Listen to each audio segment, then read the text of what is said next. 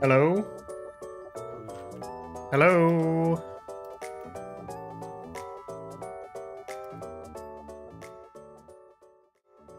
Hi. Oh. Oh, maybe... It's like, I don't want to change the membership goal because we're probably not going to stay at, what are we at right now? Let's do this. I think we're at like 104. It's like that is, I mean, we could maybe make it to 125. I don't know. We have a month, I guess, so I should probably change it.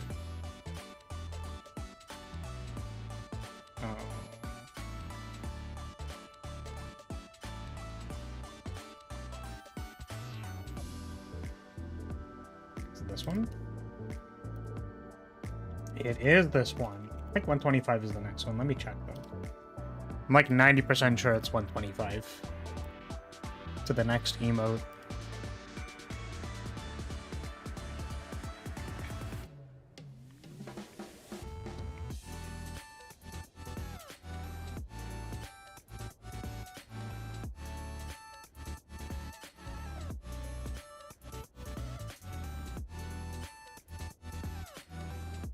Yep, 125. Okay.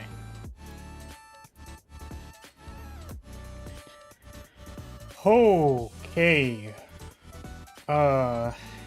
Yeah, so for everyone who's not here yet, we're playing Flagbearer. I've determined that I want to actually try and be half decent at this character. At my own character, wow, crazy. Yeah, I don't know. I felt like I was watching some Spire content recently and then determined maybe I can try to be better at this character. Because I feel like a lot of the runs that I play on stream, like, I'm trying, but not... I feel like I'm not trying that much. Like, I usually have a random conversation with chat, like, 50% of the way through the run, and I'm, like, not 100% focused. So I figured I would try... trying to actually be better at the character itself. Hi Rance, welcome. How's it going? I just said that we're trying to be slightly better at this character. And I've been doing a number of, Welcome, Rue. Your voice sounds a bit different. And going okay. That's fair. I wouldn't be surprised.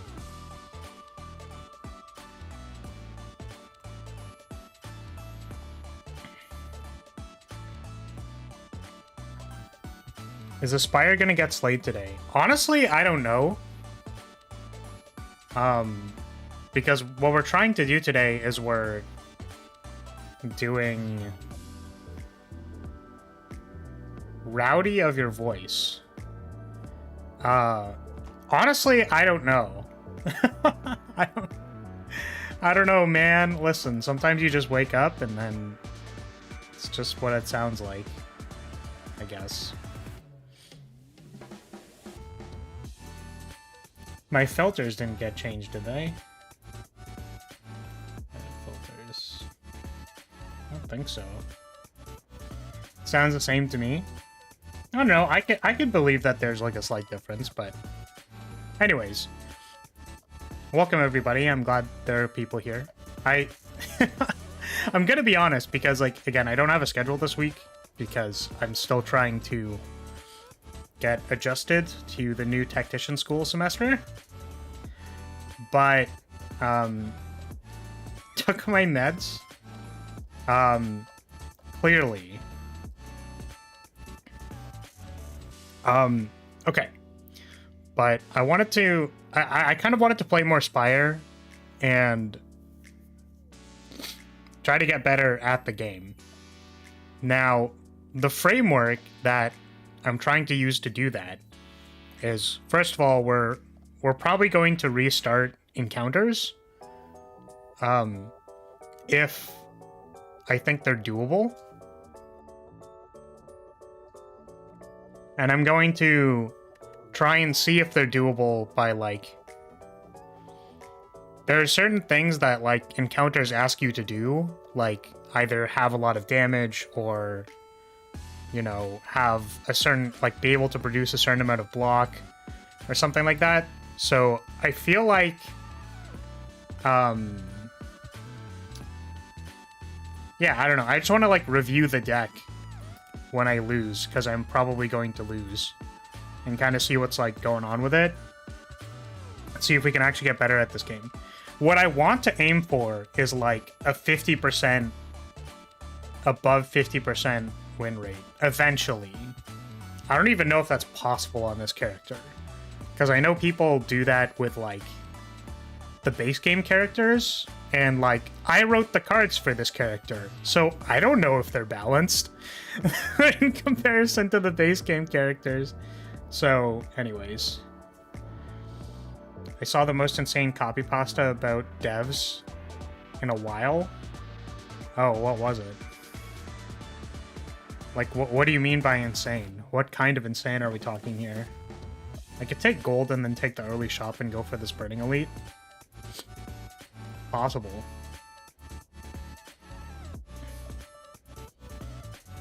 And these other ones have, like, one bonfire. Yeah, I mean, I don't... This class, I guess, this character struggles a little bit with Knob. So, yeah, I think we're just gonna take the right path. And then go from there. It's a little awkward. It's not, like, my favorite path. Oh, actually, you know what I could have done? I could have taken the rare relic and then removed the curse at the shop. That also would have worked. But how's everyone else doing? How are you all doing today? I feel like I was in a really weird headspace this weekend. So, I'm just trying to, chill, I guess? I have, like, kind of a big meeting tomorrow, so I have, I'm a little nervous about that. I really want to take Synchronize, but... yeah. But we only have, like, 2 more card upgrades. I mean, I'm gonna take the Synchronize and then regret it when I have to fight Knob. If you want to be good, just pick the One Punch Man mod. It's fair. Oh, no.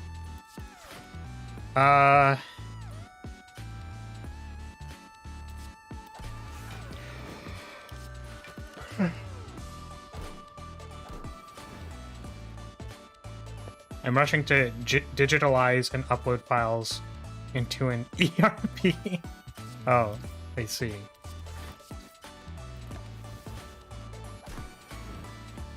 They put chemicals on the IDE to turn all the first world people into frogs? Oh no.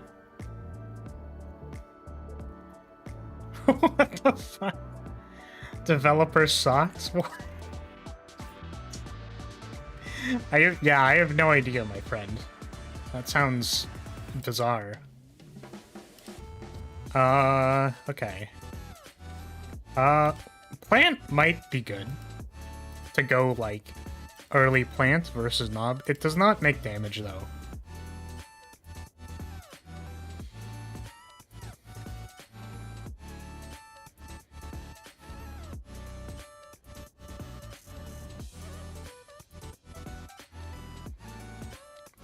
Oh. Yeah, I haven't watched that video.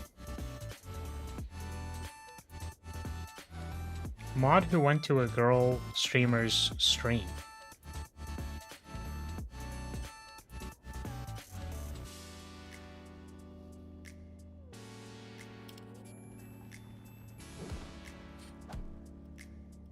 Yeah, I mean, that's like...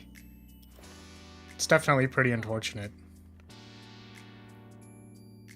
Like when you see something that is relatable to you, but it's kind of like a not self-deprecating. I mean, it is self-deprecating, but the idea that like maybe it's something that like you're kind of past, like you're not in that thing anymore, headspace part of your life. I'm not sure. Welcome, Cavalier. And then like someone demonstrates that. I mean, like that happens all the time to me, right?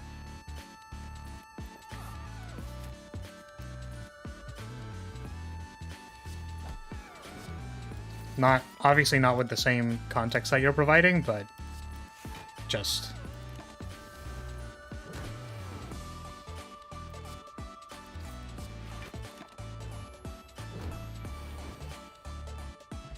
yeah. I guess this is more defined by a relationship aspect, right? As it is another person doing a thing to another person. So Cavalier, what's up? How's it going?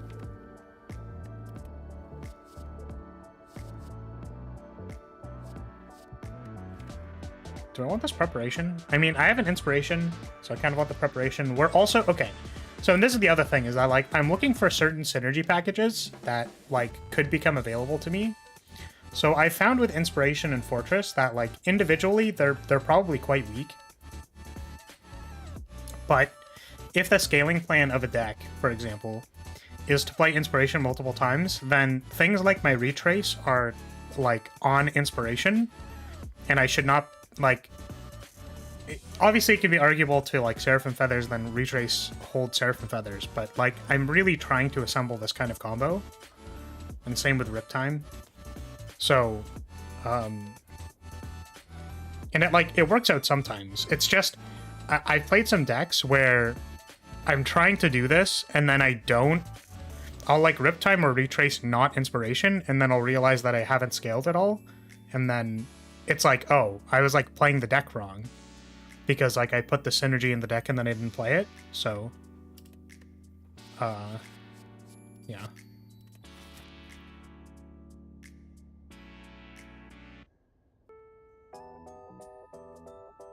I need to travel, like, 150 miles to the place where the docks are, and living 2 stars hotel is not so daijobu. Searching ideas and assets for a cyberpunk red one-shot? Oh, like an RPG, like a TTRPG? I'm doing well. Finally got to play another D&D game. Oh, how's that going? So, it's almost like I don't want to upgrade this yet. And I think what we're sort of worrying about right now is fighting Nob. So, I think... Oh, that's the other thing I've been doing. I haven't been upgrading Command as much. That is certainly a hidden advantage of powers. It's a set and forget it type of scaling. Yeah, exactly. Whereas this is like... This is more similar to, like, Shuriken. Where, like, you need to be cognizant of, like, playing 3 attacks a turn because you need it to scale. So, I think it's kind of like the same thing. So, I think we upgrade Seraphim Feathers first. Because, okay, so, by the way, about upgrading Command. So this is what I found about Command, is that, like, I want to actually use Command. Like, I want to cast it, or, like, play the card. And I find, like, half of the value of upgrading it is so that you don't have to play it. So it's like, if I play Command, and then I redraw it, and then there's, like, an argument to be said for, okay, well, I want to leave the Command in my hand so that I can auto-recall and then play it again, or I want to pair it with, like, a Recall Crescent, and then you can have, like, a 1-2 combo, right? But I find that, like, when I haven't picked any other cards, it's almost like I just want to, like, I just want to play the Command, or I can retain the Command for long enough with Retrace that it's, like, not a big deal. So it's like, I don't know. It's like, I think upgrading Command is probably still good, and probably still, like, one of the best things you could do, but, like, I just, like, have been trying to question that, because I'm actually trying to get better at the character. So, like, I'm trying to question my assumed knowledge. We're gonna upgrade feathers so that we don't get memed on by Knob. We also have this nice liquid memory, so like if this is Knob, we just shit on them. Hey, Rance, thank you for the 13 months. I appreciate that. I've been subs for too long. You really have. Honestly, I don't know why you're still here.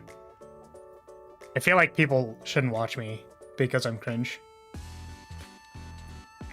With homeboys, it'll be a fight against a Wonder of You type character. Wonder of You? I don't know if I fully remember what that is. It's like seeing people make some mistakes, and just the way justified it is, I never had a chance. It's sad and dangerous, like my story ended with me being gaslit and used for pleasure. So yeah, just hope he and anyone who's in an abusive relationship like that, best hope they can get some self-respect. Yeah, it's unfortunate, because, you know, it's kind of like, you would assume people are kind of like looking out for you or care about you, but like, sometimes people just are malicious. And it's weird, because like, I guess if you want to think about it like from a slightly different angle, like the reason why people are malicious is sometimes for reasons, not like good reasons. I'm just saying that like their life makes a pattern of behavior which eventually turns into a particular thing, right? And it's unfortunate that because that can happen, that other people may be on the other end of that thing, which means that other people get hurt, which really does suck. It's like life isn't fair and stuff. The assassin tried to assassinate our party but made the mistake of clinging onto a wall above 100-foot drop. Yeah, that seems like a really good way to die to fall damage. The value of upgrading command is for consistency. If you need to stay in plant, and if you stay in stance or don't need to stay in plant, it's less important. Yeah, I kind of agree with that.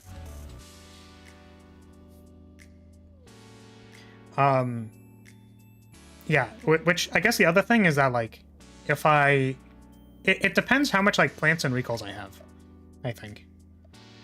But I think at the very start of the deck, it's like, well, I'm going to be playing command every deck shuffle, so, like, I don't... And, like, my reshuffle is theoretically 3 turns, with one of those turns going to be a retrace, so the only time where I'm scared is when I draw command last and retrace first. That is, like, the only time I'm particularly concerned about this. Which can totally happen. I'm just saying that also in that scenario, if I draw command last and retrace first, it's kind of like, well, you know, what, like... like, I'm probably not doing well in that fight, because I haven't drawn my damn command. The other thing I was going to say is upgrading command is probably better once you've gotten your first plant as well, because then you can opt to play whatever the plant card is first, and then hold command. Wonder of You is a JoJo's villain whose power is similar to Roku's Basilisk, but on the Cyberpunk universe, that is something even creepier. I see. I don't know what that is. I apologize. I have not watched JoJo's. I know that it is one of the shows of all time to people, but I have not watched it. Okay. So what I'm kind of hoping for is that I draw a retrace, inspiration, and prep, so that I can like double prep and then liquid memories this Surf and Feathers. I take the first other plant very highly. Yeah, same as well. That's probably why I value upgrading command. Yeah. Well, unfortunately, this isn't very good. Let's do this. So we're gonna draw a retrace here. And we're gonna do this. And hope that this does a lot of damage. Nice. Very good. Kinda clean.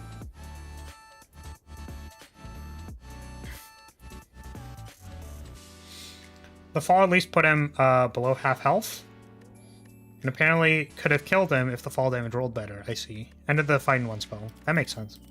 I mean, hey, that's what you get for succeeding your notice checks, right?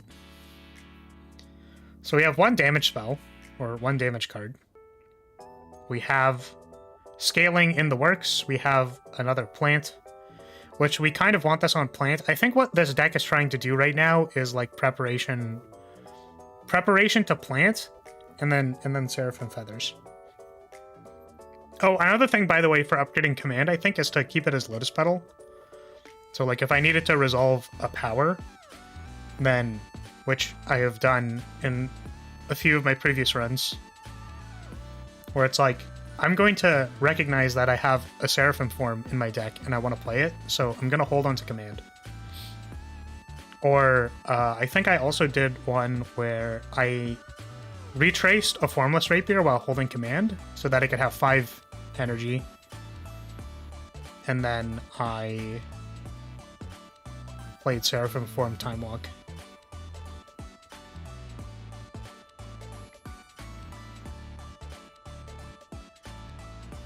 Imagine having the knowledge that something exists, and now for you knowing the existence of that being, you become a target, becoming even more violent and direct each time.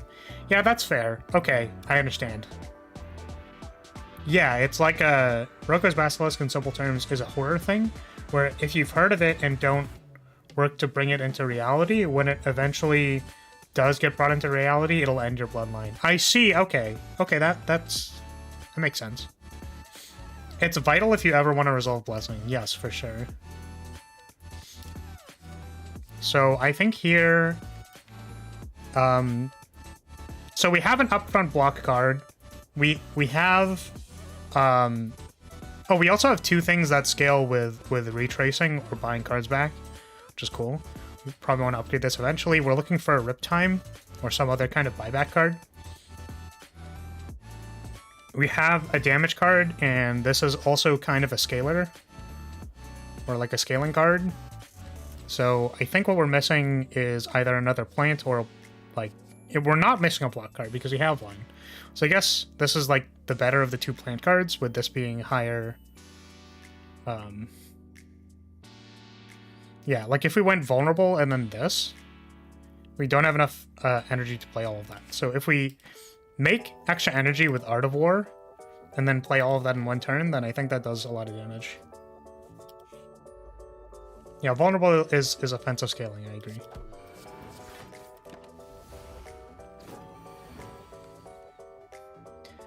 If you just give me the funniest ad ever, Bleach Separation has all your favorite characters like Tanjiro, Rengoku, and Zentetsu. Yeah! It's not scaling on its own, but it makes your offensive scaling a lot stronger. I mean, I think it could be considered scaling because it improves your damage by, what, 25%? 50%? I have base game keywords hidden, so I don't actually remember, but there's enough damage, probably. Oh my god, it wasn't. I was weakened. Shit. Yeah, we want to do something like that. Right, we don't have any AoE. I've also been experimenting with taking Aura Essence as like just Mercury Hourglass, because apparently that's good.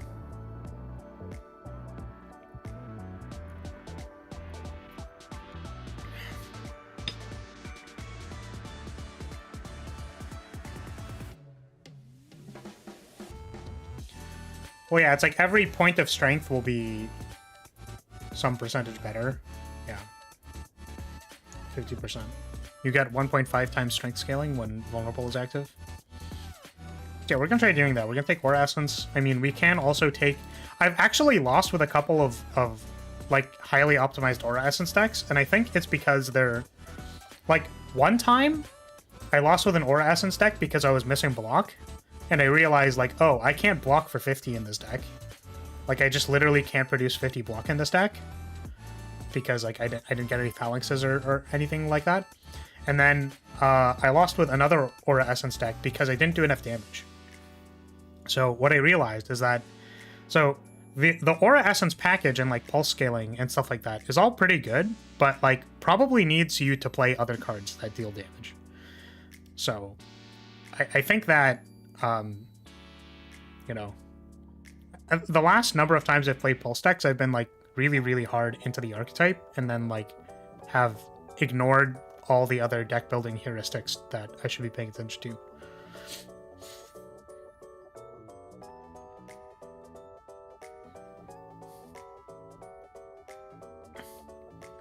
Not as accurate for Flagbearer in specific because of pulse. But for the most part, it just makes your scaling better.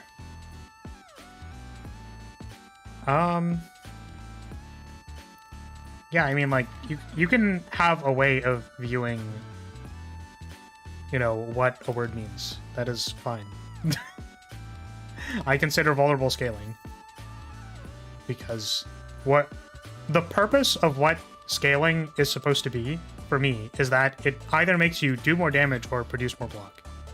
So having vulnerable makes me produce more damage. Period. It does not matter how it interacts with all the other things. It's literally just, this makes me do more damage. So when I'm in a fight that requires me to do more damage, for example, Gremlin Knob, then I need to do more damage. I will pick this card because it makes me do more damage. So it's scaling.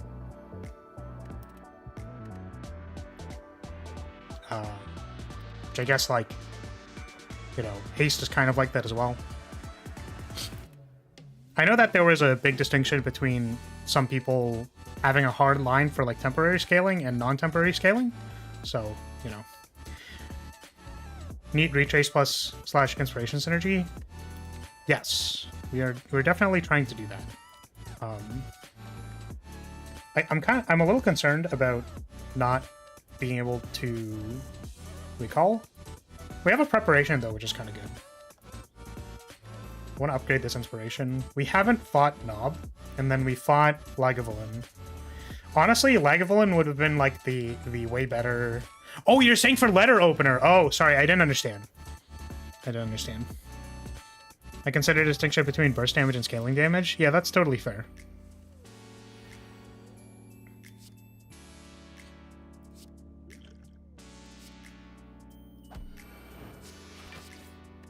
I would say that is a reasonable thing to distinguish between. For example, like, I don't consider Reinforced Banner, or I guess under my definition that I outlined, Reinforced Banner would be considered scaling. Whereas, like, it's temporary enough for me, I guess. I guess one vulnerable is also temporary enough. Maybe I just need to reconsider that. Because, interestingly, I've run into a lot of problems with Reinforced Banner as well, where I kind of, like, I take it because I assume that it's scaling, and then, like, I can't, like, I don't take over the game because it's temporary. Like, even having a Reinforced Banner, like, retrace thing going on, like, it's not good enough.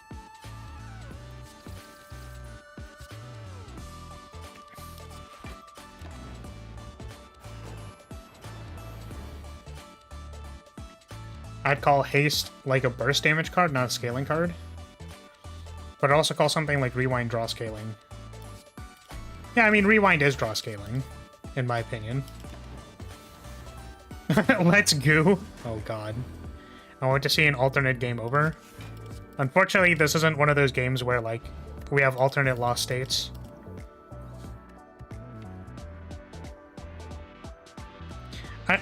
I've said it before, and I'm gonna say it again. Oh, also, I've been picking Reveal Leyline. Like, what? Listen, I don't know. Oh, also, I went infinite with Reveal Leyline and then lost to Time Eater. That was really funny. Because the deck could go infinite, but it was so bad outside of the infinite that, like, I just couldn't beat Time Eater. That was really funny. I've been picking Reveal Leyline when I need mana. Because that's what it's for. But, like, recognizing that I actually need, like, energy to do stuff, I've been picking this. I had a rare suspend deck the other day. Yeah, were you able to get, like, a Dimension Walker? Yeah, I guess I actually might have been able to beat Time Eater if I had Dimension Walker. Because every time you cast Reveal Leyline, you get, like, 6 block. So that actually might have been good. We can't pick this right now because we don't need it, but I've considered this card more. It lost to the heart? That's really unfortunate. 3 Dimension Walkers? How did you lose to the heart with 3 Dimension Walkers? What happened? The offensive scaling wasn't there. With 3 dimension walkers? Did you just not get... That's so interesting. So I was actually also playing a deck that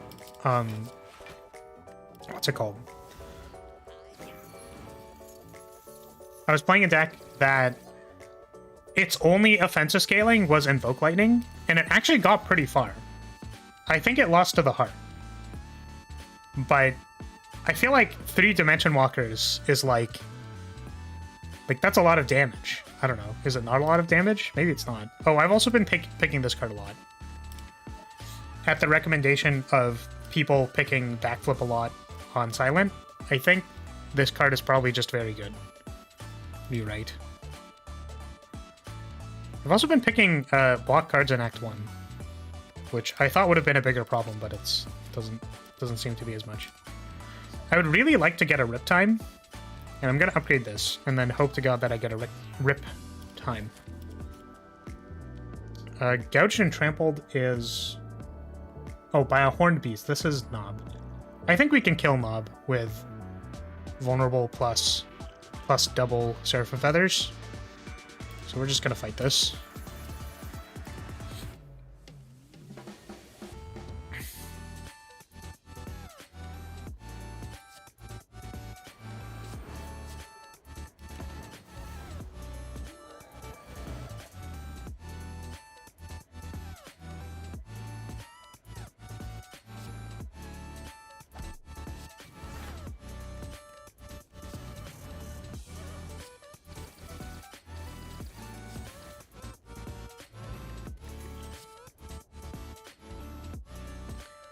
The only means of proccing the suspend damage was a few copies of Divine Flash. Adding 18 to most of your attacks should be enough, but I can see it being difficult to get enough suspend attacks. Yeah. Yeah, because literally, I think there's only like 3 suspend attacks. There's Divine Flash, Invoke Lightning, and Divine Reckoning. Oh yeah, Divine Reckoning is, you know... I feel like Divine Reckoning is quite bad. Or, it's not that it's bad. It's that, like... I feel like the only justification for picking it is really AoE damage. Like, outside of that, it's kind of like... Alright, this card's... I like, never want to cast this card. Just feel like there's other things to do. I really want to take a second Reinforced Banner, but we have a lot of defense. And like 1 Seraphim Feathers. So maybe I don't take it and we just pass. I could also take this Divine Flash. I guess Divine Flash plus Inspiration is like fine. It's not amazing. It's like fine. Ooh, Ori. That could help us find Rip Time. There is also a Seraphim form. But we can't do this and Seraphim form and remove a card, I don't think. But Seraphim form is so good. Card's amazing. Let's try and find Rip Time. What else are we looking for? So we're trying to build this as like our scaling engine. And then we also have Synchronize. What else are we looking for? More damage, I think. In general, like another damage card like Seraphim Feathers would be good. Because currently we only have like... If we want to play Seraphim Feathers and Divine Flash, that's like 3 energy out of a 4-turn cycle. Ori over Vajra? Well, we're probably going to take the Vajra as well, but I don't think we can take this.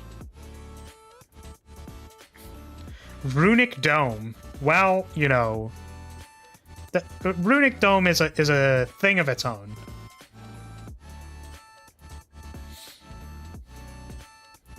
We maybe don't need the Ori. Maybe I'm overvaluing trying to like find the synergy piece for these two when we can just get it later, or a Retrace is probably enough. Because currently we're +2 strength on every reshuffle.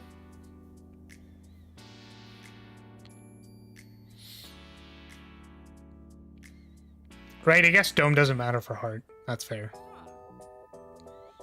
We could also... Oh, we can't. I was like, we could take Frozen Egg and then take the Seraphim form, but that doesn't work. I think we're going to take these and then remove a strike. Okay. Runic Domination. Oh, sorry. I got sidetracked and didn't say the thing that I was going to say before, but I feel like there's a lot of games right now that are using Live 2D for sussy games. And I feel like I should be applying. I should be applying as an animator. That's all I'm saying. Oh, what can we upgrade? I think I want to upgrade the command now so that we can Lotus Petal for Seraphim form. I think that's actually kind of reasonable.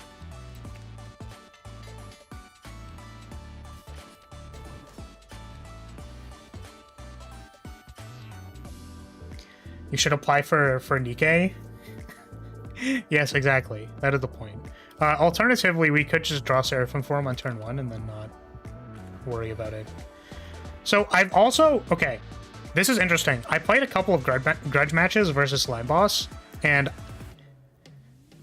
I think what I need to do is when I'm not intending on doing a lot of damage, is that I shouldn't rush going to 75, because I find that I do that a lot.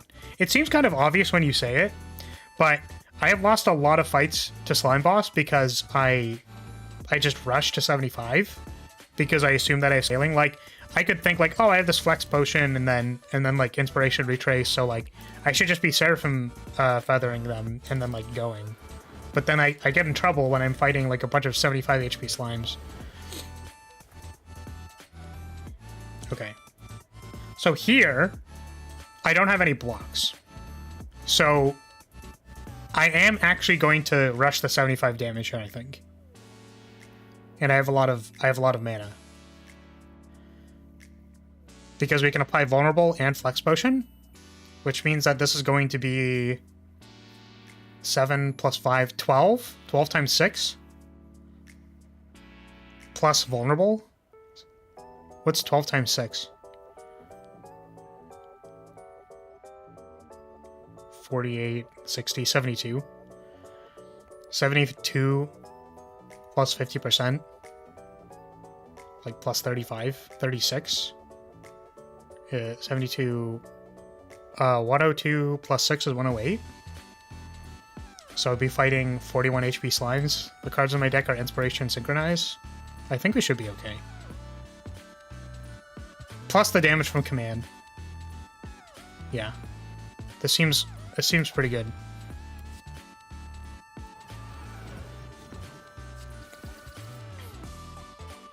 Wait, we just have lethal.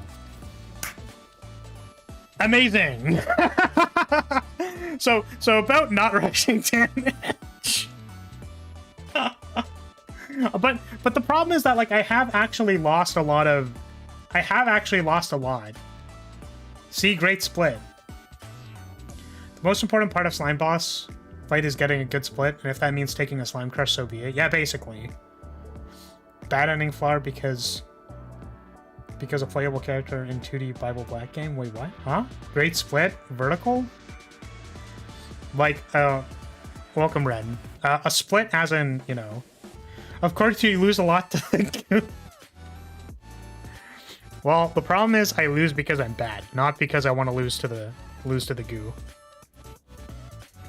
Interestingly, Undo, while the cost reduction on Inspiration isn't very good, if we upgrade Undo and we pick up Retrace and Inspiration, we're kind of popping off. It's the same thing if we draft a Riptime. Then we can like pick up all of these things. It actually seems like it'd be quite good. So I'm gonna take this.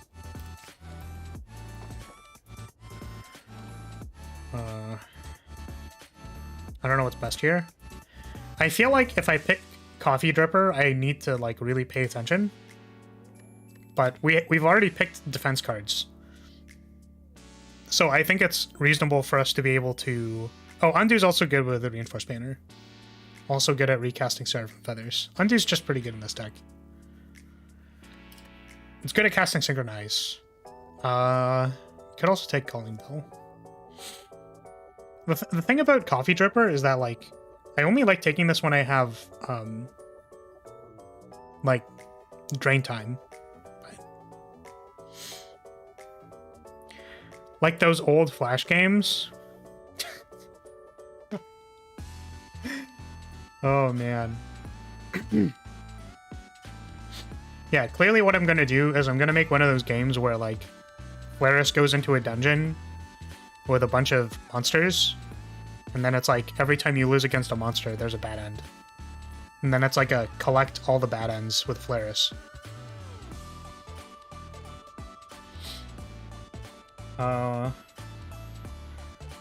Want to do a 2D porn game so that bad ending, and I do enjoy the Raid series. Yeah, that's what I'm saying, is that I'll just have like one of those collectathon games where you collect all the bad endings. All of it will be live 2D animated by me.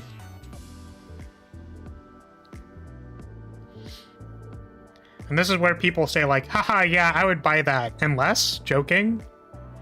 Nah, I'm just joking, Lamau. I would never buy that. Because I feel like this is the thing, is that like the coding in those games is usually not particularly difficult. like they are not very intricate systems. You know, they're like a top-down walking game with like an attack move. I'm gonna stop talking now. I'm just gonna like stop. I'm just gonna like stop saying words. Okay. So, do I want Coffee Dripper? The problem is, I get a little concerned about taking damage, and I think I'm not Chad enough to play Coffee Dripper. So what I'm gonna do is I'm going to play Calling Bell. Consider this the first dollar of the funding. Thank you, Rue, for the super. I appreciate that. Yeah, I'll let you know when I have a I'll let you know when I have a what are they called? Not a GoFundMe. What's the other one? What's the one that people actually use? GoFundMe is for like medical campaigns or something. What's the other one?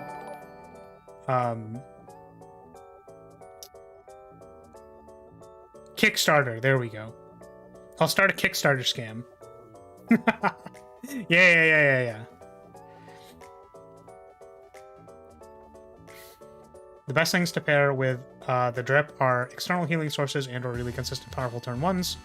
That just sounds like a bootleg version of Henry Stickmin. Something like Bottle Take Flight would pair amazingly with Coffee Dripper. Yeah, okay, I can see what you mean by that, Cav. So, like, if I can guarantee that I can block turn one, then, like, I can take Coffee Dripper, which I don't think we actually have. Like, we don't have any consistent turn one do anything, and potentially we draw, like, Seraphim Form plus attacks, so, like, I don't want to do that. We'll take Calling Bell. Ooh. Those all seem very good.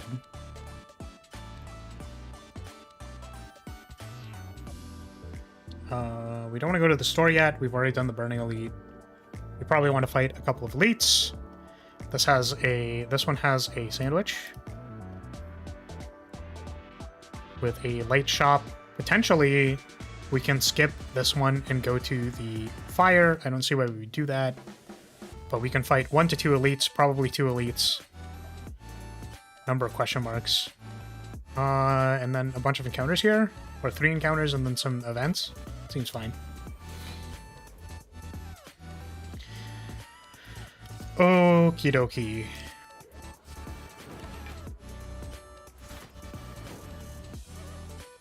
So I think a thing that I'm not very cognizant of when I'm fighting this thing is that it has a turn where it attacks me for 22.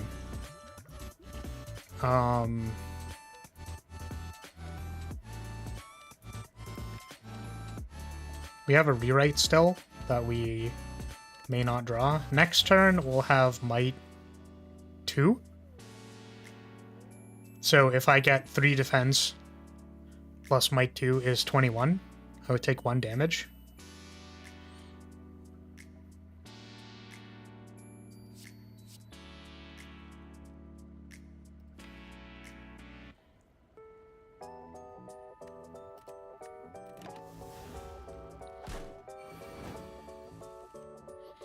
What about a mix between teaching feeling and Slay the Spire? Oh my god. I'm not actually making this game.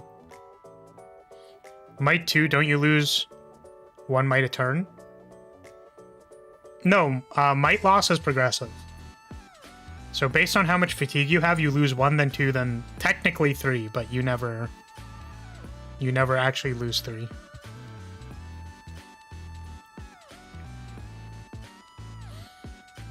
So we take damage here because we didn't draw any defense, which is kind of hilarious.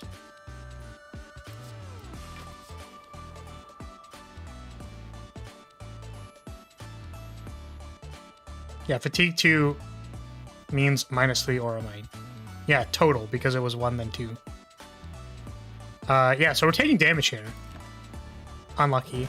But I think we should be fine, I think. For the rest of the fight now.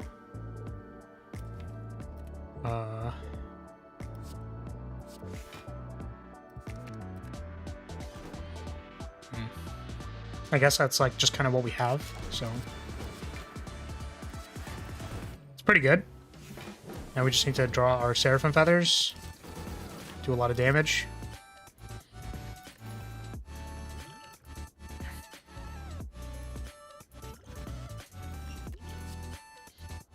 Reveal Leyline. I wonder if that's like actually fine now.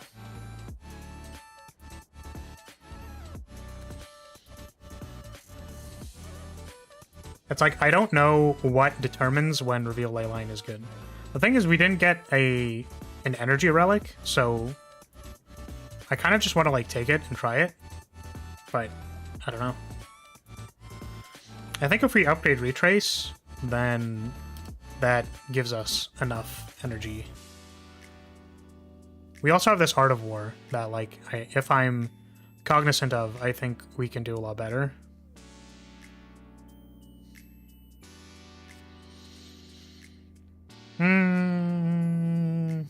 Okay, so what we're going to do is we're going to move on and then try to look out for if we actually needed energy at some point in time. If there was a turn where we didn't need energy, wow, we can't block this. Unsurprising, but yeah, I mean, take 21, very sad.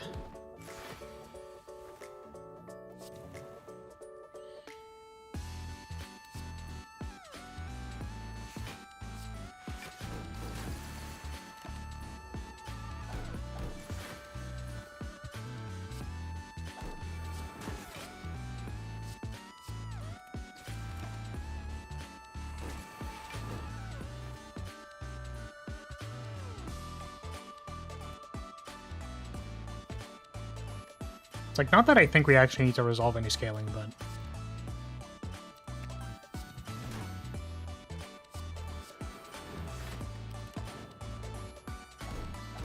I like how I have no idea what you're doing.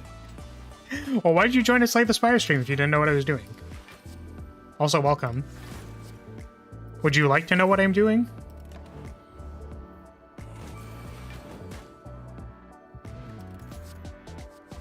Hey, there's the rep time we were looking for.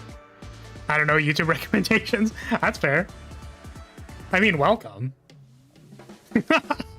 It's just, it's always so interesting to me because it's like, I mean, I can let you know what's going on if you'd like.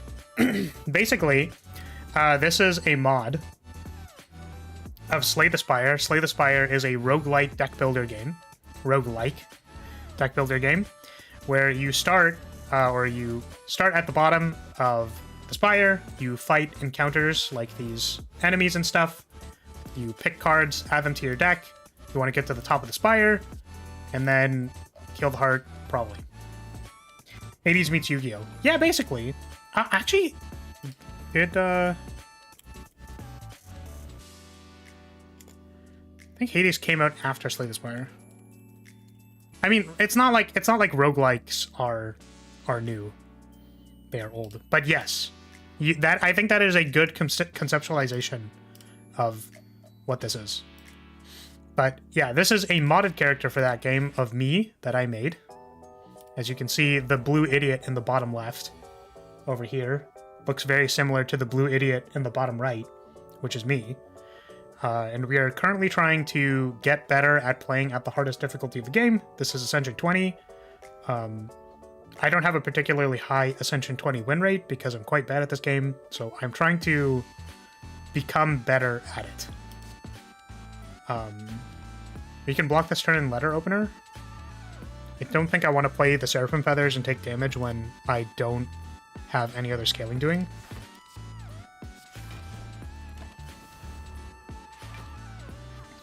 What you're doing or what you're trying to do, because they're pretty different. What do you mean? What do you mean by that? So technically you're playing with yourself? I'm always playing with myself on stream. Thank you for noticing.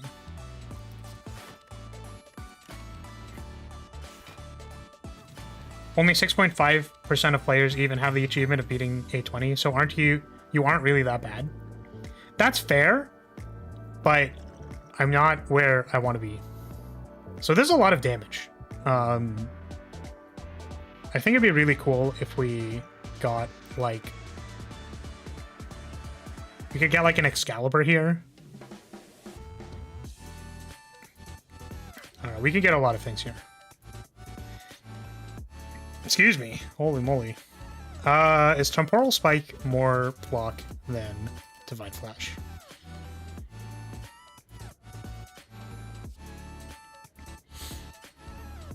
This is going to be +4.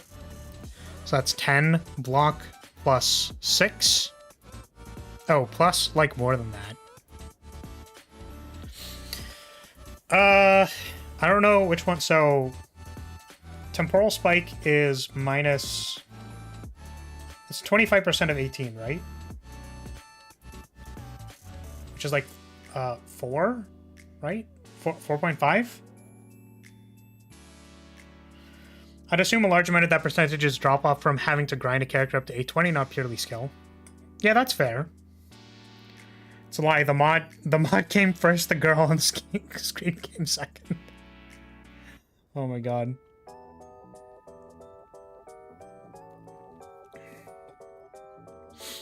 As someone who played the game like 5 times, 2 of those times with mods, the one thing I think would be cool instead of Heart, this mod's final fight would be like a souped up version of Time Eater.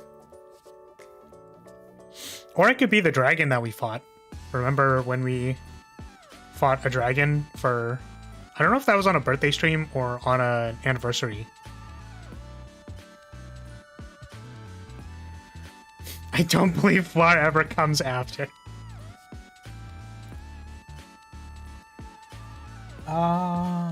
Put user in timeout for 1 minute.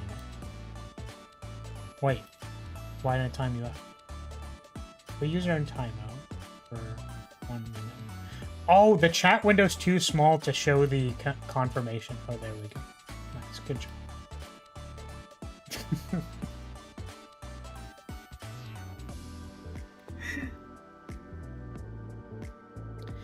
What I think the mod needs is an attack where Flower stomps on enemies like he does. This is fucking cursed. Okay, so I was determining whether I do Temporal Spike or Divine Flash. I think Divine Flash produces more block when implanted, also with this Reinforced Banner. So I think what we do here is we... Oh, I could want the Seraphim form for next turn. So if we go Command... Reinforced Banner Seraphim form instead of the Sora Essence, that's probably not doing anything? Sure. Alright, sweet. Honestly, thank God for Divine Flash. Saving my life.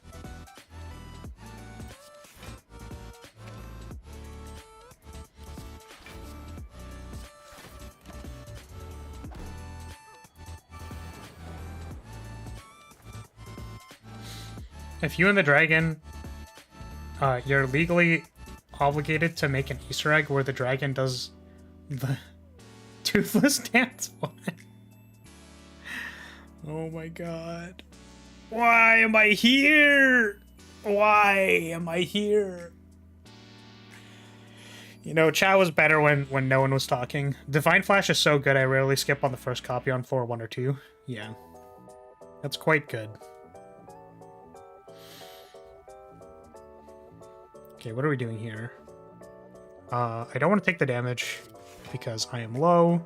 Really glad we didn't pick that coffee dripper now. Do I want preparation for next turn? Do I want preparation this turn? You know what? Preparation this turn actually seems fine. I think what we can actually do here, again, instead of playing the Seraphim Feathers, is what we can do is we'll weaken this. We'll scale a little bit. And this seems totally fine.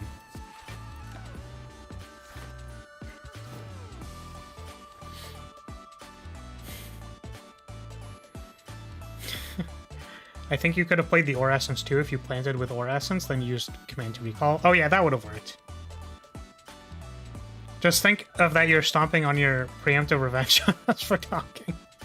Especially on floor 1 because of Knob. Yes, I agree. I hope that's the last time I talk about stomping here. Yes, definitely.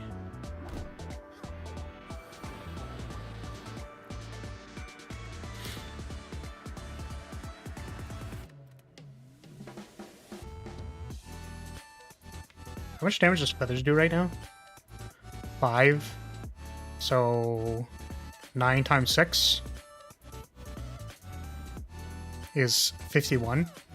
That's not enough to guaranteed kill the Centurion.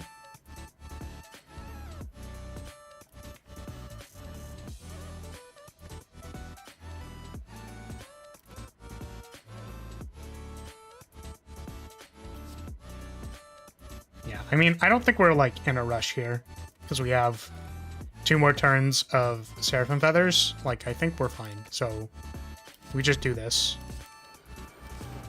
Trigger letter opener.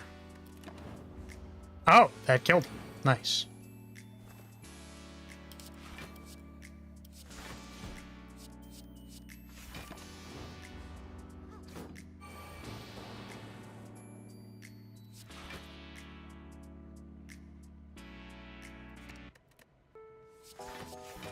Letter opener damage. So much damage.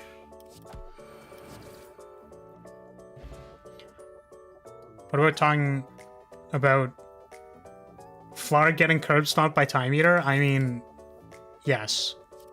Probably take Oryxel. That card's kind of good.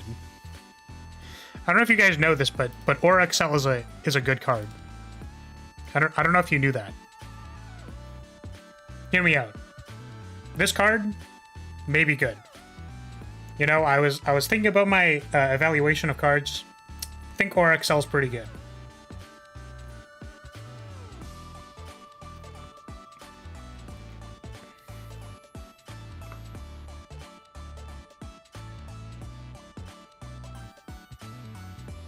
It's cool when the antagonist has some kind of obstacle for the protagonist. Yeah, I mean, I agree. I don't fully remember what the dragon did, but it was a thing.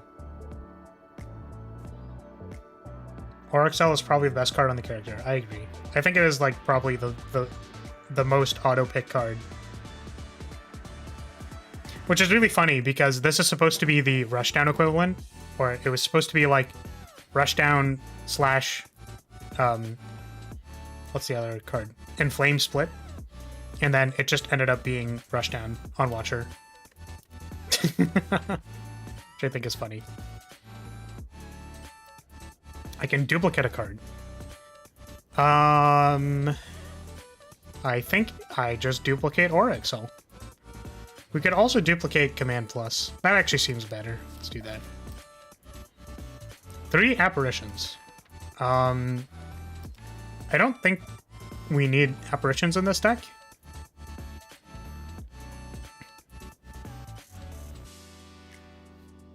It's Rushdown plus Inflame plus Footwork. Yes, conditional. Conditional you're planted. Or conditional you plant. Which is funny because it's just like... I wonder if you're going to be planted on Flagbearer. That's crazy. Oh, my music did repeat. Go again, please. conditional. You are playing the Flagbearer. Exactly.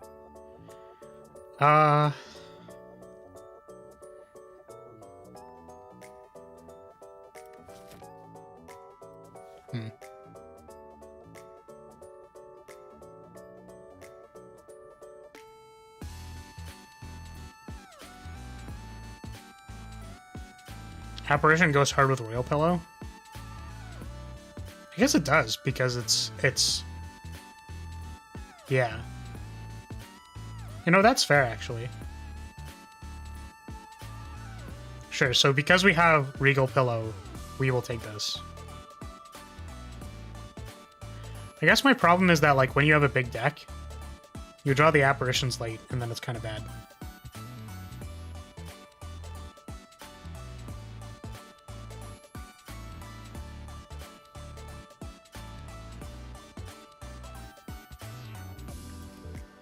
Sure. That sounds good to me. Oh, we also have Eternal Feather. That's so funny. We don't even have to rest here. That's crazy. I want to upgrade one of these so that I can retrace it.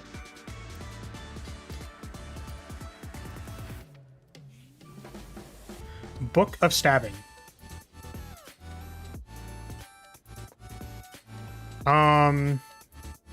Sadly, we can't cast a Seraphim form.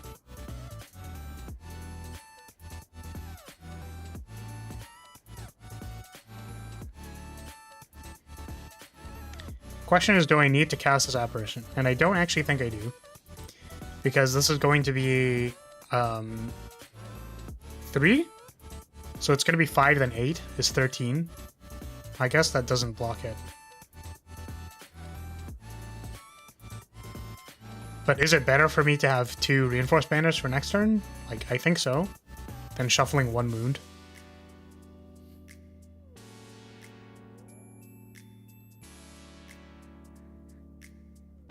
Yeah. We could also save the rip time for inspiration.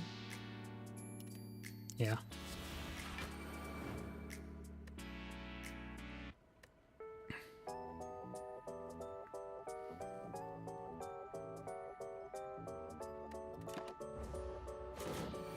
Why everyone in this game want to kill you? I mean, you can just talk about their problems and why they want to kill you, like a therapy. Yeah, just talk to them. Lamau. Okay. So... I don't think a Book of Stabbing has much to talk about. Oh my god, I missed the line. Where I know that I'm gonna draw Undo. So I discard it a particular way. I mean, obviously I wasn't gonna do that. The question is, do I want to undo, Rip Time to pick up Seraphim Form and take 21 damage? Probably not.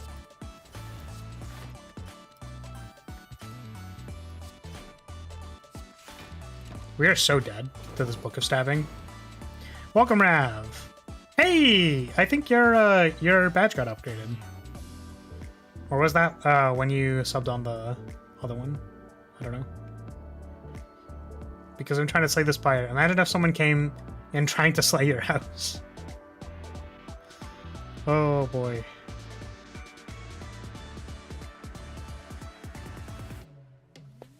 Okay.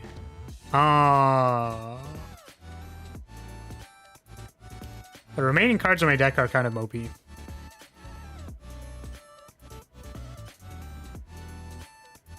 The question is, do I want to cast everything, or do I want to have an extra energy next turn? And I think the answer is I want an extra energy next turn. Because we don't... Like, wow, 6 damage, crazy. Don't think that is worth what we are doing. I think we do this. If I learned anything from D&D, if you read a cursed book of any kind, odds are you're going to be trapped. Unlucky. Retrace.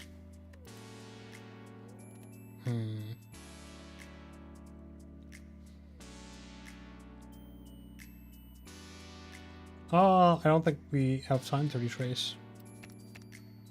I don't know what I'm looking for with this rewrite, but I don't think that was it.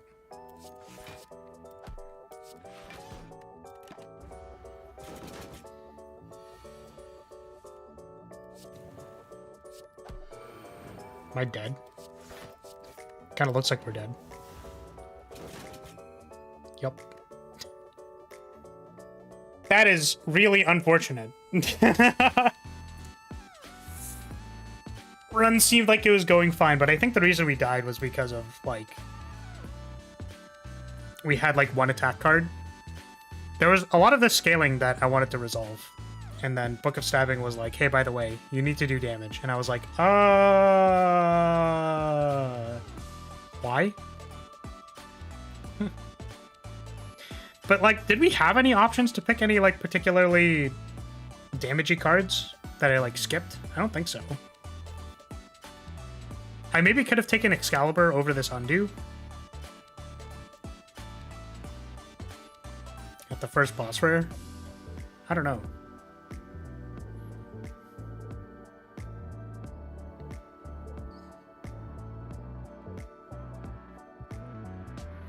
At least the Dumpy has been confirmed in this pod. It really has. Look.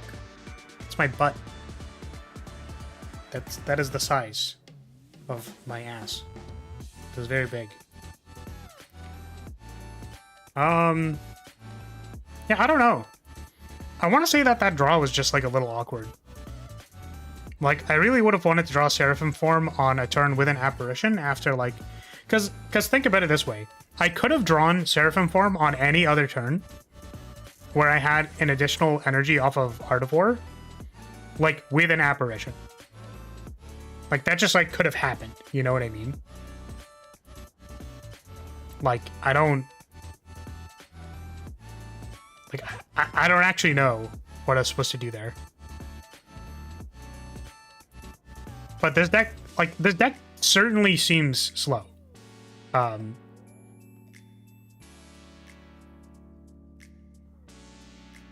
So how do I beat Book of Static?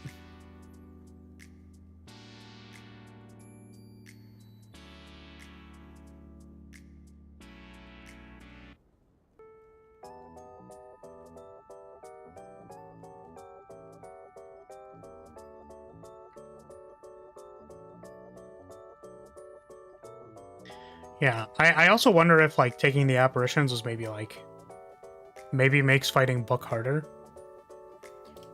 Because I don't have like 60 HP to work with. I have like apparition turns, but on the early turns where like the apparitions are gonna ethereal, like you'll usually have more block. But then on the one turn where I needed to use an apparition, it was the one that didn't get exhausted, or like it doesn't have ethereal.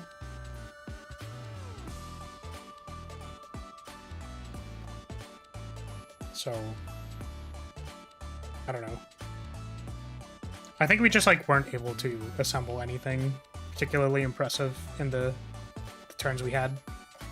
Whereas if I, like, got an Aura Excel, maybe a couple of, like, plant recalls, something like that. Like, any kind of, like, undo reinforced banner. Like, I just don't think we drew any of those things all at the same time. Which could be because we have a 27-card deck. But, like, to be completely honest with you, I think I've succeeded more with, like, 25-plus card decks on this class. It's kind of, like, awkward, draw Seraphim form first while it's bad. Maybe I should have... I could have also just, like, taken the first hit and then played Seraphim form, then been safe for the next 6 turns. That was probably a mistake. So I guess in a combat where I am expecting to get absolutely railed by the Book of Stabbing... specifically, that I should just, like, jam my Seraphim form at the cost of shuffling 2 wounds and taking damage. That's fair. I think that makes sense. Because I started that combat with the Seraphim form, right? So I'm gonna load my stream. Which is gonna be really uncomfortable because I have to listen to myself talking. Okay. Go back a second. What was my first? Yeah, turn 1 was with Seraphim form, and then I was like... I think I was mostly looking at if I wanted to double reinforce banner, where, like, Instead, you could project into 6 turns and then be like, okay, well, I mean, I'm gonna take like 7 billion damage off this Book of Stabbing, so I really need to like play Seraphim Form. New Seraphim Form is a bit awkward with unupgraded apparitions, for sure, but I think that 6 turns of Flight would have been better than 3 unconfirmed turns of apparitions. I think. Yeah, I think that was the mistake. So basically, it's kind of... I think the takeaway is that, like, depending on the fight, I can just, like, get railed on turn 1 and cast Seraphim Form. Like, I think that would have been fine, especially because we have a healing... Like, we have a bonfire immediately after this. Like, I think I should have just, like, taken the damage. Yeah.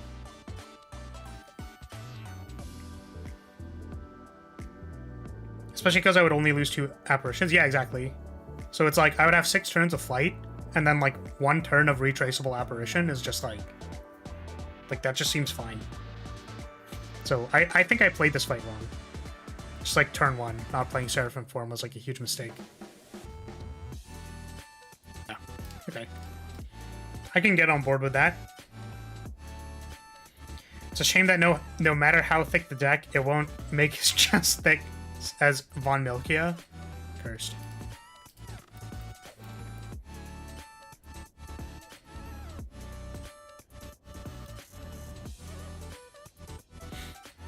Yeah, we call that loss aversion, Cavalier.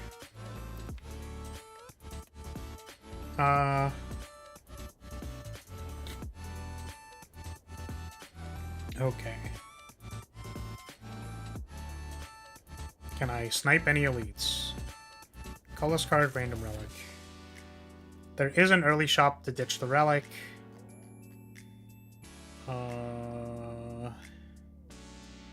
All of the starts are 2 fights. That is probably not a good one to go by. We could risk 2 events fighting this burning elite, but then we have 2 we only have 2 card upgrades, and then it's potentially Nob with no snipe. Like, that seems kind of risky. Then here we risk 3 events. Yeah, it's just like not. It's like quite bad. Let's try the rare relic and then early remove it, I think, at the shop. If it's bad. Nice! Winged Locket. Normality is very bad. Not a fan of normality. Because I'm anything but normal.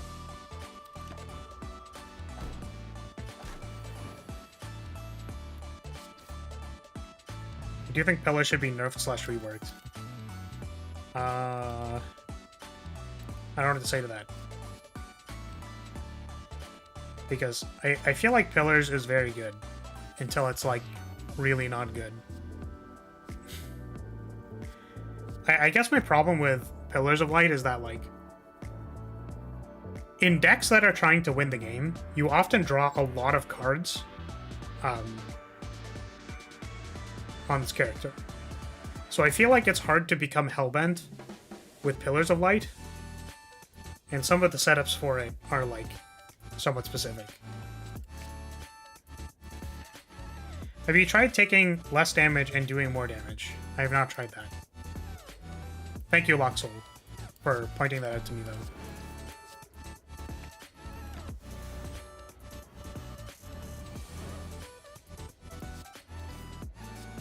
How's it going, by the way?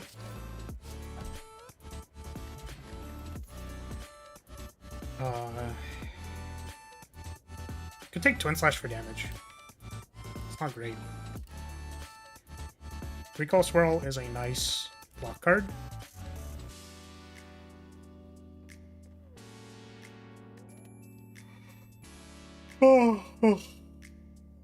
We're kind of like... we need some way to do damage to Nob. And we have, like, 2 events. Or we can take, like, event and counter, and that also works. I think I'm going to take this just to be safe. And we're removing...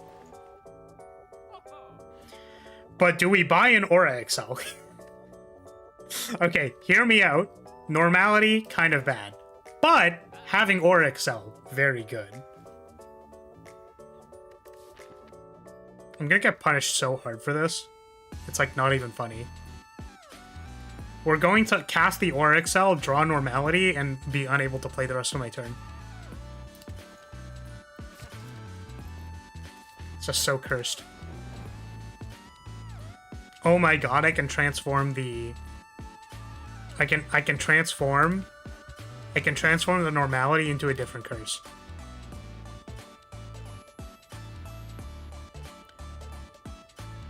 It's extremely good at carrying decks that aren't good yet. Particularly if you get your hands on one in Act 1, you basically just don't have to play the game until Act 2. Just remove it? Just remove the Normality? What do you mean? Oh, because there's a remove. Shh. I think I just don't pick that mode on that event so often I forgot it was a thing. Thank you for reminding me. That wasn't a bit? It wasn't. No, I literally just always upgrade command at that event.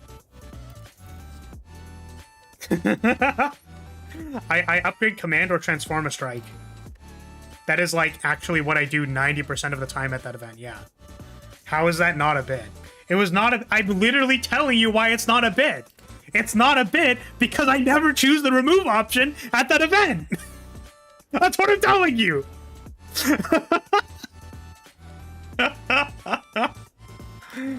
Oh my god. Holy shit.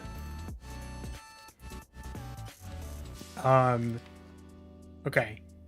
Just remove instead of transform. Obviously. Okay.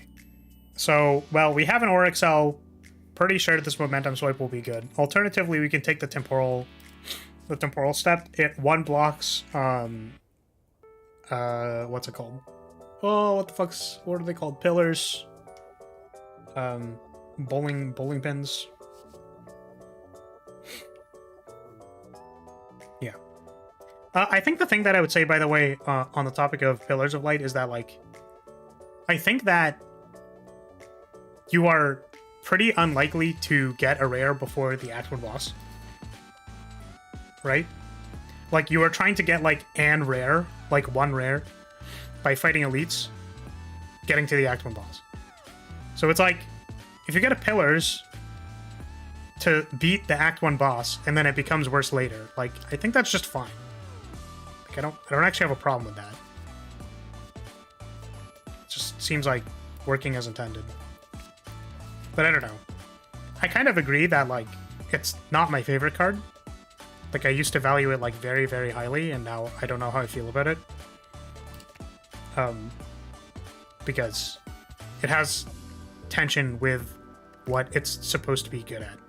So, I don't know.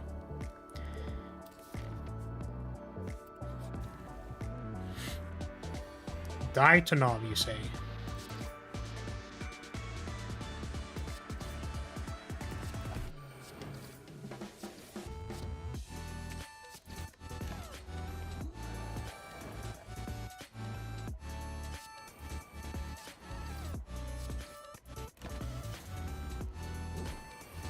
Or clicking on the rare card now reward, and then being unpunished for clicking on like 5 elites.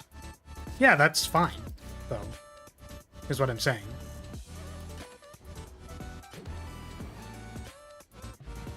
That's kind of like saying, like, why does Bludgeon let you fight every elite? You know? Like, I think it is okay to get a rare card early and then, like, have it just be good. Like, I don't know. Do I want to take this Grimoire? I don't actually think this Grimoire is good. We could take it to exhaust Twin Slash for later when Twin Slash is bad, but I don't know. I wonder if I should just call this Twin Strike so that it's literally a Twin Strike copy, and then it can benefit from Strike Dummy. It's like taking Light Beam for the early game, but not completely awful, yes. Grimoire, however, is not that rare card. Yeah, Grimoire is really not that rare card. I've also been thinking about taking Phalanx as a recall payoff. Or call it Double Strike. I could do that.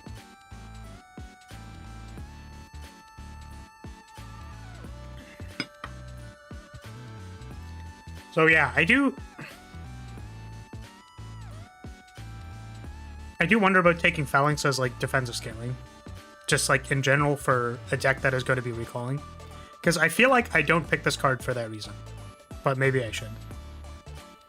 So we're going to try it. Also, we are fighting Slime Boss, so I should be aware of the fact that Slime Crush is a thing that I should care about.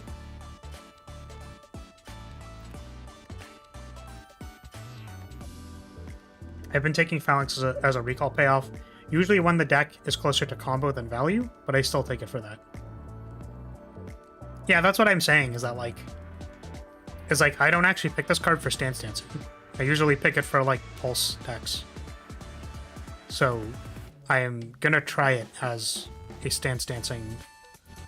Like when I say recall payoff, I just meant that like, you know, not nearly as good as Mental Fortress because Watcher is OP, but still good. Yeah, we're gonna try this. Initiative. Initiative is such a weird relic. It's like not even good. It just makes playing Blessing so hard. So I think we don't want to pick Better Magics now. We have Initiative.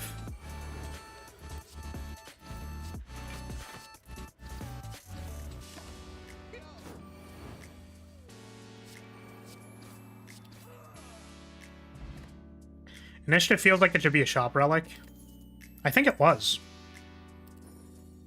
I think Initiative was initially the shop relic, and Gleaming Gemstone was the other one. But I switched them. I love Initiative. The only issue is when I get it and already have Banner Magics. Yes. That would certainly cause problems. We only fought one Elite, which is kind of sad. I don't think we need to upgrade anything. Maybe like Commander Retrace.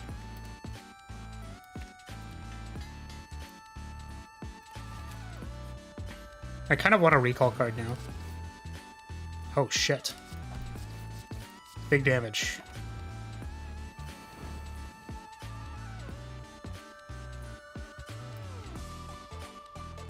We have the potential to draw a command. So I think we do this. We're going to hold a flag throw.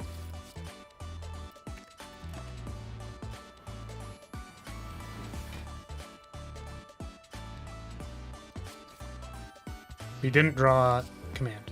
We drew command. Shit. I miss Momentum Swipe a lot less.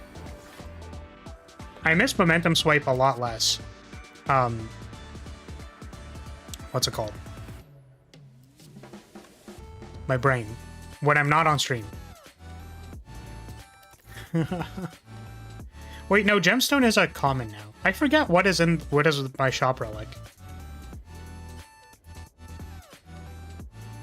So many misplays? Sure you do. I literally do.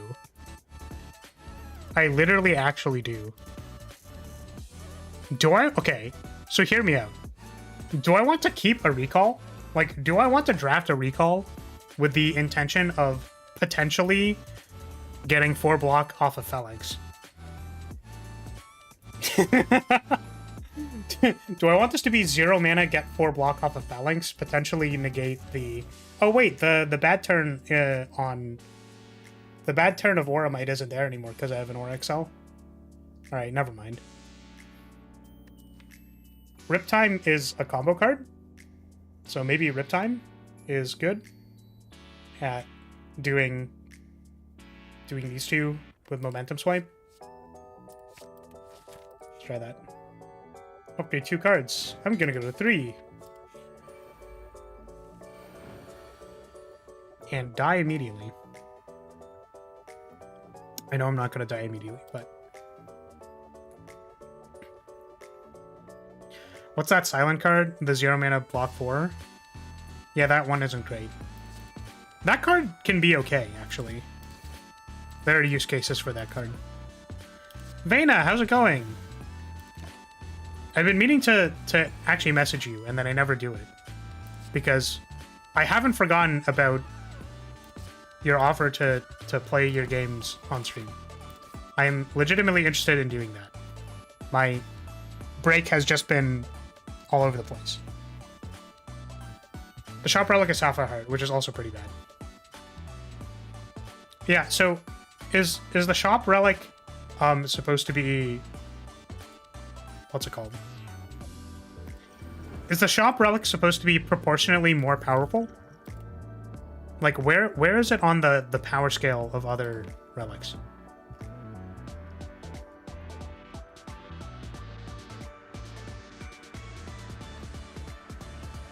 Oh, if Sapphire Heart and Initiative were all the same thing, that'd be kind of lit.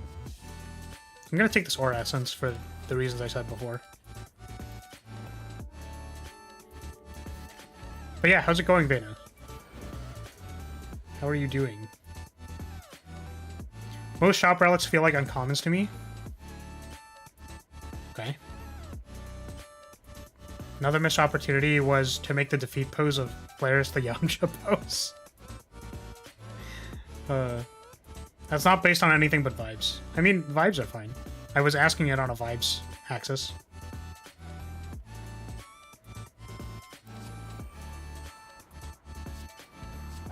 So that is like literally all of my scaling.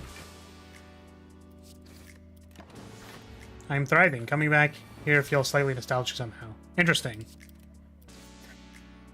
Has it been that long? Did you go on like a time journey, my friend?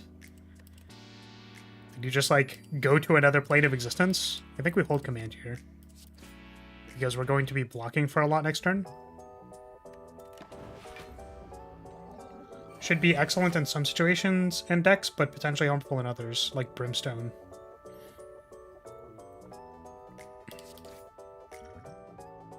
Okay, so I have the potential.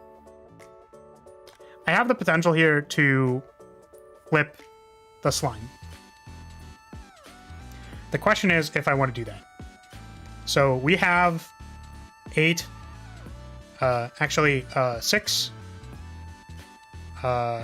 6 plus 7 is 13, plus 8, 21, plus 2 momentum swipes is 21, plus 4, 25, 31 plus 5 times 2, 41. That seems exceptionally good. So we are going to flip slime.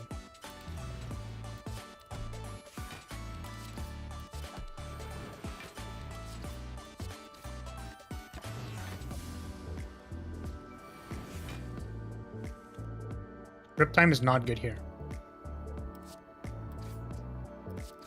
Literally does nothing. I guess it kills the slime. We're gonna not worry about that because we have thing.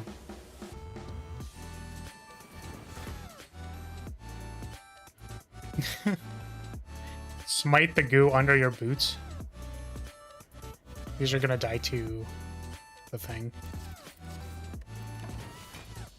Alright, that was pretty good.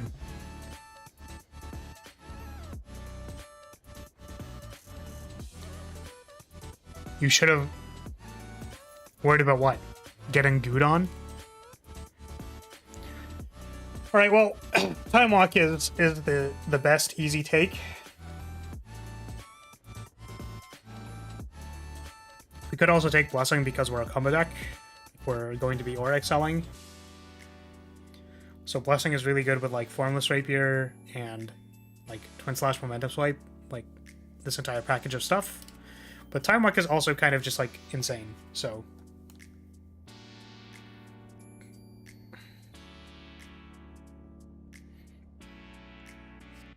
Yeah, I think I pick Drain in like I pick Drain later. Because it's really good versus the Heart and Book of Stabbing, I guess. It can be good versus Book of Stabbing. Yeah, so I had a birthday recently, My birthday is January 5th. Or my VTuber birthday. So that says let's go. It's like let's go, but like, you know, like with emphasis, like with multiple O's. Unfortunately, chat really likes telling me when they're gonna goo. So it could also be interpreted as let's goo. But I hate that, so you know. Yeah, I guess it's good for birds as well. It's so fucking cursed. Yeah. So it's like, I think this is the weakest one. I kind of want to take the blessing and over the time walk. I think the other emote is better for that. Let's collectively goo. Wait, which one? The like let's go emote? Like the actual let's go? Because like you can also do this, right? I think that is also like a reasonable thing. I mean, honestly, I like that stretch of 3 things. See, I don't know if Poi knows why I find this like absolutely hilarious, but Poi, when we made the emote, typed this, and I like lost my shit.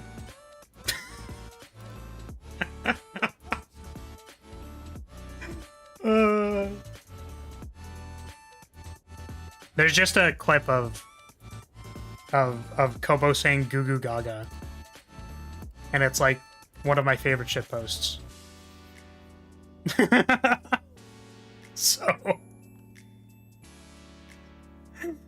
So when that was typed the first time, I like lost my shit. Okay, so here's the thing. I think it's correct to take Time Walk here because it's probably just better than Blessing. But I'm going to take Blessing because I feel like that's what my deck is doing. So, I think Time Walk is better here, but we're going to take Blessing. Particularly with this initiative, it's really awkward. Okay, wow, that's so awkward. We're going to take Family Crest with a Blessing in our deck. This deck seems really awkward. Wait, that's really good. I didn't think about that one, Cavalier. You can always watch Gordon Ramsay. God. Cursed. I also think that Aura Drain is good versus Time Eater and Woke Bird. That is true. Does Crest work with Initiative or not? I actually don't know. I think it doesn't. And frankly, I don't know how I would make that work. Like, I think it just doesn't work. But we'll find out soon on Dragon Ball Z. I think this early shop is fine because we didn't shop. We didn't shop before. So I kind of want to go to this shop, and then we have a bunch of sandwiched rest sites. So this path seems really strong. If we can, like, not die.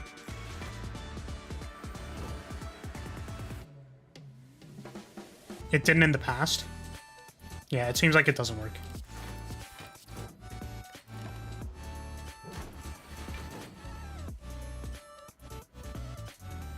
Oh, this is interesting. So what we're going to do here, we could Rip Time and then... Because we're going to have 5 energy.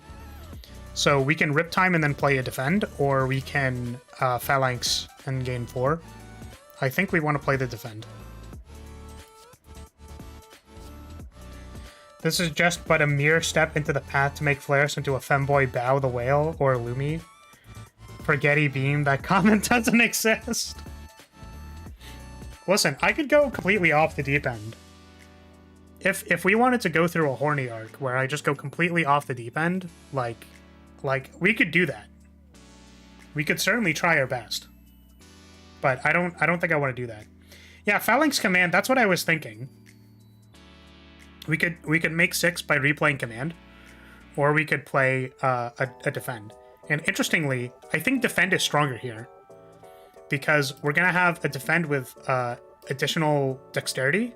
So I actually don't want to play the Phalanx, because I think we save more by defending. So we're gonna do that.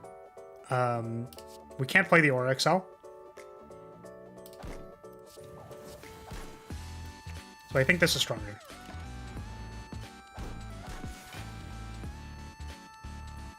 Frail, though? Oh, I probably should have thought about that. It was still more block, though.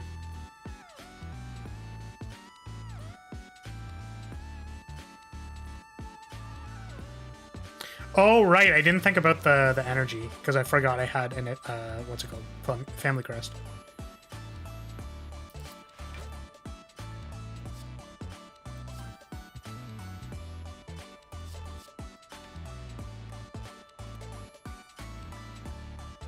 So now what do we do? Next turn we're drawing these cards.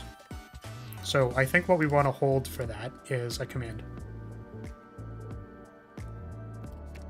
So that we can like play a lot of cards next turn. Making an April Fool's joke. There will be a good Finster starting arc? Yeah, I mean I don't think we can do that. I thought you were already going for that. No, Vena. We have at least some semblance of holding on to our sanity. Oh, this is actually kind of interesting. Is that I don't want to Formless Rapier because then I'll lose. Oh wait, no, this still works. Okay, so let's. You want to Shovel to defend. So this actually still works because we can do this before I play the. Oh my goodness, we're popping off. Holy moly. We're cracked at this game. He's heating up. Second Aura XL is insane. This deck is probably good. Kind of insane.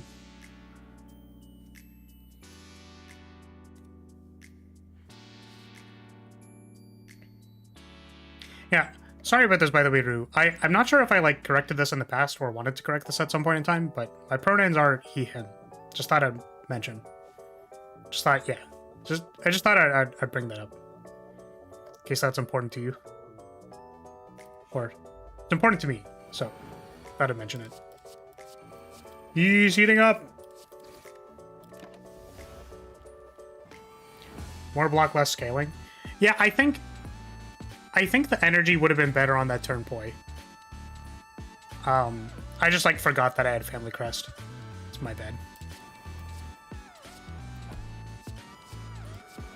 Missed a momentum swipe. God damn it.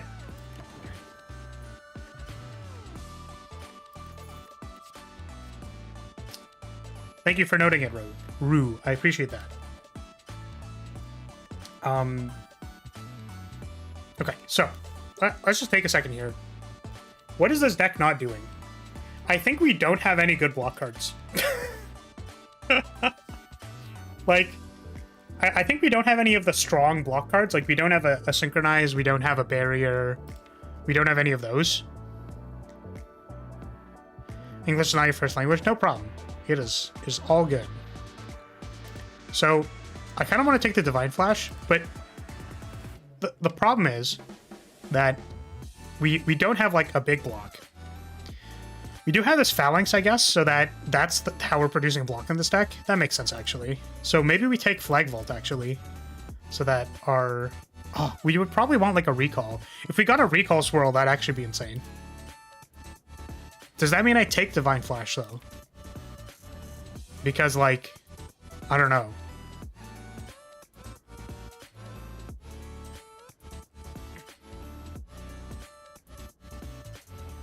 I guess Divine Flash with Blessing.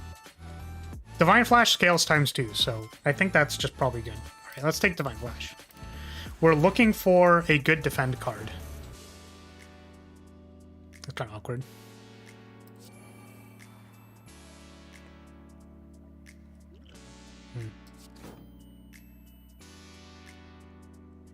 Are we Phalanxing here? This is the problem with drawing my Phalanx on turn 1.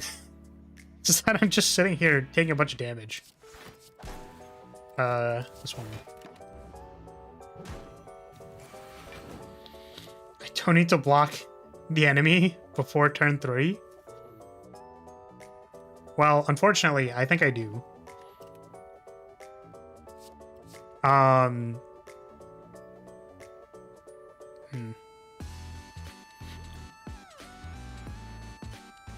kind of awkward.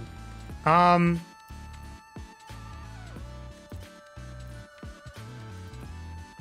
casted Riptime, right? Yeah, I did. All right.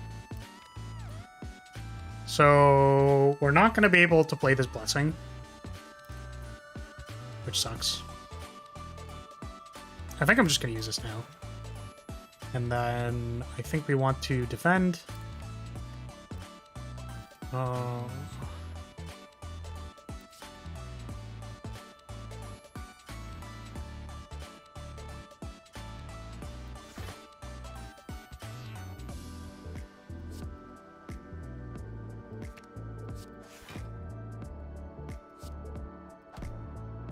Pain. That kind of place hell is the domain of Watcher and Scapegoat. Yes. Oh my god. We just take all the damage this turn. It's just so sad.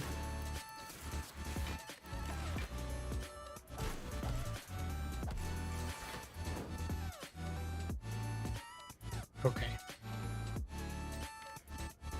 We have 2 Aura XLs. Which kind of sucks. Because I don't...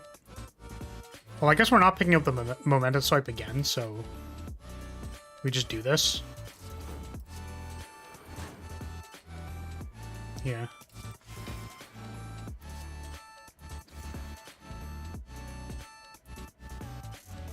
Okay. Wow, that could have killed me.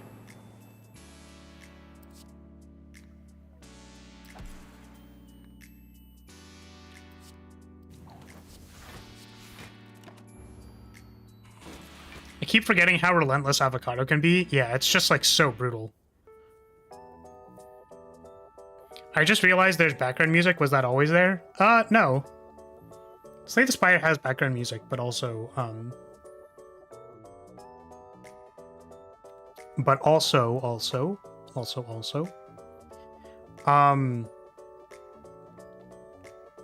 want to curate another... I want to curate background music for the stream. This is Dolce Biblioteca from Blue Archive. And Blue Archive music goes kind of hard. I want to put more into a playlist so that when we're playing Slay the Spire, it's not just Slay the Spire music.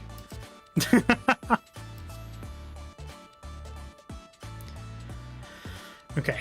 I think we have turned the corner. Like, this is probably, like, pretty rudimentary at this point. So we're just gonna play cards. No thinking, just playing cards. Here we go. Aegis Bash. Honestly, I think we do enough damage. So it's like... I feel like skipping Aegis Bash here feels really bad, but I think I need to do it. Like, I don't want to keep picking cards. Like, I just don't even think we need an Aegis Bash. I think I'm, like, desperately hurting for a defense card. And, like, I don't know if adding this card is going to be good or bad. Do I need to strip Artifact for some reason? I don't think so. Oh, am I... And I'm fighting the champ, so I don't even have to strip Artifact for that. Like, I'm not fighting, the one that has the Artifact. Hyper Beam. I think there's something else you need to strip. Like what? What else? I don't think it's possible to do more than this. Automaton, yes.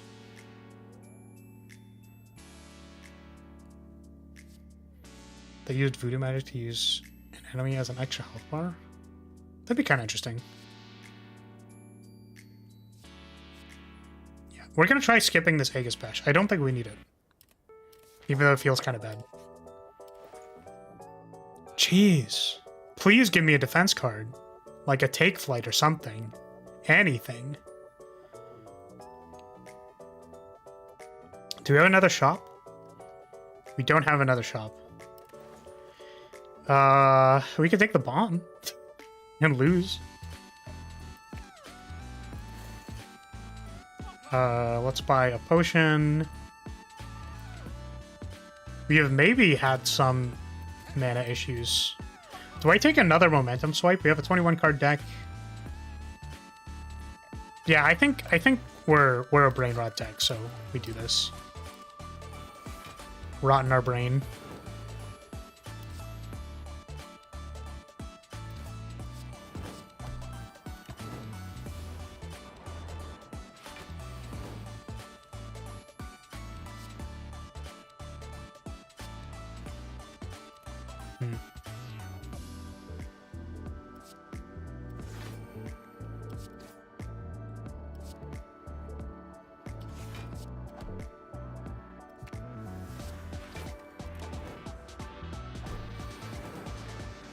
It is horrendously worded.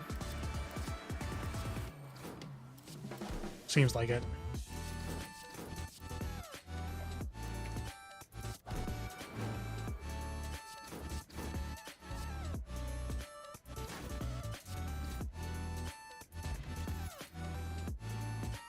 Or a slow. More defensive scaling, but not a defensive card. Interesting. We're gonna skip. Maybe. But then I can't complain that I don't get it later. See, this is the interesting thing, is that, like, we have 2 Oryxels and a Blessing, and then a Phalanx. So, like, I really just want, like, a card that says game block on it.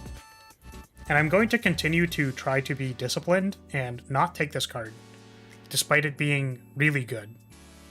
Like, I think I maybe want to take this card, or maybe should be taking this card. But I'm going to see how this run goes by not taking it, and seeing what happens. If there's ever a point in time where I should really be taking this card, you know, it is immediate defense, even if not very efficient on the first turn. That's true because I have initiative. So maybe I could justify taking this because it's initiative. I have initiative. But I really want to try not taking it and seeing what happens. That's the thing. Because I feel like I don't need it.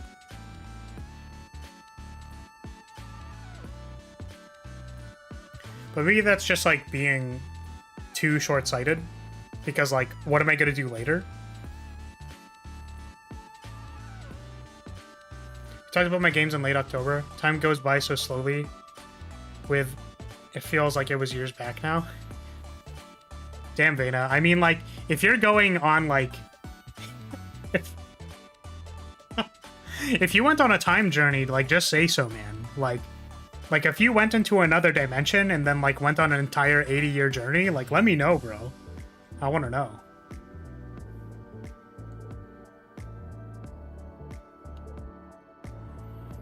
Yeah, New Future Sight I think is really cool. I haven't picked it a lot, but I think this card is cool now. Okay, we're gonna... Okay. I think we have to take this. Because later on, we will want the effect. Even if it's kind of bad right now. So...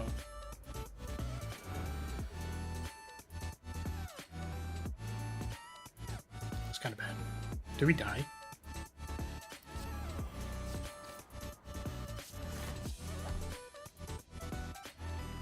Okay, well, we flip over on the next one. Is this going to be a Locket or Tail first? It was Tail first. Okay, good.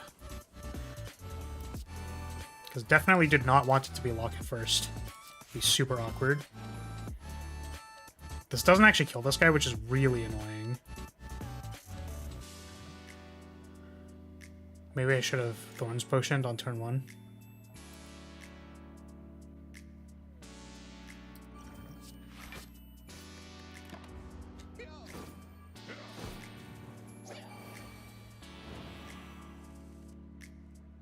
Sometimes things that happened years ago feel like yesterday, others... yesterday's meal feels like 5 years ago. This is so awkward. Holy shit. What the frick, man? This is so bad. I guess the Aura Slow is like kind of kind of popping off here, though. Okay. Let's phalanx.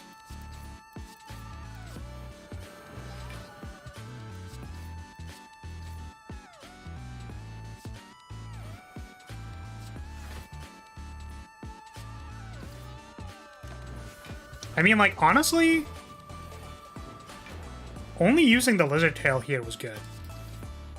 It's still a shame we had to use it, but... Recall detonate. I think we want that. We have 3 auras. 4 auras. This seems like gas. This seems like cooking with gasoline. Do that. I should also mention it was... Oh.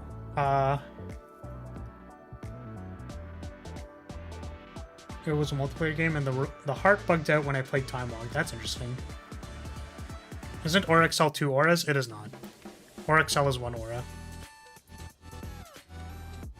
It is tracked as 2 powers, but that's just because of a coding thing. Not for any other reason.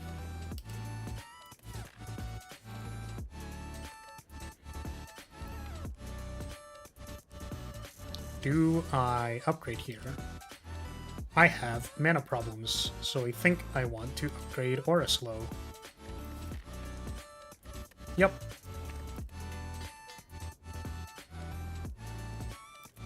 I just realized Recall Detonate is now without its partner. Yes. Unfortunately. The other one had to die.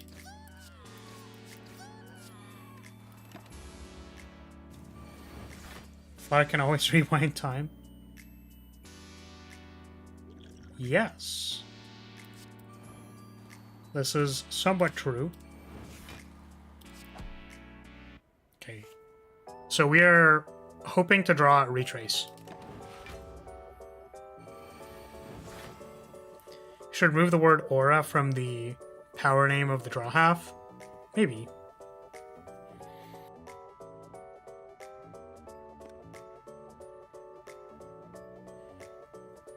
Okay, so we drew the card we wanted. Big Blessing.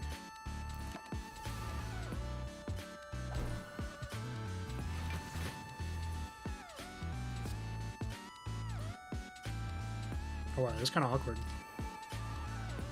That's a lot of damage. Holy shit, why do I gain no block? Fucking Frail. Every time.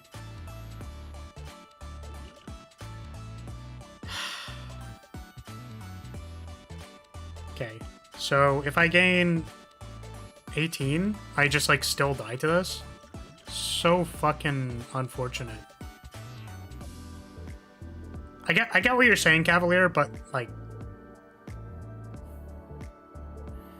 go Fat Gremlin, get his ass.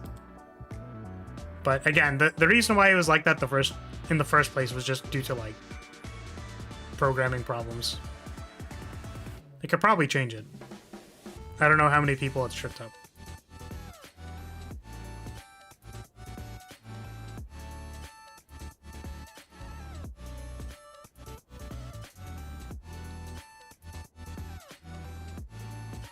Because it says for each unique aura, where you could interpret that Aura XL despite having like brackets for reminders text, is in fact not a unique aura.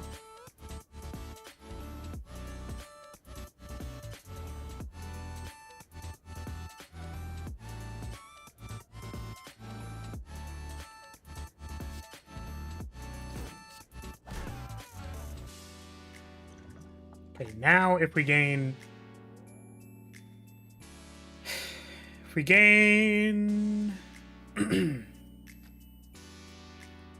18 block, we still die, right? 46. So we just pass. That was a really unfortunate draw. Or I guess Frail just sucks.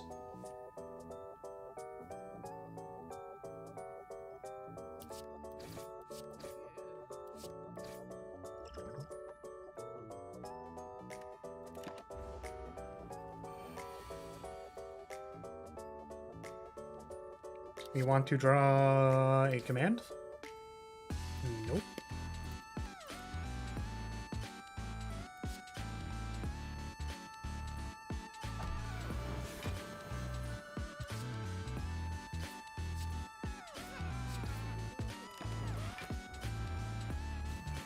think I might have been able to just, like, do lethal there, but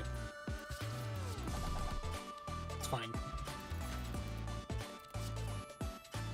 Second recall detonate. Barrier is the upfront block card we were looking for.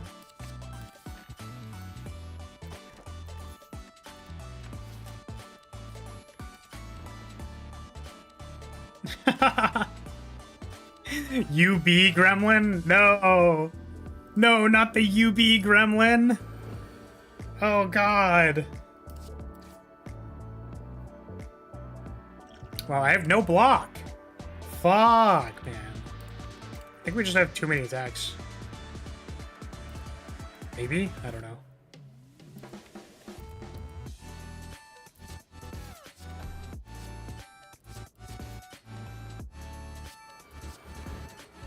All I know is this sucks. Just take 14, die immediately. Oh, this is interesting.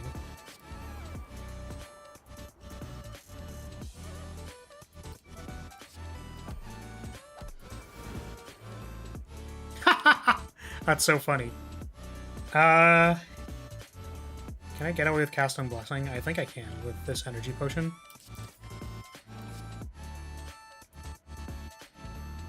If I energy potion and then... Oh, that's less than the amount of Oromite I have right now. That's funny.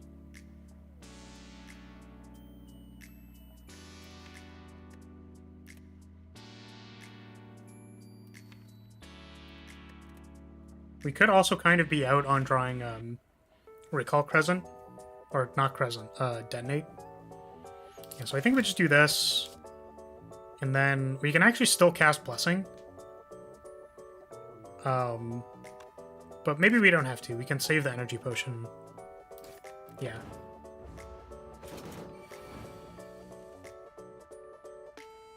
Or we could just draw like shit. Never mind, we still have lethal. I was slightly concerned for all of 2 seconds there.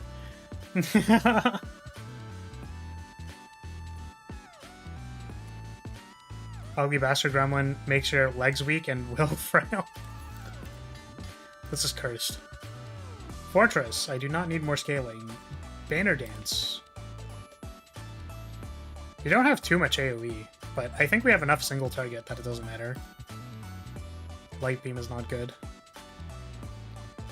The UB Gremlin attacks you with the corporate nonsense and inflicts a debuff called Ubisoft. Oh god. Banner Dance Phalanx? Yeah, that is a thing. Banner Dance produces 6 block, is it better? I don't know. I don't think so.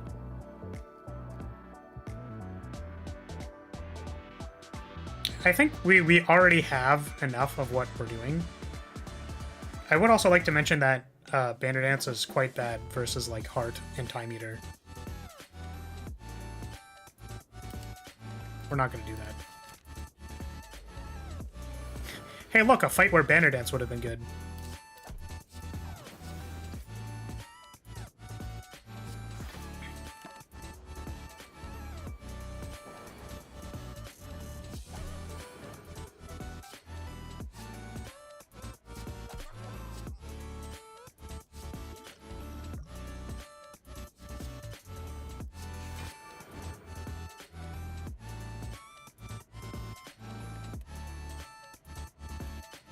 One damage for a recall detonate next turn? Or...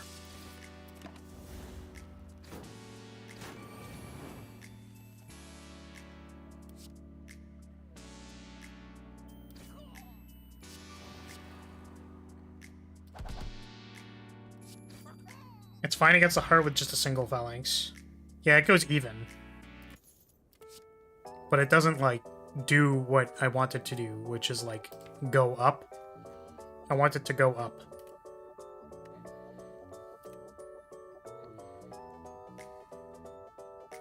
At least the pulses are ethereal instead of shivs. Yeah. Where you have to reshuffle those.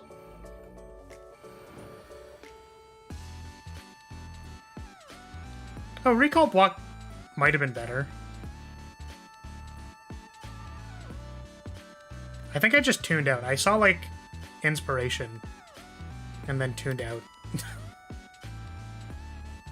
Recall Protect could have been good, yeah. I just, like, wasn't paying attention.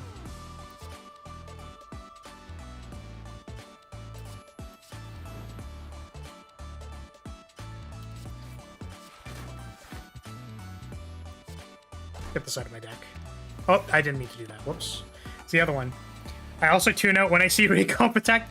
Yeah, I think it would have been good here, though. Unfortunately.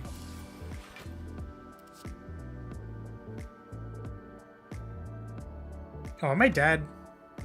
Oh, why am I dead? Fuck.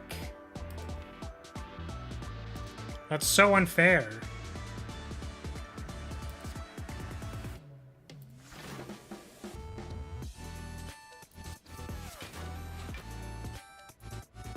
We're just dead. Fuck.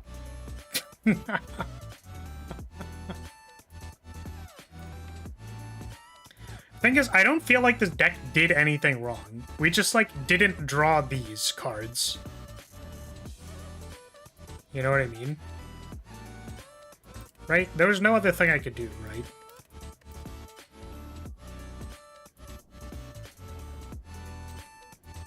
I see Recall Swirl as Recall Protect Light. I think being able to apply slow is a very important distinction.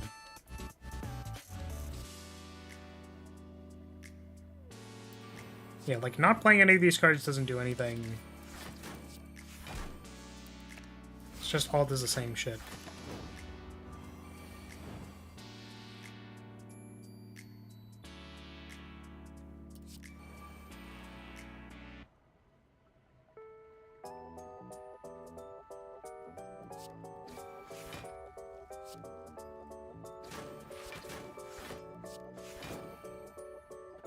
Yeah, like, I literally could have drawn...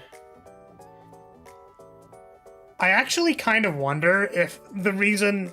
Or, like, we could have potentially won if we... I guess literally if we drew, like, Recall Detonate or, like... Yeah, like, Phalanx Recall Detonate, Barrier... Like, any of these cards. And our ratio is... But I think our ratio of blocks is quite low. 1, 2, 3, 4, 5. Yeah, 5 out of 25 is, like, pretty low for drawing blocks. Unfortunately. But even, like, a command and a flag throw here. Like, so this is where we start cheating. Hand. Add. Whoop. Not Quake. So... If we get a flag throw, do we win this? No! Because we draw another flag throw. So we still suck. Yeah. Damn. I think... Yeah, maybe we just, like, didn't pick enough block cards. Like, literally, our deck proportionally is not enough block cards. The thing is, though, like, we picked a lot of powers. Like, these get removed from the deck on first reshuffle. Yeah, we're dead. I do also kind of wonder, like, what if...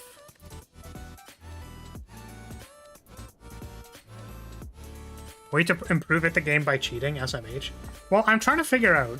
Listen. Oop, and... Draw... Oop.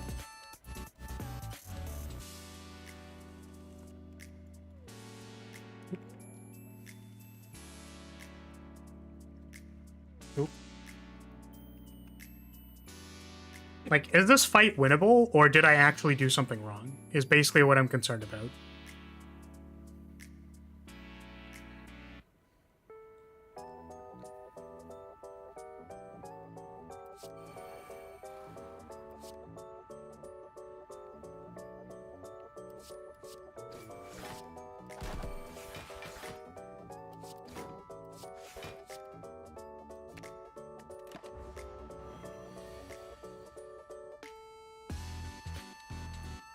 Has a lot of damage. Yeah, the frail is just, like, brutal. I guess I still have a plant here.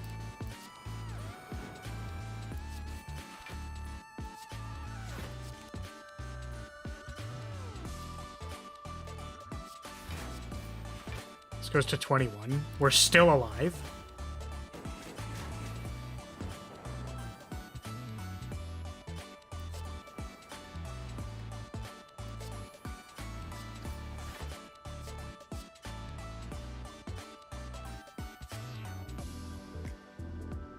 Yeah, I think we still die here. Because, like, we don't have enough block cards in our deck.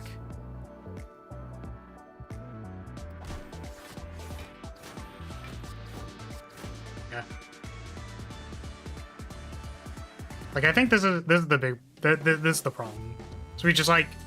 I think we didn't find enough block cards that, like... I feel like...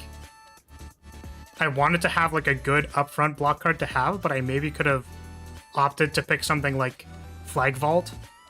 Because I think we might have passed on a Flag Vault. This is technically a block card. 1, 2, 3, 4, 5, 6. 6 out of 21. Like... Yeah. So we were dead.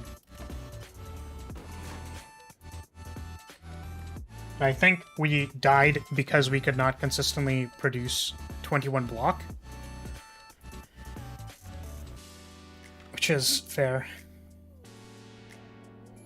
I misremembered the numbers on Recall Swirl way wrong. I thought it was 15 unupgraded, hence why I said it was way more efficient. Guess it's closer, but I'd still rather take Swirl. Yeah, I think the apply weak is really important. It has a pity, cheating, copium-fueled time waste, but in the industry it's called post-mortem analysis. They pay a lot if you pitch them to the right people. Post-mortem analysis. I mean, yes. We weren't cheating with the intention of, like, winning that run or anything. We were cheating for the purposes of learning more about what we were playing the game for. It was a joke, by the way. Yeah, that is fair. I just thought I would clarify to anyone who maybe did not understand why we were doing that. I have played other runs where I was like, I did the same thing. Because, like, I think it's important to know, again, I'm probably preaching to the choir, so it doesn't matter, but I think it's important to distinguish between when you have an unlucky draw or if you drafted poorly. And I think, unfortunately, I drafted poorly. I don't know how many times I might have been offered, like, a block card that I didn't take because I thought it wasn't, like, a big upfront block card. But I kind of wonder if there were any that, like, I could have taken just to, like, have a larger percentage quantity of blocks. Because I think I didn't have enough. I was too focused on the momentum swipe brain rot. Like, I know I bought a momentum swipe, so I even wonder in, like, that shop, could I have bought a block instead? So I think that loss was definitely on not having enough block in general. The loss of Tail and Laka was a pretty clear sign that the deck was on a bad trajectory. Yeah, but I think it was on a bad trajectory because I couldn't produce enough block. And because I had the 2 revival relics, it wasn't clear that I wasn't producing enough block. To me, like, I couldn't see it. It's debugging, so Flower will know how to balance the mod. Clearly. Yeah, obviously. I like taking a rare relic here. We can fight 2 elites. That looks good, with the Burning Elite included. We would pass through a shop, which kind of sucks, so I don't think we fight that here. We have a bonfire between those 2 elites. That looks kind of good, with 2 events, 3 regular encounters, with potential for a 3rd elite. That looks kind of good. Let's do that. Calipers. It's kind of cool.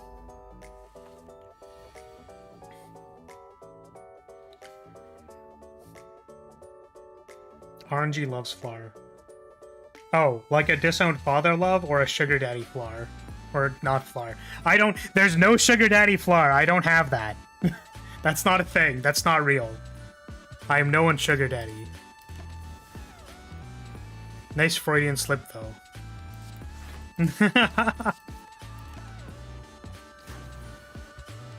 When I have Tail or Relic, I literally play as if I don't have them, just so I won't get complacent. Yeah, I mean, I can see the value in having that lens, right? You made it canon? God, I wish.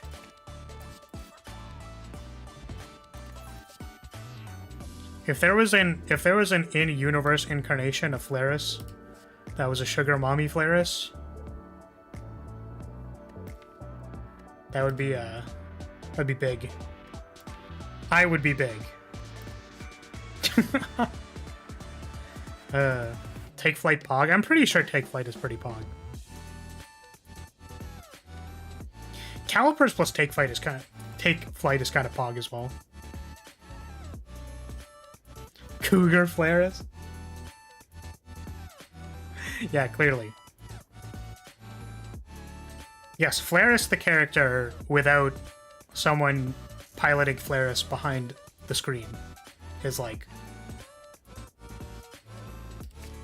nut. Massively helpful for Hexaghost turn 2. Oh, are we fighting Hexaghost? Right. I probably should actually look at the boss. I think it's just good in general, but ooh, Mercury Hourglass, also kind of good. So take that.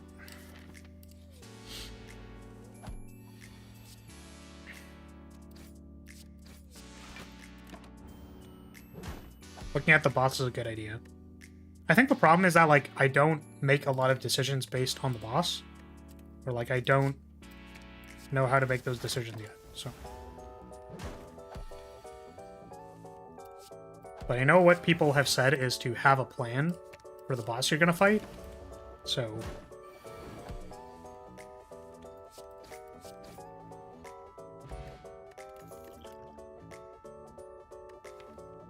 I think we take the blade work. We take the blade work as damage. It's not great, but like we could also take Recall Crescent, I suppose. But I feel like it's just not.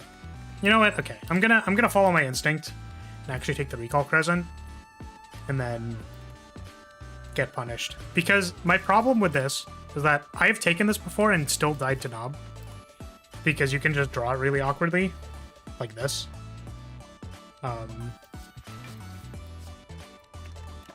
Which you're supposed to be able to fix with Retrace, but it's still kind of awkward. I think we didn't even need it there. I've been valuing Sidearm a lot higher than I had before. No Take Flight on that last turn? Did I have an option to play Take Flight? Sidearm is great. I didn't take it as much because I didn't value draws highly for this character, but it's pretty good.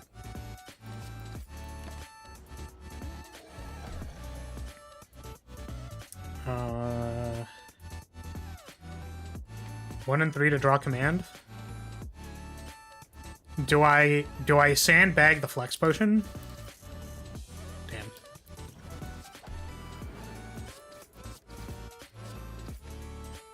Oh, 1 damage off. Sad.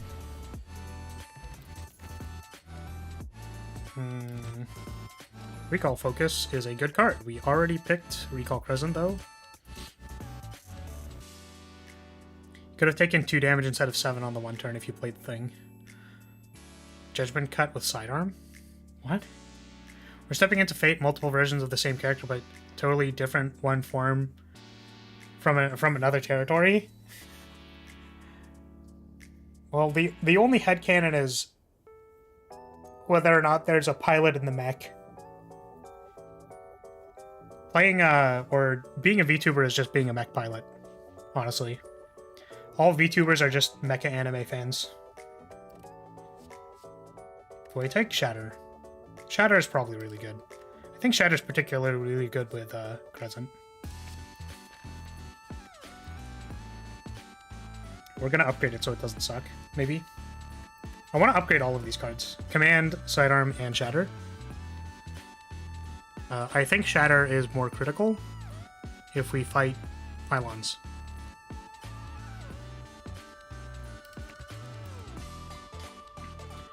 I have a hard time valuing single-use draw effects when there are so many good draw engines, but I agree sidearm is good in theory. Yeah, I think upgraded sidearm is good.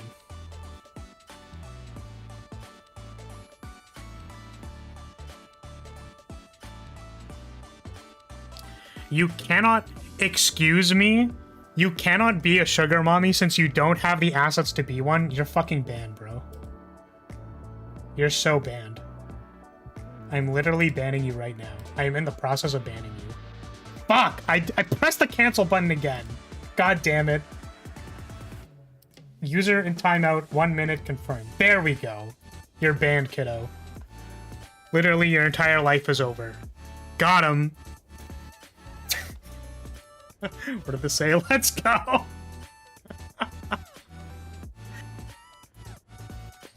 Especially when upgrade. Yeah, let's upgrade to sidearm. Yeah. Sorry, I got distracted by immense rage. Rav inflicted on me immense rage.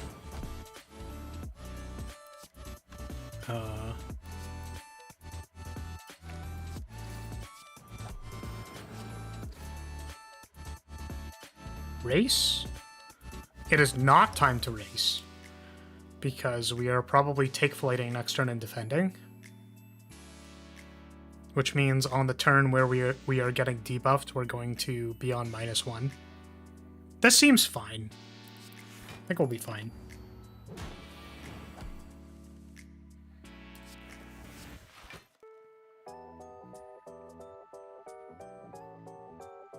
Yeah, this is fine.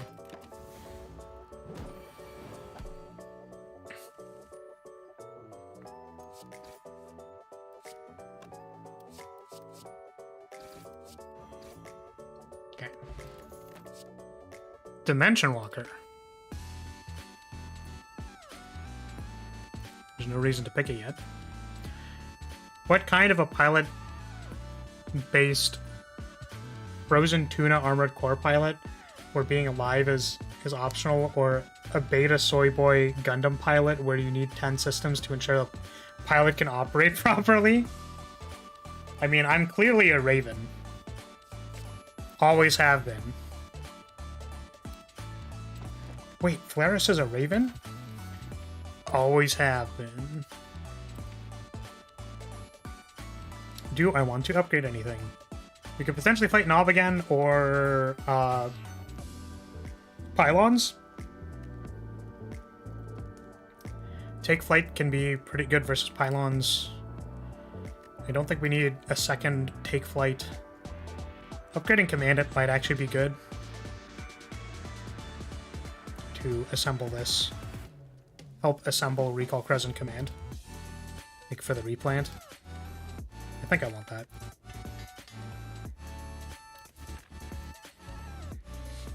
Anyways, off to go to sleep. Have fun there. Little Fart, you're banned. You're fucking banned, bro. Stop it. Stop saying things that are gonna get you banned. I will tilt off the face of the planet. Also, have a good night. Have a good sleep. Do I want to pick more cards? Yeah, I don't know how to evaluate between an event and a monster here. Nice. That's insane. This is really good. I want to upgrade sidearm.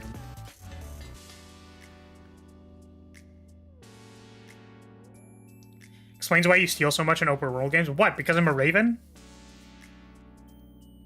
Making fun of birds or something? Rewrite could probably block slightly more, since Cut Through Fate does more damage than Strike, but Rewrite is still a decent card. Yeah, Rewrite is comparable to Backflip, not comparable to Cut Through Fate.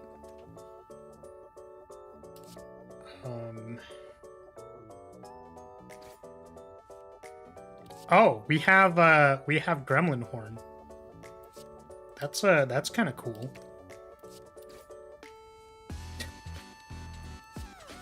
Wow! It's Block Through Fate. Yes, I know that it is Block Through Fate, but I'm saying when I made the card, I used Backflip as a heuristic rather than the attack equivalent. I want to take this Recall Swirl. It's not good. But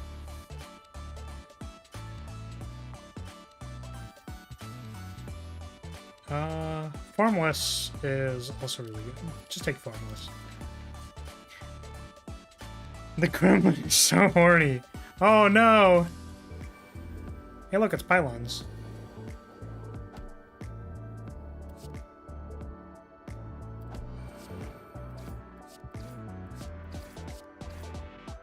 Well, that was insane.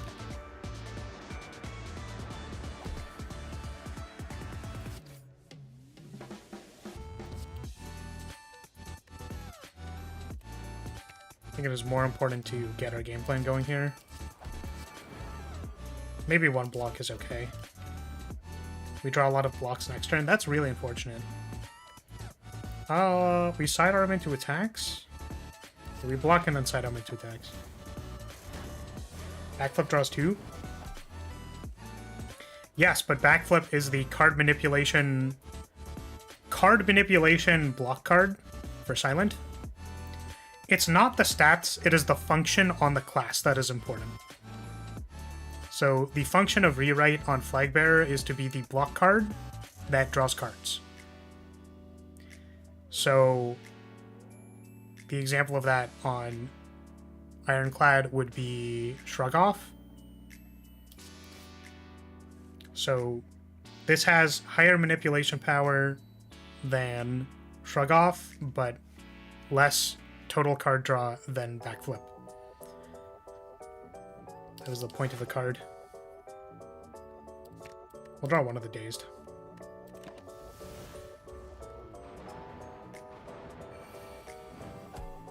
Is it better to kill these so that there aren't 2 synced ones left? We block 10 damage by killing the one in the middle, is the more important part of what happened there.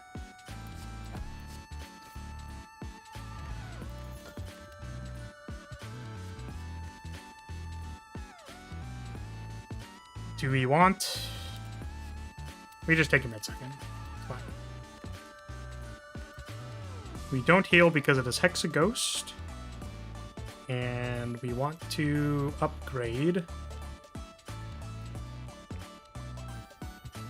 Honestly, I want to upgrade like Retrace or Rewrite.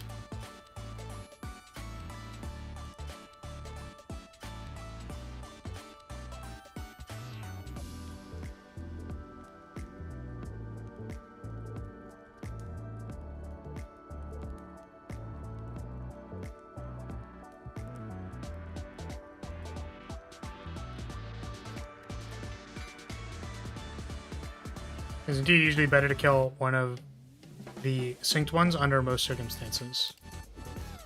Yeah. I think that's accurate.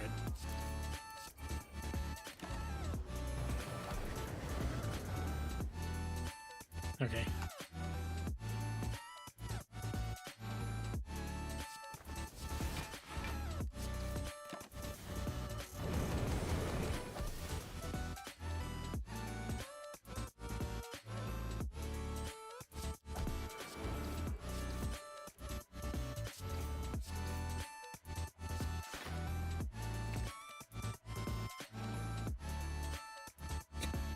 Jesus. That is not how I want Blue Archive to be referred to as. Jesus. Yeah, the music in Blue Archive is quite good.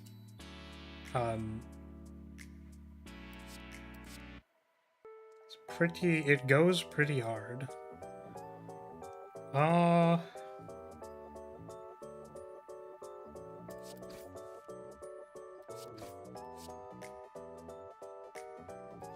I think we can hold this for next turn.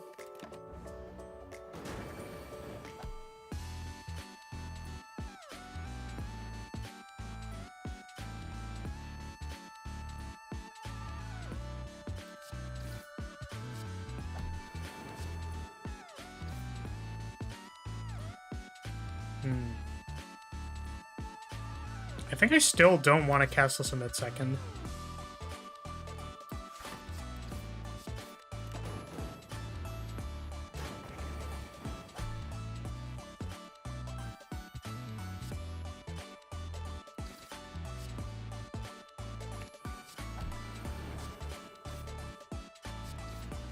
Yeah, this sidearm plus has actually been doing insane. Actually crazy sicko mode. Insano style. I think the Formless Rapier plus sidearm just like way too much value.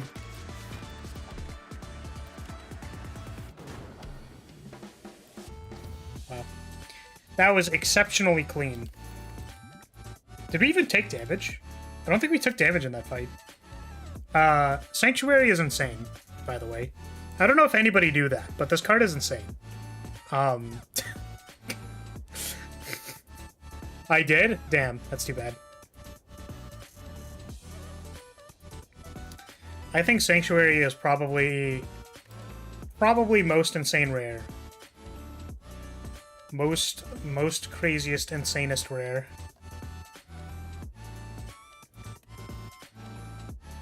Question is, do we take it?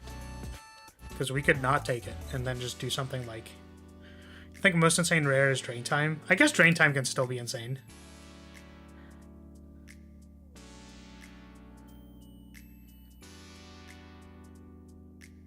Asuna does look like the girl from Dress Up Darling. She really does.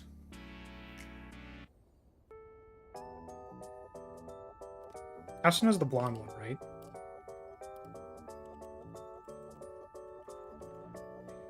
Yes, it's this one.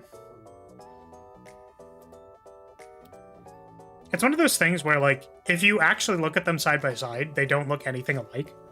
But I understand where they're coming from.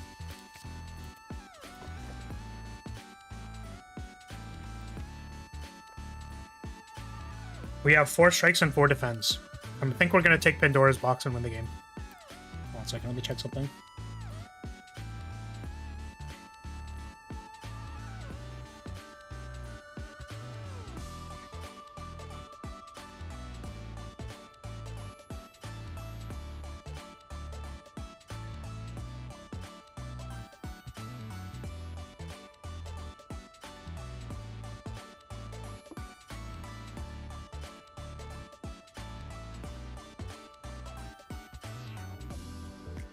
How many blocks did we get? Because we removed 4 blocks and then got 2. Second Formless Rapier is probably bad. This Banner Ignition is probably bad. Emit second, pretty good. Preparation good. Future Sight kind of awkward. Blade Work awkward. Well, not the best Pandora's box, but it is a Pandora's box.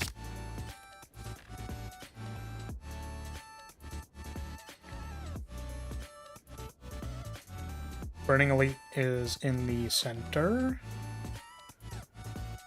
There's an awkward path to get the Burning Elite. Again. God. I don't want to have to do the Burning Elite in Act 3. But we might have to, because this pathing is very awkward.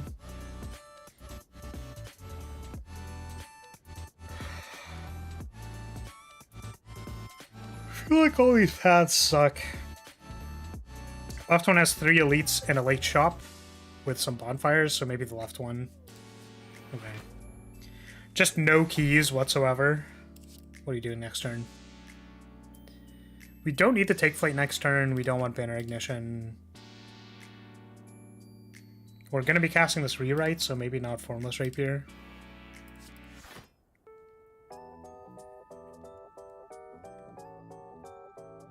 Retrace. Do we want Retrace? I can hold Formless Rapier for next turn. That actually seems kind of good. Yeah. Okay, so we're going to Retrace Formless Rapier and then not plant.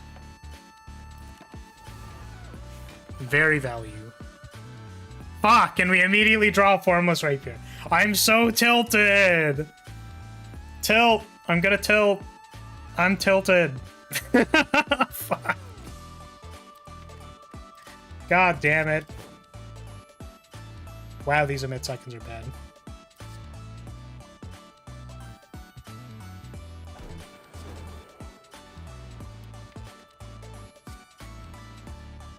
You want to draw Preparation? Just kidding. The emit seconds are actually kind of good.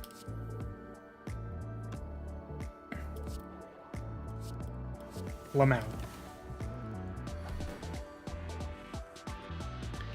Oh yeah, sorry, Aru. We don't have a Discord. My explanation for which is that I simply do not have the time to manage a Discord. So I apologize, but I cannot commit the time to make a good Discord. And I feel like it has actually harmed my growth a lot because there's no like community hub for people, unfortunately. Act 2 Burning Elite is super dangerous. Yeah, I guess you're right. So maybe I don't want an Act 2 Burning Elite. Okay. So we have 1, 2, 3, 4, 5 playable attacks. Not including this double Formless Rapier, which is kind of awkward. I should be wary about retracing Formless Rapier when I can draw the second one.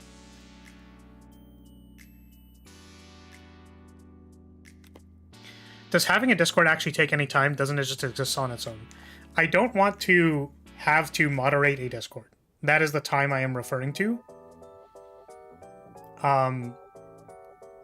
Because if I would need to moderate it at all, like, I would love to have a Discord and then not look at it at all. And just, like, someone else can moderate it. I can make the outlines for what I think is fair in the rules.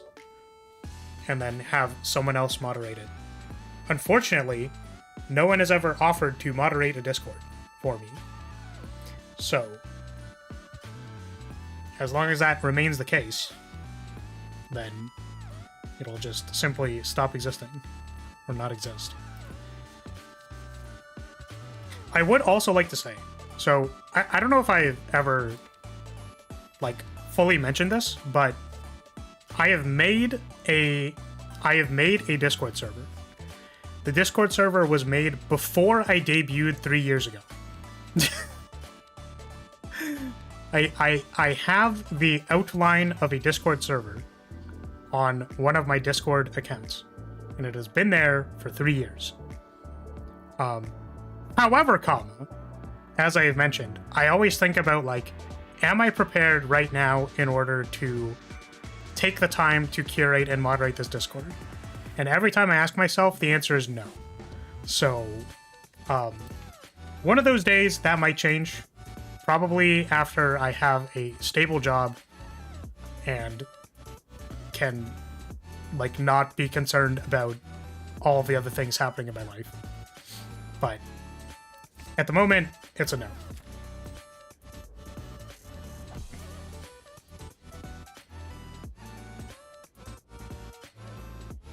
I'd definitely rather take an Act 1 to 3 Burning Elite in 99% of situations. You got it, boss. 10 channels is not safe for work. I mean, there would probably be one channel of not safe for work. It can exist. It means we could never be an official Discord server, but not that we would ever need to be one, I don't think. And also, like, there's the whole thing of, like, moderating for, like, minors and stuff. Like, that just, like, sounds very hard to deal with. You know what I mean? It's like, I don't know how to check that. How am I supposed to check that? I don't freaking know. You know what I mean? It's like way too much stress on my mind.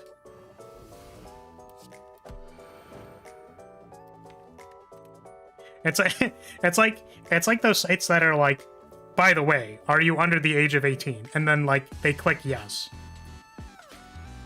Like, I don't know how else you would be able to tell, except for, like, behavior that seems unbecoming of someone, of, like, being over the age of 18.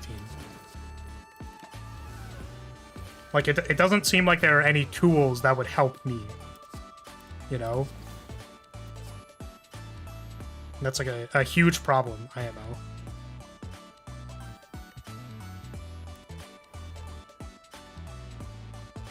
I can't take responsibility of myself, even less of a Discord server. Exactly.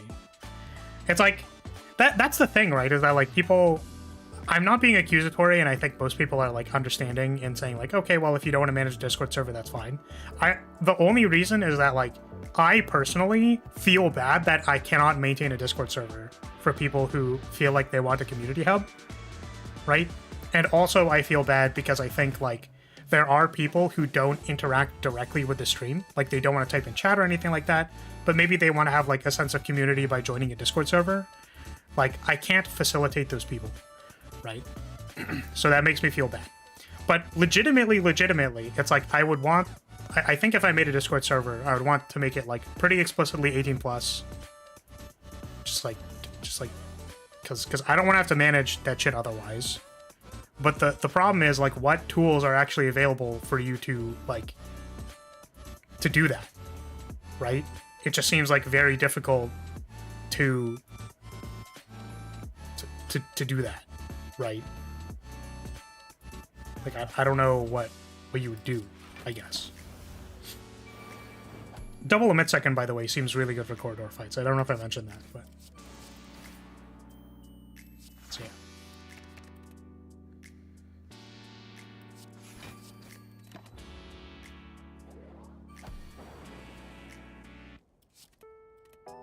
Base, not gonna lie. You could make one only for notifications.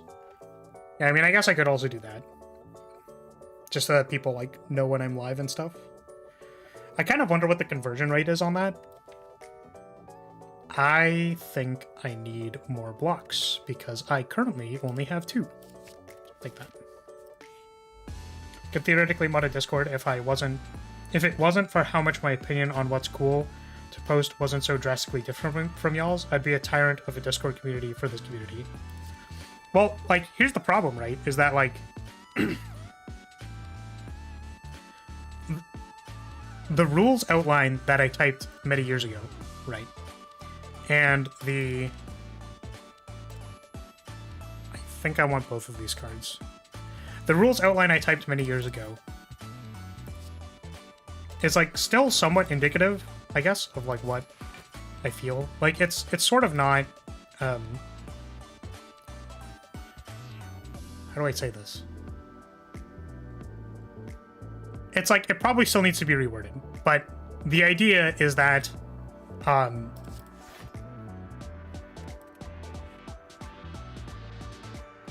it's like these are the things that like cannot be posted, like the general like no politics or controversial like topics, please, like no gossiping, because that usually like incites people to be very mad.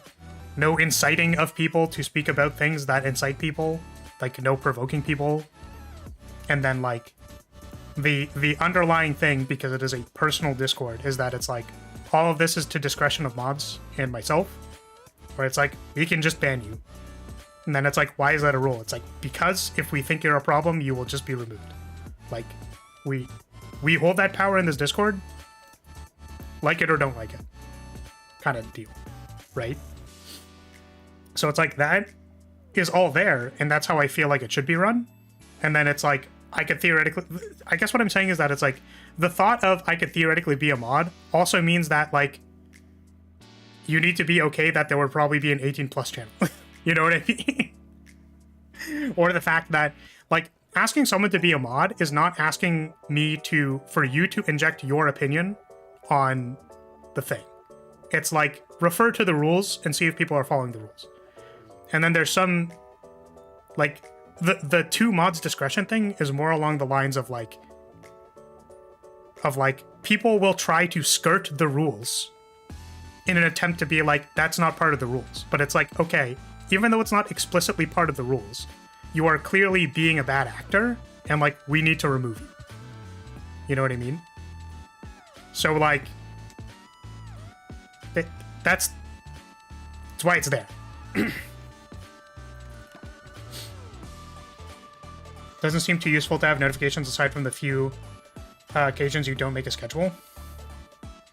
Yeah, kind of. I mean, the thing is, like, some people function better with, you know, like, they're not on YouTube, or, like, they don't check my schedule or something, and they just want, like, a ping when I'm going live. Like, it's different. Like, their life functions differently, right? So I said, if not for how drastically my opinion is different from y'all's, I'd have a hard time keeping my biases out of things. Sure, if that's the way that you're looking at it. I guess I meant along the lines of, like,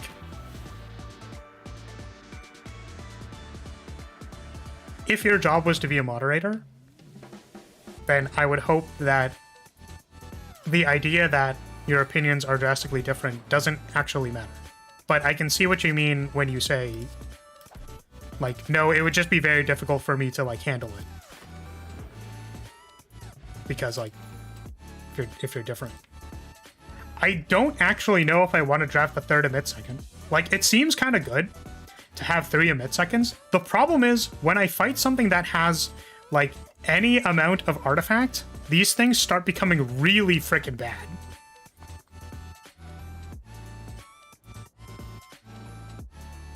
Ideally, it wouldn't matter, but I'm not perfect. Yeah, that lose to Bronze Automaton. It's gonna be really fun. Do I need scaling? Kind of, but I don't think I can pay the life every time. You have Shatter if nothing else. That's true, but, like, I don't know. Are there any cards that I want to transform? Not really. I guess Banner Ignition and the second Formless Rapier? Or Blade Work? Yeah, you know what? Do I need to remove Banner Ignition? I don't have a lot of powers. Yeah, okay. That's what we're doing. Second Formless Rapier and Banner Ignition. Shelter and Echoing Pulse. Really not... like, what the fuck? Okay. Do we want to have 4 emit seconds in this deck? Oh my god. I wouldn't want to touch the not safe for work channel with a 20-foot pole. Yeah, it's fair. It's the event eternally named Drug Dealer, isn't it? Wait, is it actually? That's super funny. Echoing Pulse isn't bad. Yeah, I just don't think we need it, is the problem. That's a lot of emit seconds. Sure.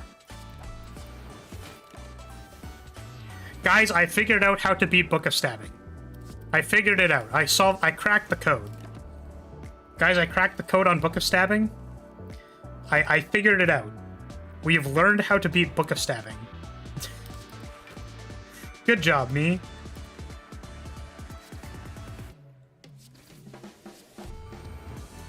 I could have held that for next turn.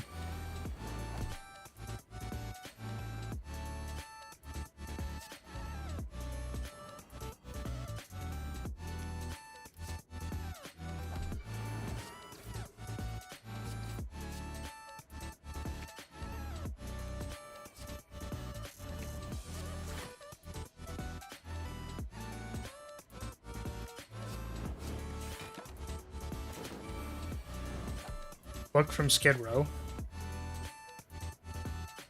Huh? What?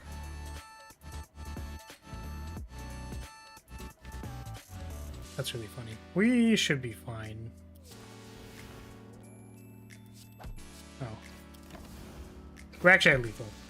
It's fine. I feel like Echoing Impulse's biggest flaw is just Knob. I think it's... The thing is that it is similar to... It's similar to Consecrate, except it doesn't scale with Strength, which is uncomfortable. How many blocks do I have? 1. How many permanent blocks do I have? 1, 2, 3 still? Only 3?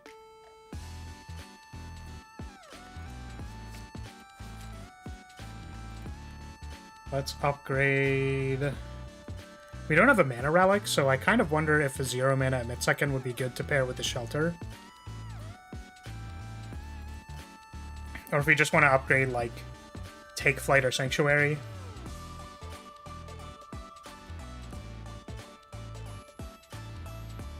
Yeah, I don't know what's correct to upgrade here. Okay, so what we need to do in Act 2 is to be able to block 20 damage consistently and produce enough damage to kill elites. So potentially enough single target damage to kill the Gremlin Leader mobs, which is kind of like these cards. Which which is like your command sidearms, like these recall crescents and stuff. Shelter is kind of awkward. It's possible upgrading Shelter and making it 2-mana is also just good. If we start doing like a take flight, like if we take flight and then we like reinforce banner a number of times, we can store the block.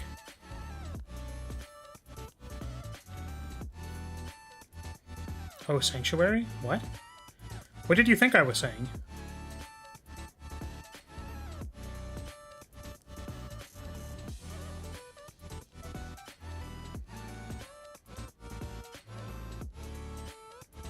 You should just remove Shelter at your earliest convenience? I don't think so.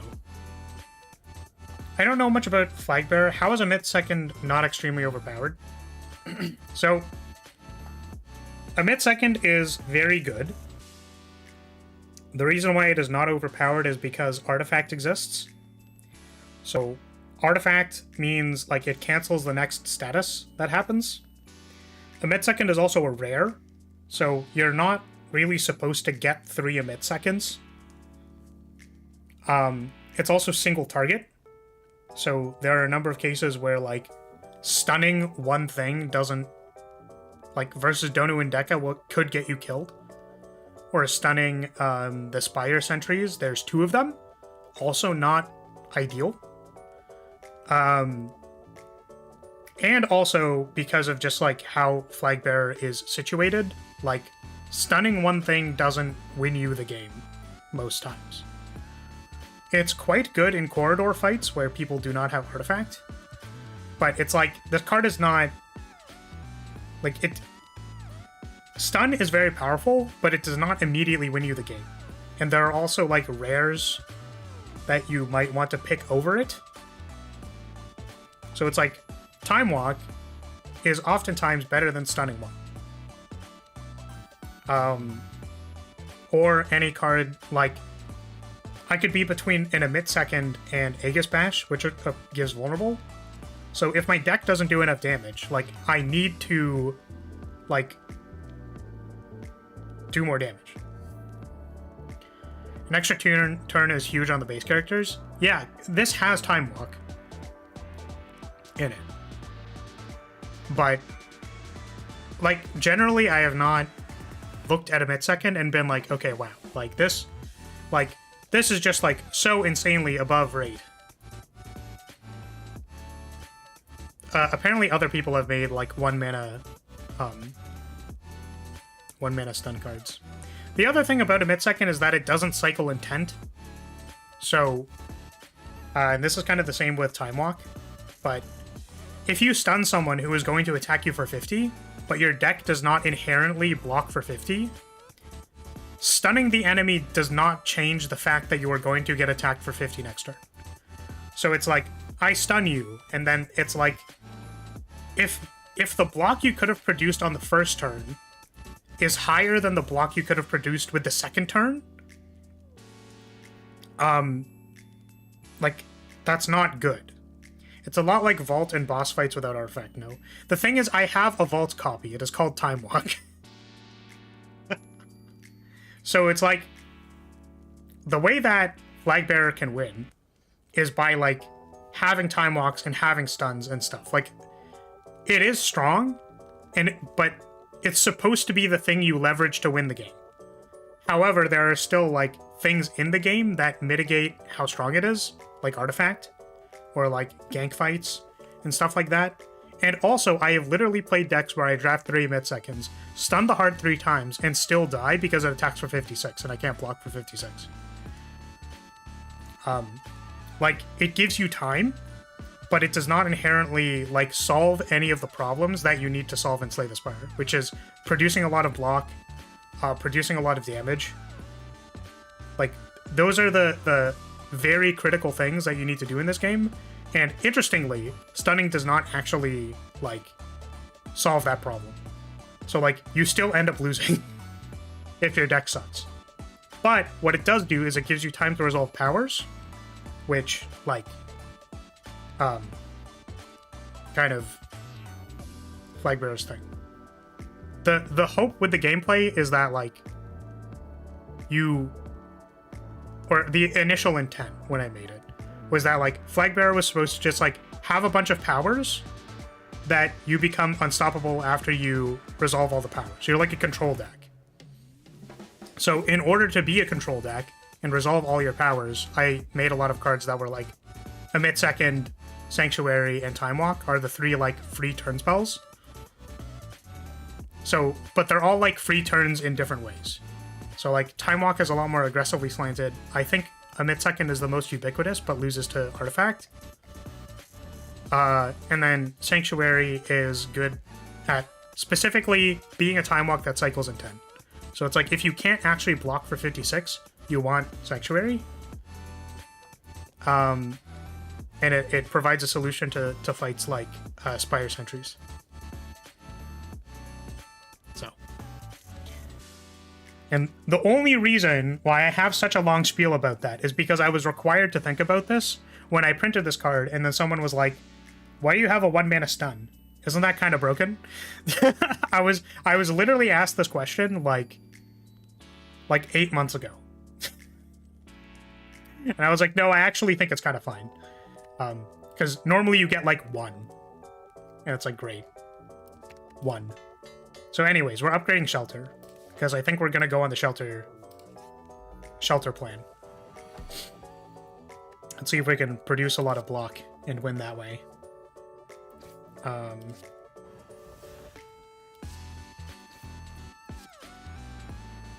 That looks good.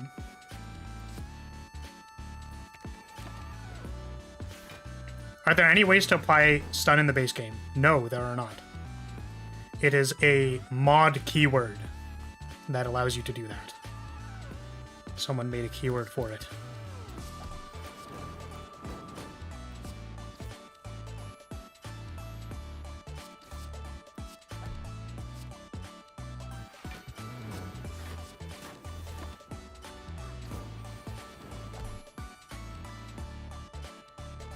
Yes, enemies are able to stun themselves. That is correct.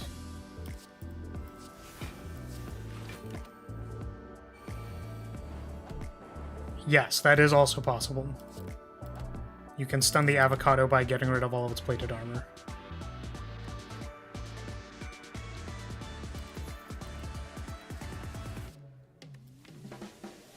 Recall Focus is a cool card.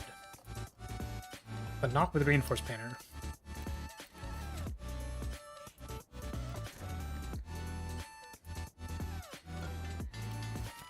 Those were both very good upgrades.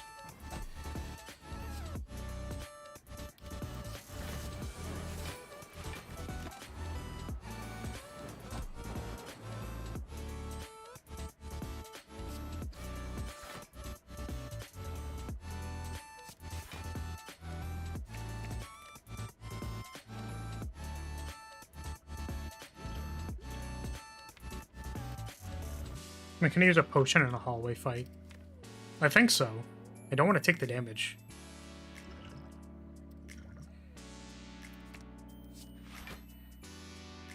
Another Emit Second. Yeah, I mean, I guess this is literally why we upgraded this. So...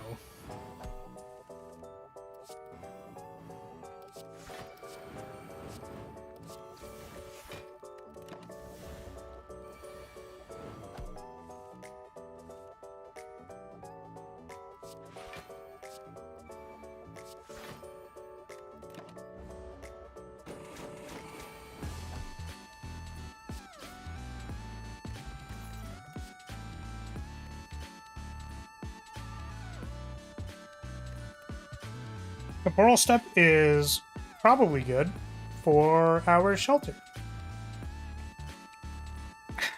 But do we have too many blocks? We are kind of low on attacks, and we have a lot of blocks already. 1, 2, 3, 4. 4 blocks to... I guess we have 4 attacks to 4 blocks. 5 blocks, including Divine Flash. So I guess we could take it. Is it 4 attacks? No. 1, 2, 3. I wasn't counting commands. Forgot command is an attack. 1, 2, 3, 4, 5, 6. 6 to 5. 7, like 7, 5, including Divine Flash. I still don't think we take the Pulsa. Not quite good enough.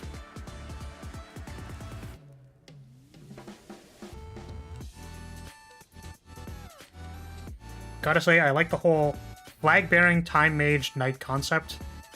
The design is pretty as well. The colors make a lot of sense. Thank you. Unsurprisingly, I am also a big fan of literally the exact thing that you just said. I think in the game that I am never going to make, because it is impossible to dedicate like 5 years of my life to making a Metroidvania with no money. And also, I am inexperienced as a game designer in the sense of taking on a 5-year project. Honestly, like a Metroidvania would probably only take like 3 years, but still. The point is that like there's a lot of stuff that would need to be made that I don't feel confident in being able to do. Otherwise, I would start a Kickstarter right now and be like, give me money, I'm gonna make this game. But, that being said, I think the coolest thing from the universe of, like, the Flagbearer, like, of the game that I would want to make, is that, like, the concept of having a flag is like having a family heirloom staff that is given to you as, like, the dedicated archmage of your family. Which is, like, kind of pog. Because it's, like... I don't know. It's just cool. It's like, what is the catalyst or most important magic casting thing that can be given to you? And it's like, it's a flag. And then there are like multiple different kinds of flags. Like there's like a forest hermit that I thought of that has like what looks more like a staff, but then like has a tiny piece of cloth on it. And it's a flag. And it's like, what is the flag for? It's like, don't worry about it. It's been a while.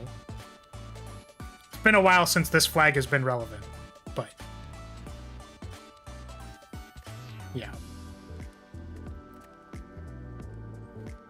It's pretty daunting. Games can be made fast, but that's only if you're working mad fast.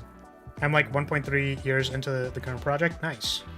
Yeah, it's like, I don't know. I could never, like, for example, get into stuff like game jams. It might be because of, like, you know, my background in games, but like I wasn't like raised on like game jams and stuff. I only like doing projects that I can spend time with, basically. Which is probably why I like Flagbearer so much, like the Slay the Spire mod. Because it gave me a lot of stuff to work on. And like balance and retune and iterate and stuff. Forest Hermit is hippie flares? No, not exactly. But yeah, I think other people are like really good at starting projects and then just like discarding ideas and stuff. Or like there are even people who are like, I have so many ideas, I just want to make them. So like game jams are a good excuse for them to like start projects. But like, A, I already have projects that I'm working on that need like require my attention. And B, like I don't have ideas that I want to just try and discard, basically. I want to... Maybe I just take red key here. Upgrading preparation might actually be good for applying 2 weak. That might actually be good. Yep. I'm sold. I did 2 jams and didn't really enjoy it. I tend to work pretty slowly, hence why I've only made a few games so far. My brother has started so many projects and hasn't finished even one of them. It's really interesting. Yeah, because it's really interesting. I watched Casey Yano was on Jorbs' stream recently for like a charity event or something. And he talked about how like he just prototypes constantly. Like, he just, like, makes games. Like, he says he enjoys the process of making games and likes prototyping things. I think part of the problem is that, like, I'm a generalist with, like, so many different skills that, like, it is hard for me to, like, switch between mindsets. Like, I need time in order to switch between mindsets, right? So it's like, I need that time to, like, sit down with the project and, like, get comfortable with what I need to do in that role. So it's, like, hard for me to be in the programming mindset if all I've done for the last week was draw anime girls. Right? And it's, like, really hard for me to be in the music mindset if I've been staring at walls of code for multiple weeks. So, like, you know, you feel? Which is why I like long projects. Because I want to be, like, have a role that I can, like, focus on. Like, for Flagbearer, I did all the coding first and then, like, spent a month and a half making card artwork. So.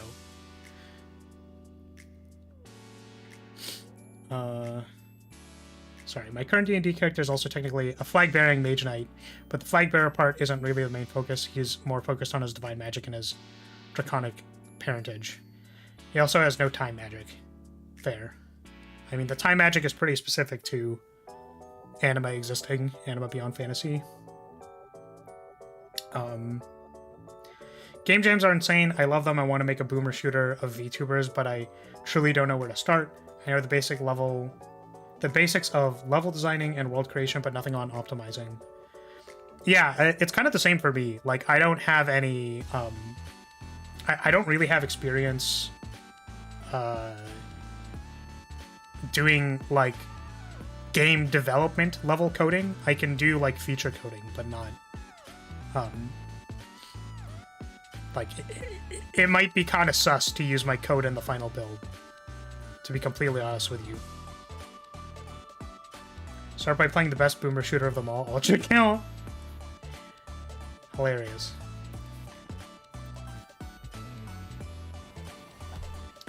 This would be a fight where a mid-second is good but not amazing. What are we doing next turn? I don't think we're retracing next turn.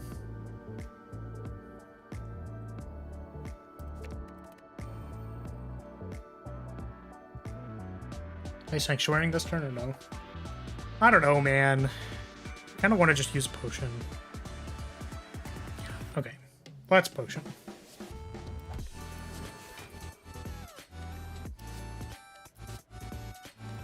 I'll do all this.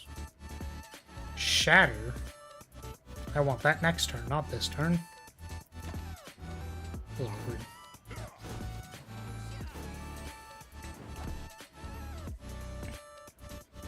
I have too many roles in the project and tend to get overwhelmed. Have been having issues with motivation since the very beginning. I'm working on dividing tasks better. Yeah, that's fair. That's definitely kind of like where I'm at with my projects. But, like, I really want to spend time getting better at, like, art. I don't know. I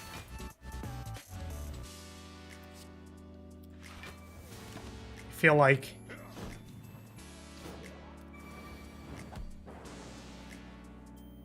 my game experience is going to turn into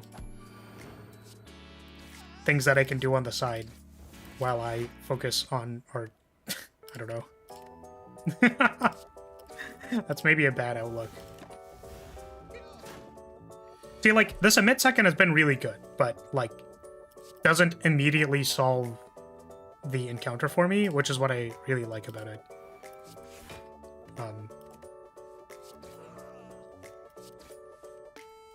And also I have 3 of them. Just wanted to point it out that I have 3 emit seconds, whereas, like, if any of those turns were played with, like, 1 emit second, still would have been good and been, like, fine. But we do have 3 of them. We do in fact have 3 of them. We already have a weak application, and I don't want the recall cards. Shop time. Apotheosis. March of Time. Is March of Time good here? March of Time seems fine with 3 emit seconds. You know what? I dig it. Let's go. Sick. What am I removing? I don't actually know. This echoing pulse, because it's bad. Maybe blade work? I don't know. This deck is, like, actually so sketchy. Probably because of Pandora's Box, but, like, for real, it's just, like... It's just so weird. I feel like I need to remove a card, but I don't know what it is. Leaning towards these two. I am not a pulse deck, so I think I don't need this, and I think I don't need the AoE either. Maybe I do need the AoE. My single target damage isn't particularly high. Yep. Alright. Very good. Gee, Billy. Why does your mom let you have 3 emit seconds? Still can't cast a shelter, which is hilarious. Not that we meant to cast a shelter for any reason. It's just funny that I still can't cast it. Now I still can't cast it. Hilarious. Guys, how do you beat Book of Stabbing? How does one beat the Book of Stabbing? How do you do it? How do you beat Book of Stabbing?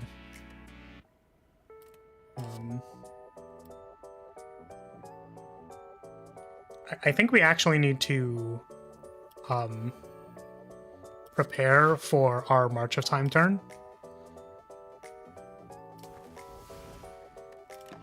Yeah. Emit second every turn. Yes.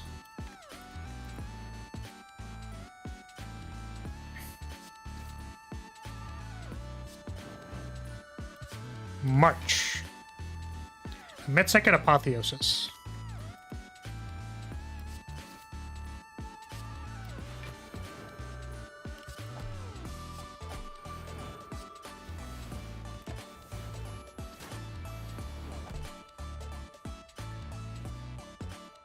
Okay, fantastic.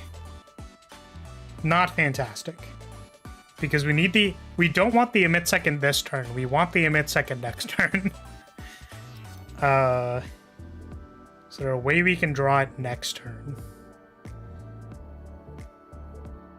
I think our only option is literally retrace. So we're hoping to draw a retrace off this March of Time.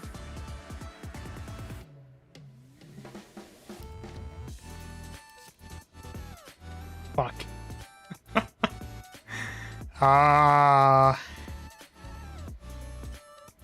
We can make mana with this because they're all going to cost 0.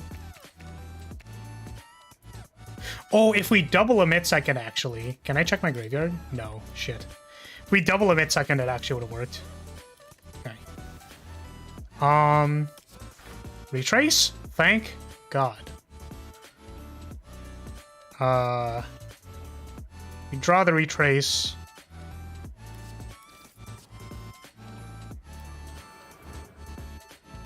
We didn't actually need to do that.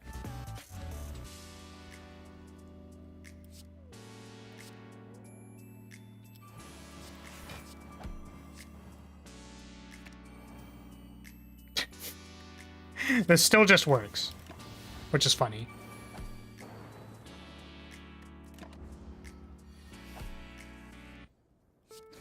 You beat Book of Stabbing by playing 3 copies of Disarm Plus. Yeah, basically. Shuriken's really good. Do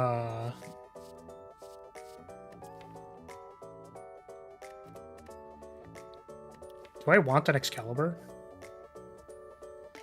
I feel like we don't have the mana to support Excalibur. I'm gonna be completely honest with you.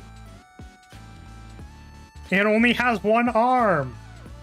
How do you disarm 3 times when it has 1 arm? Stupid.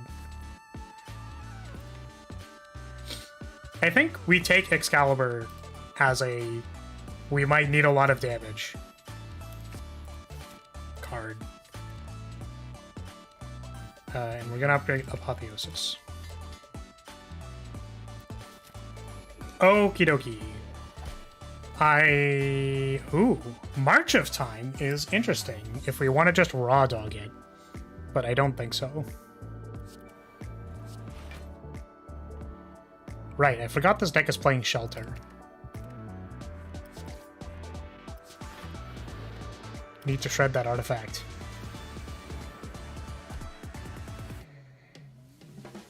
Artifact is officially shredded.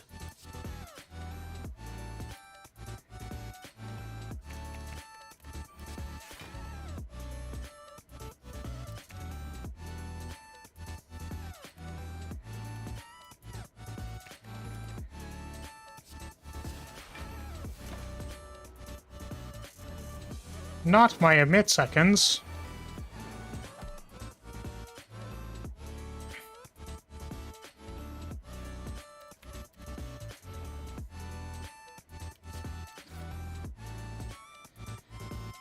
Here's where we just play cards. Play cards and hope we win the game.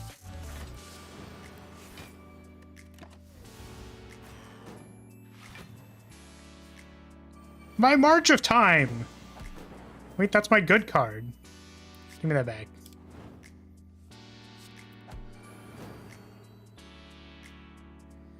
Do I march here? March actually seems kind of sweet with this. I need up to...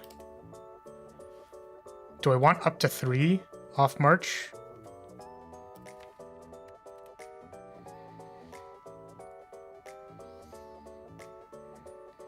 I think 2. No, 3. We can mill up to 2 off of this March. Okay.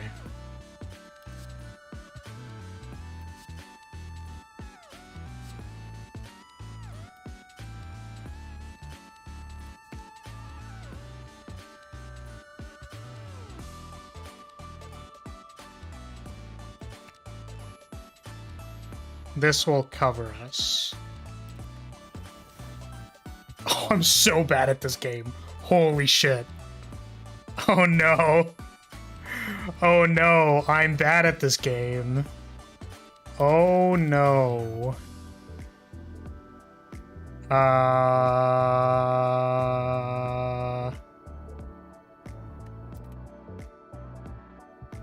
What am I doing now?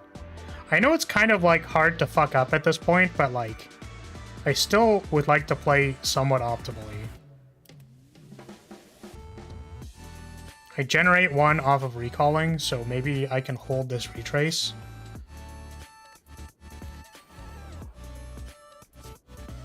So it's like this.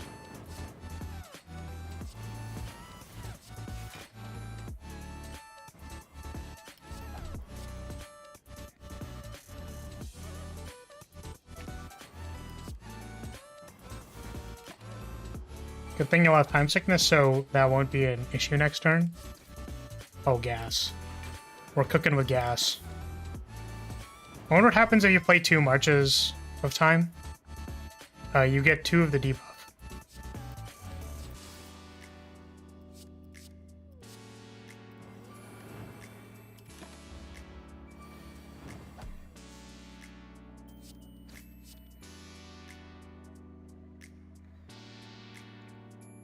Yeah, I think this deck does not... Oh, my Excalibur is in the graveyard. I didn't know that. Where did my Excalibur go? Wait, what? Did I exhaust it off of something?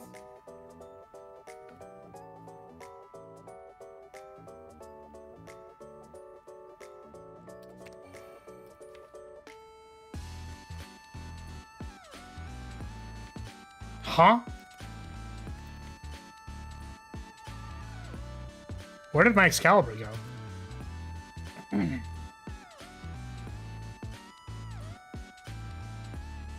Oh, you know what? I actually think I've seen this bug before. So... Okay, so this is good to confirm that this is a bug that does exist and I don't know what to do about it. Is that if you try to add a card to your hand and your hand is full off of March of Time, it seems to just disappear. I think this has happened before. And I don't know what to do about it. I don't know what would be involved in fixing that bug.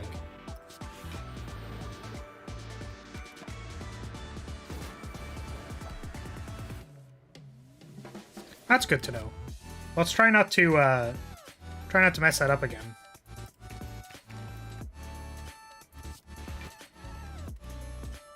Oh, I also have like no cards in my deck. That's interesting. Should be aware of that one.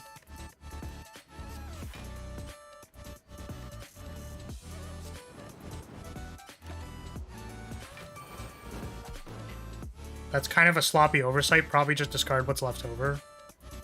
Yes. That's a really easy thing to say in practice. The problem is I'm using the code for a different thing. Like, I literally copy-pasted the code for Meditate, the card Meditate, which exists in base game. So I don't know why in my version it does not discard the card. You know what? I actually think, let me see. I might actually know why. Bug fixing live, let's go! I don't know if I want either of those cards.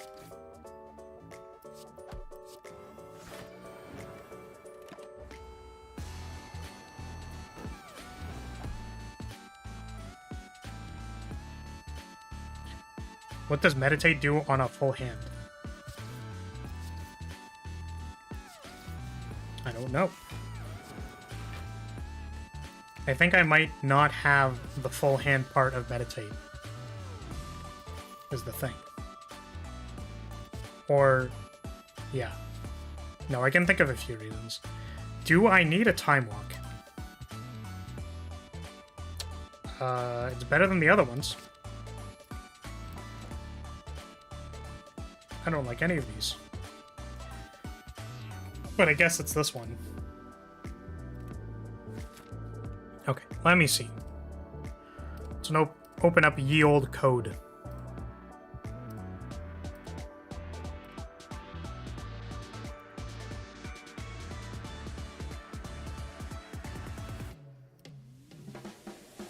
Because the way that March is coded, basically, is that it does meditate 5 times.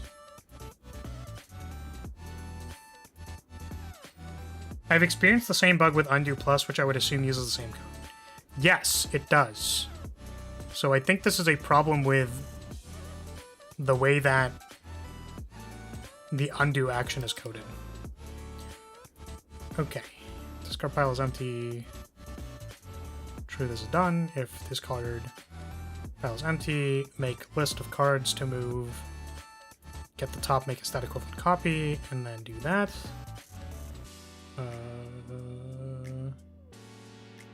Set the cost to 0. To hand.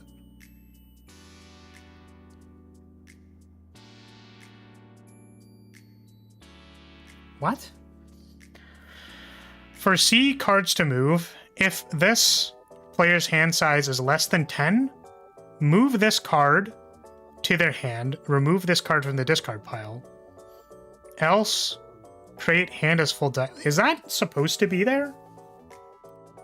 Hold on a second. Let me see.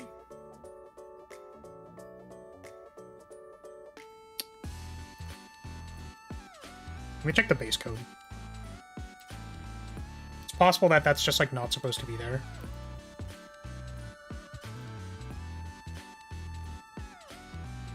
Search.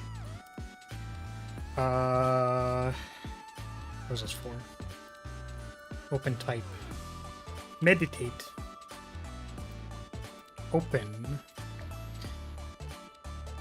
Cards to move for blah, blah, blah. Card is equal to 1. Do this. Card. Okay. Card select. Cards. Okay, it's not that part. Duration if. Okay. Okay, cards to move, retain.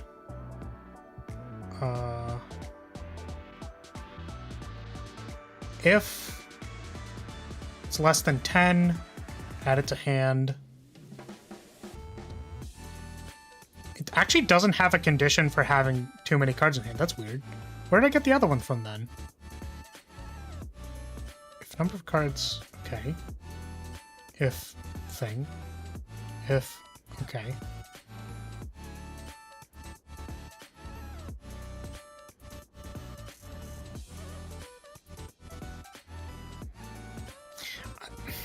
So, that's interesting. I wonder if this is just not supposed to be here. What would happen if I remove that?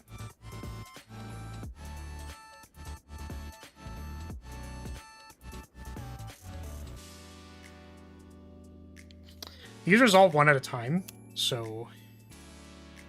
I don't know why that's there. That's really interesting.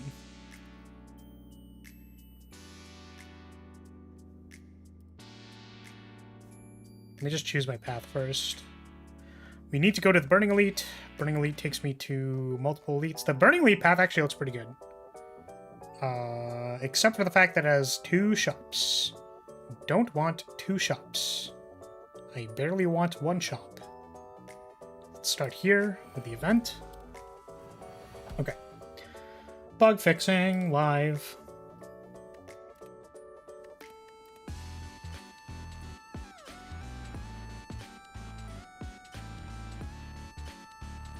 Grasp of Fate is a whopping +1 net draw rare. Yeah, it's a burst draw. It's a burst draw card.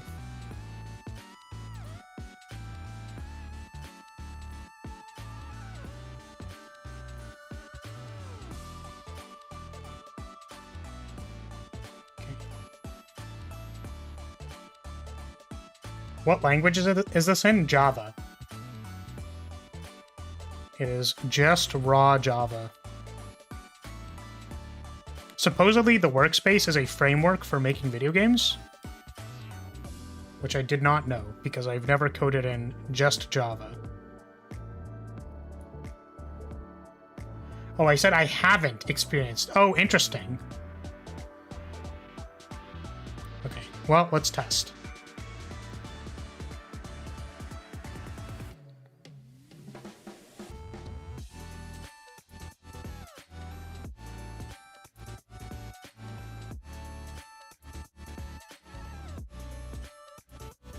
We did Java in high school. We didn't make any games with it. Yeah, it's almost because coding in Java is hilariously obtuse. Megacrit is apparently working in Godot right now. Because coding in just an IDE is miserable. There's no objects to look at. Okay, try something. Draw 5. Or draw 3. So theoretically, we have 1, 2, 3, 4, 5. So yeah, 4, 5, 6, 7.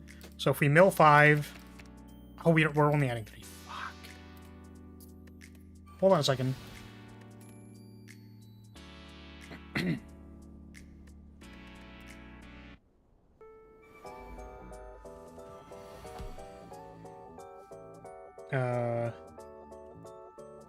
Do this.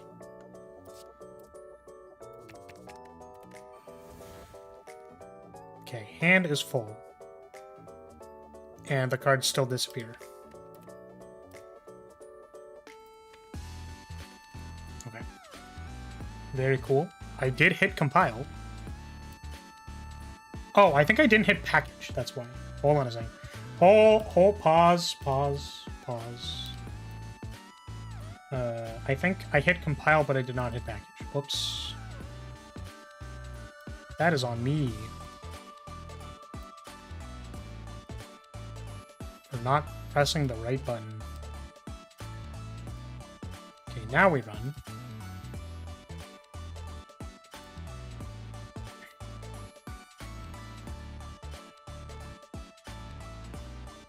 Offering draws 6 and gives 2 energy with 0 less draws next turn. Much bigger reward for a much smaller cost of some damage. Yeah, maybe. I mean, I think the downside of drawing less cards next turn is supposed to not be very scary to Flagbearer. Is the point.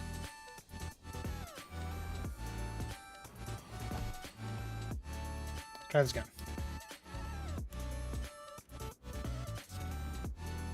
So we should expect that the 2 cards will remain in the graveyard, and 1 will go to my hand. All right. Yeah, sorry. For some reason, Slay the Spire takes a while to actually capture itself. I don't know why. But it does. We have fixed the bug. Let's just check.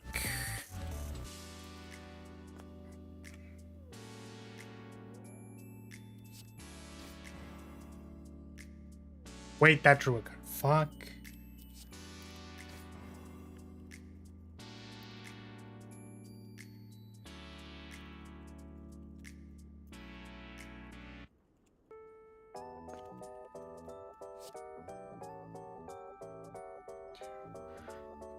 Three, 4, 5, 6, 7, 8, 9, 10. So we have 10 cards, so what we should expect is Undo will add Recall Crescent, and Formless Rapier will stay in the graveyard.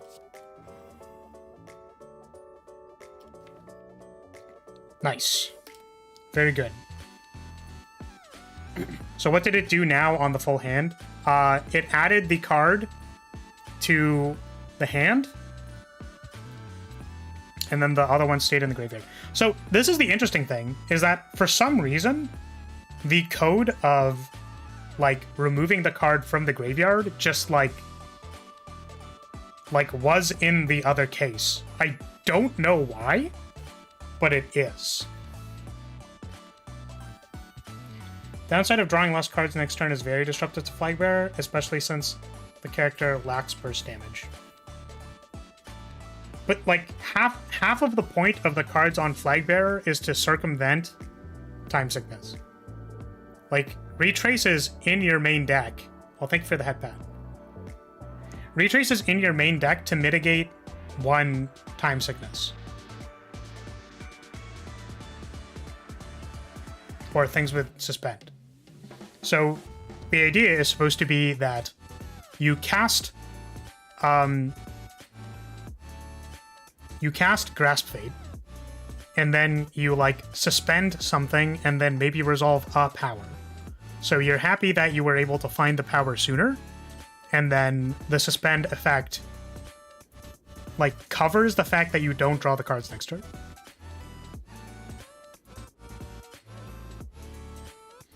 March of Time does the same concept, but is far better.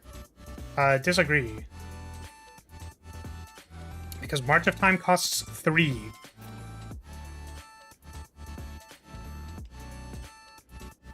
Retrace doesn't mitigate Time Sickness, you get selection, not card advantage. It's not the type of manipulation that Retrace gives. The point is that Retrace will give you an option in trade-off for the Time Sickness the turn after. It's not drawing or not drawing a card. You are mitigating the lack of card draw by selecting your option already next turn. So if you already know what you're going to play next turn, it doesn't matter that you drew 2 less cards. You're already set on casting Time Walk. You don't need the cards next turn.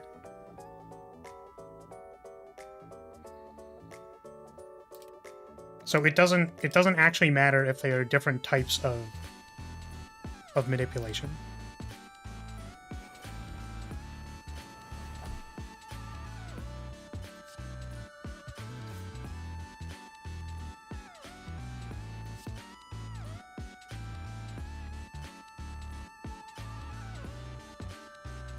That only works if you draw a Retrace despite the draw penalty.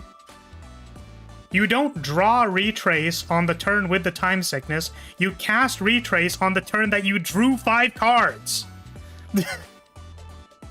You drew 5 cards. Also, maybe don't cast Grasp Fate if you don't have a plan for next turn. Maybe. I don't know, man. Tilted. What am I resolving right now? I don't even know what I'm casting. Future Sight? Okay.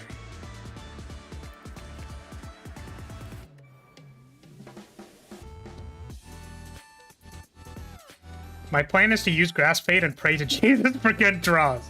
You know what that works. You didn't make that very clear considering both me and Cav misunderstood. I don't think two people misunderstanding what I said is indicative of not explaining something well. That just means two people misunderstood what I said. I don't know what we're doing this turn. We have an Apotheosis in this deck. Sorry, I was taken out of it because I needed to bug fix. So what am I doing this turn? Stunning this and this one since I'm walking. The sample proves it beyond a shadow of a doubt. The point of retrace is to mitigate time sickness. This was very intentional since the beginning. It's also used to buy back command. I was really proud of this card, is what I'm saying. I like it a lot.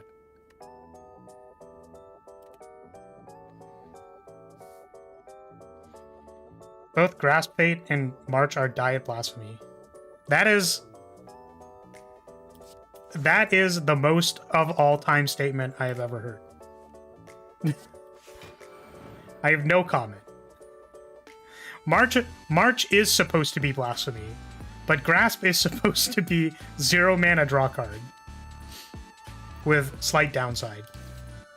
I guess if I wanted to make it more similar to Watcher, I could just make it like 0 mana draw everything. Like if I really wanted to.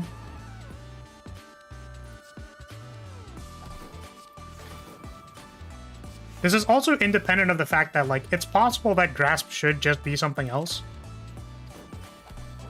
But I don't think Grasp in its current iteration is explicitly bad. I guess. Is just how I feel.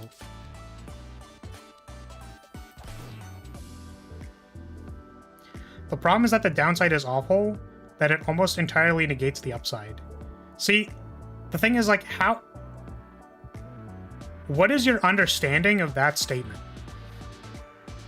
So, is the logic here that drawing 4 cards is not equivalent to, like, drawing 4 cards is weaker than, or like,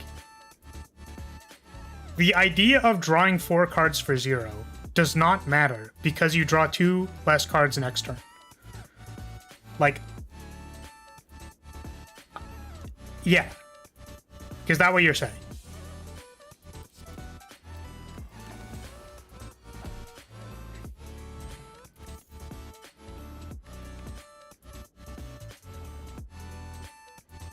Don't know if I need this borrowed time for some reason.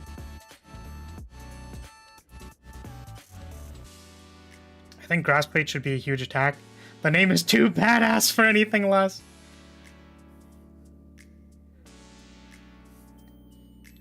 That is incredibly reductionist. The failure scales are completely different. So Blasphemy kills you next turn. Grasp Fate makes you draw 2 less cards. Or 1 less card. You upgrade it. It's very Diet. I would say that it's so Diet that it is literally a false equivalency.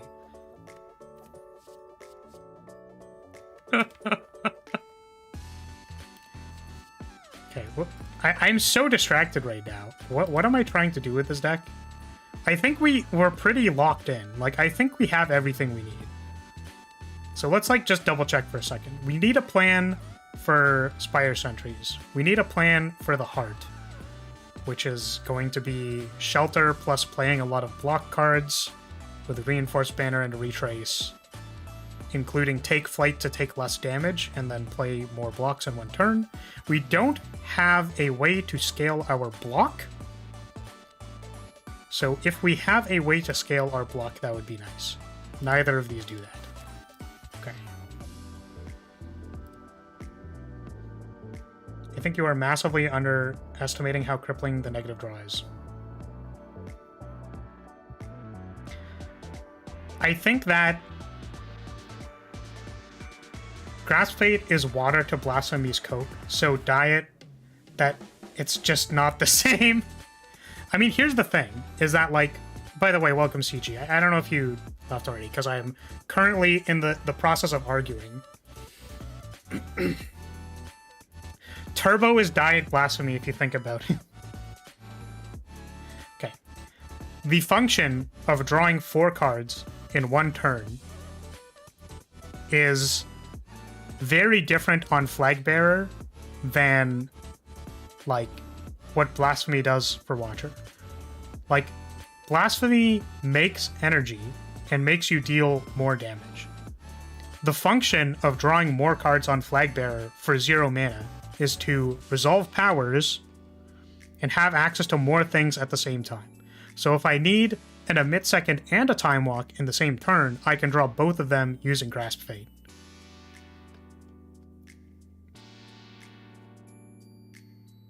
I don't think Grasp Fate is actively harming the deck, I just don't think it's a rare. No, I think your claim was that that drawing 4 cards is not worth losing 2 cards the next turn. And what I'm saying is that that evaluation does not understand what you do with 4 cards for 0 mana.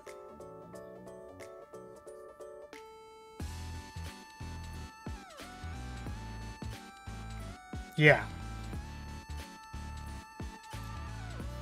You literally said, the problem is that the downside is awful, that it almost entirely negates the upside. This is literally typed in chat by you, and what I'm saying is that, like, they're not equivalent.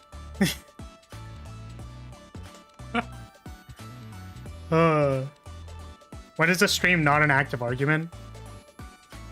When I'm not getting tilted off the face of the planet. What am I doing right now? Why am I upgrading something? Oh, because of the event. I want to upgrade March of Time.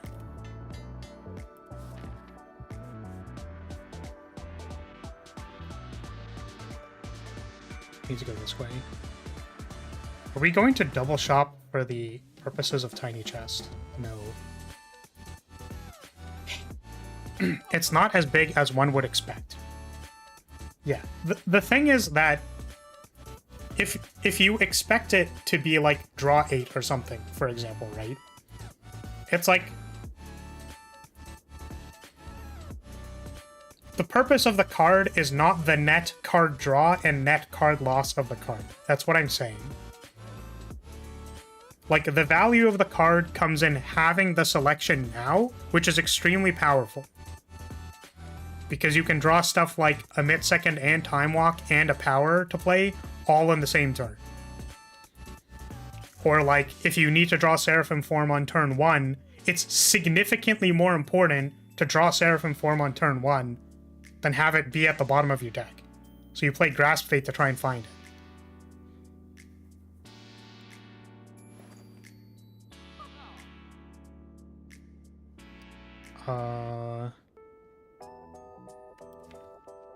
I need block scaling. We do not have block scaling. Do I wait? I think I wait. I really want to remove this echoing pulse.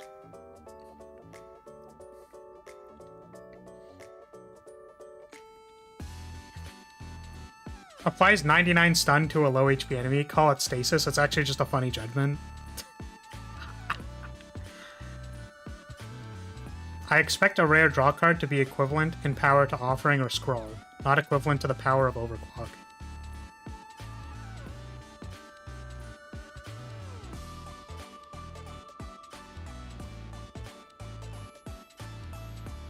Yeah, I don't know.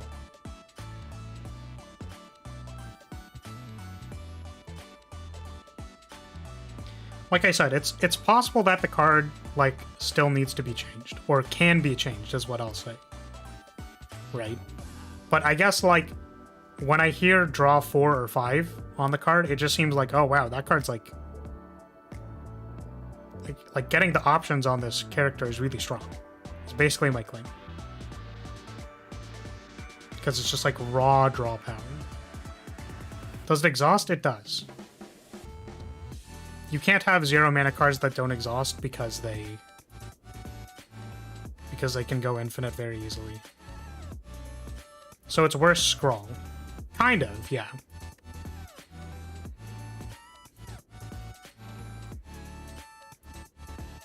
it is worse than Scrawl, and I do think it is worse than Offering. Like, I think it is worse than both of those cards. But I was, like, still not on board with saying that, like -4 or +4 draw and -2 draw next turn is, like, some kind of way of evaluating the card.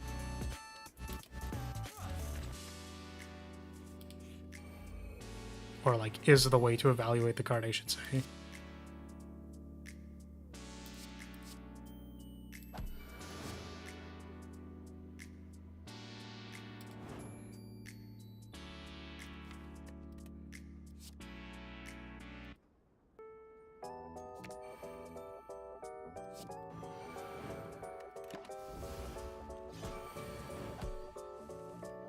Do you have any cards that increase draw next turn? Yes, Divination. Divination draws more cards next turn.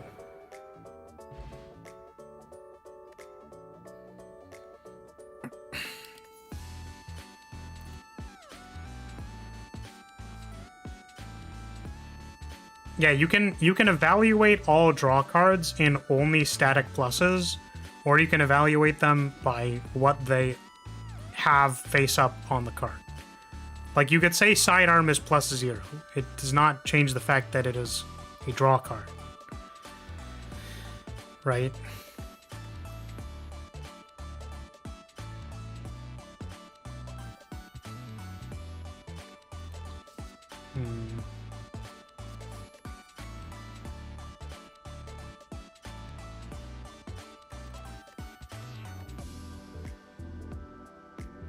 It's a +0 damage card where most are -1. It's like, yes, you can look at it that way. It is not immensely important which way you were looking at it, as long as people understand how you are making sense of the card.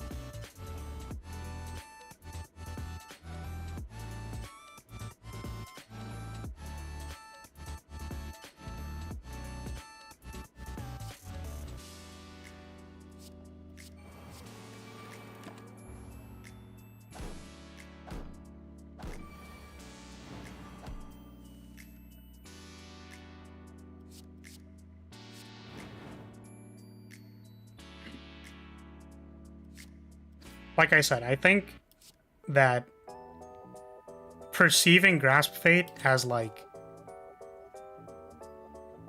as net card draw and card loss is misevaluating the card.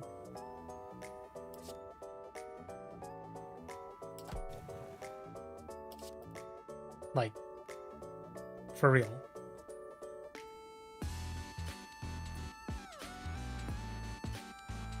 You have some kind of mod to make the background have more details? I'm seeing some unfamiliar structures. No. Unless there's something that changes the structures in the background.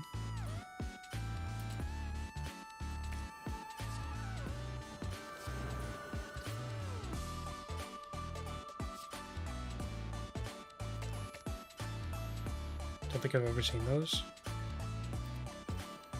It's possible.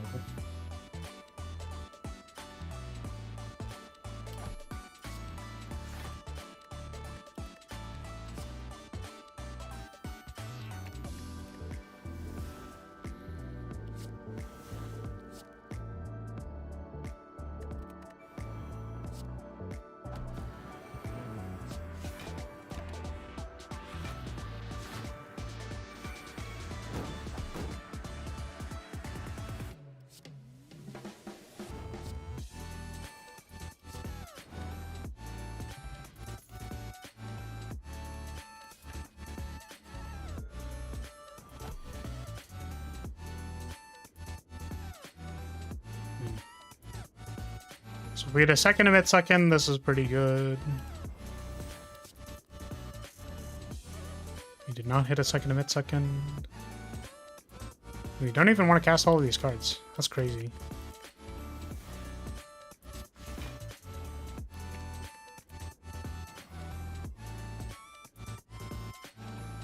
Look at that, you draw 3 cards per turn and won the fight. That's crazy.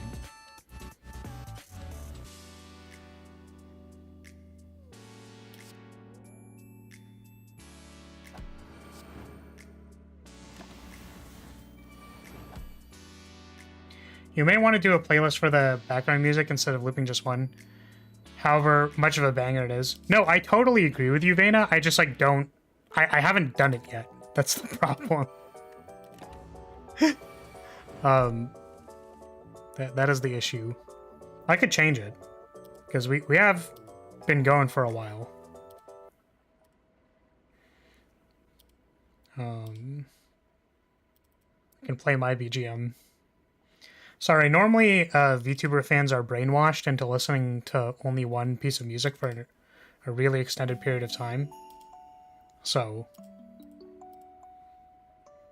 shout out to listening to Pakora's old BGM for like multiple hours on end. I feel like I lose brain cells. I gotta go try and sleep. Okay, see you later, Poi. Thanks for being here.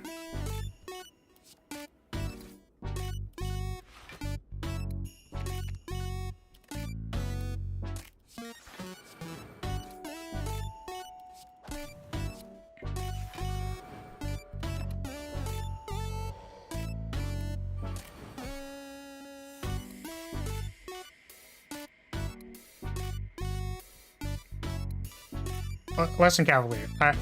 Like, is it loud? Yeah.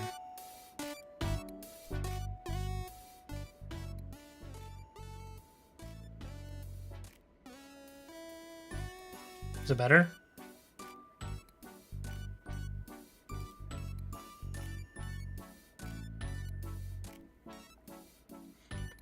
The thing that I was gonna say was, like, listen, like, I feel like I have...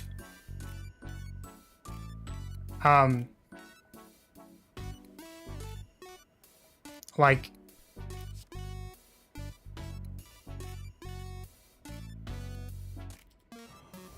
I feel like I've already stated my case. I encourage you to go try and understand what I said. If you don't, that is okay.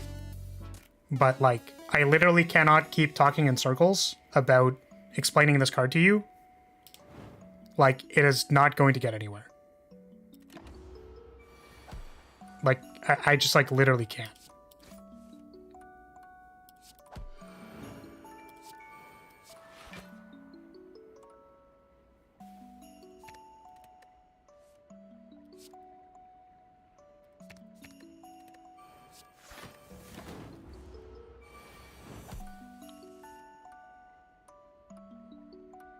Yeah. I mean, like, I'm just trying to win this run, man. Like... I feel like I got taken out of it multiple times, and then I'm just like, okay, I don't know how to win the game anymore. I'm pretty sure this does.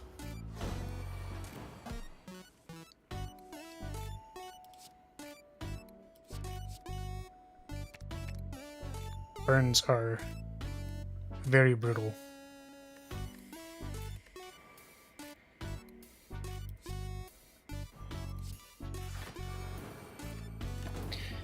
I've always hated this guy. You know the, what's it called? The time eater line that's like, always disliked you. That's me and Nemesis. Always disliked you. Ooh, actually, you know what? Barrier seems really good.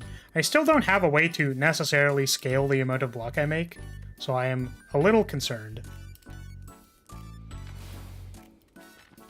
We're really hoping to find it somewhere, like a fortress, or a blessing, or something. Please.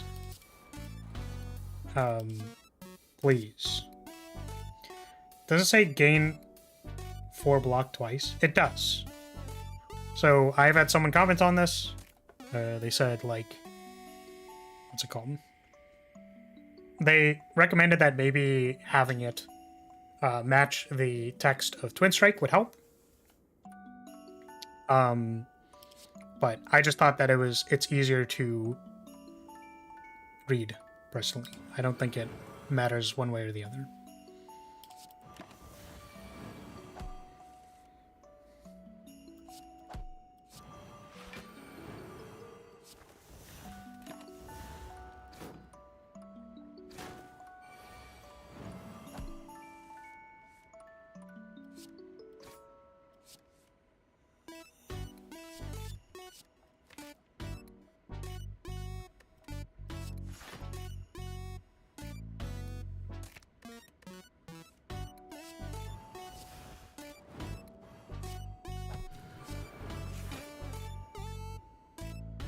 I would stick to the standard that the game already uses, but it doesn't really matter.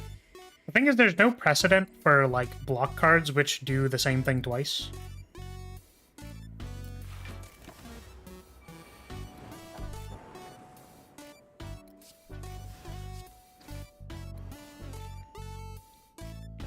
You could obviously extrapolate.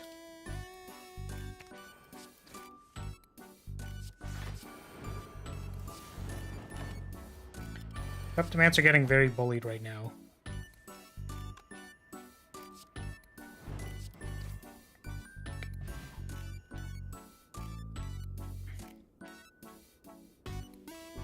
It looks cooler when it repeats itself.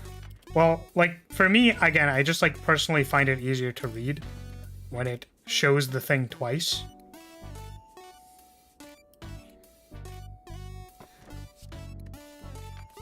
Nice unceasing top. I think we're safe to fight the elite here.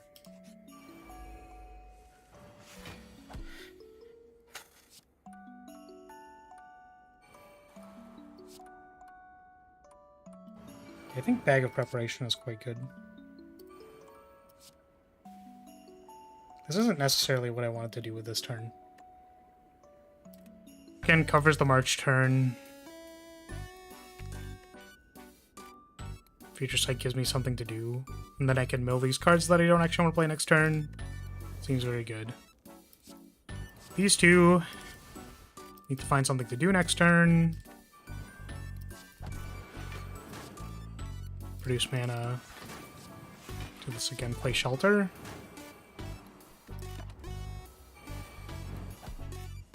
Yeah, you could say that we're bagging. We're sandbagging. We've got so many bags. I just realized why people didn't want me to have shelters, because I already have a calipers. I did not recognize that. Or did not notice that at the start. Oh, I've had very funny fights with Giant Head with Excalibur.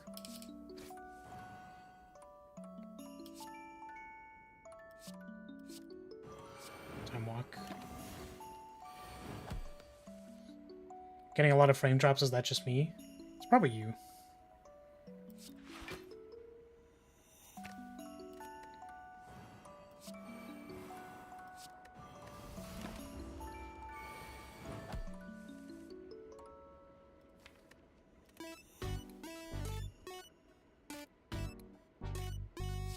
Can March for 5. These are all really good things to hit off of March. I'm not going to cast a Reflect.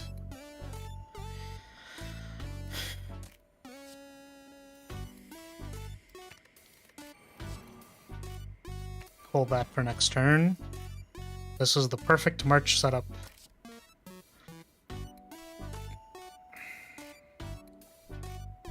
I think we actually don't even need to cast anything else.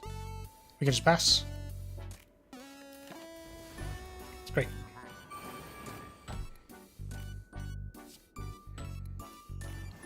I guess we kind of didn't even need the Time Walk either.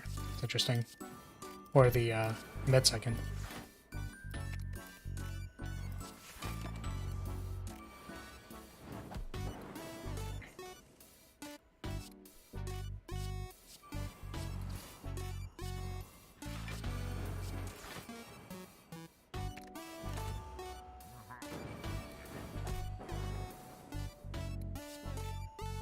Oh, the pain.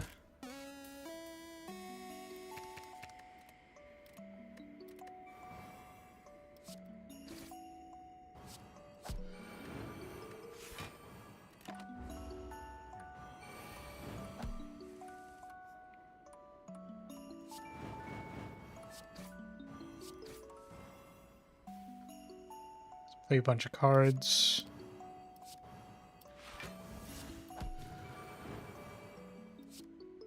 $104. Not quite. Not quite the most amazing, spectacular thing ever seen.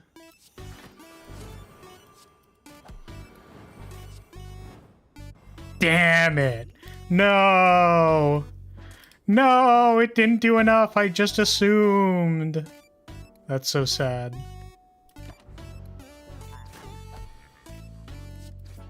Oh well. Bottled apotheosis. That's insane. Another upgraded sidearm is maybe kind of good. I don't know. I don't think I have enough energy to have 2 sidearm pluses to matter. If I draw them on separate turns, could be good.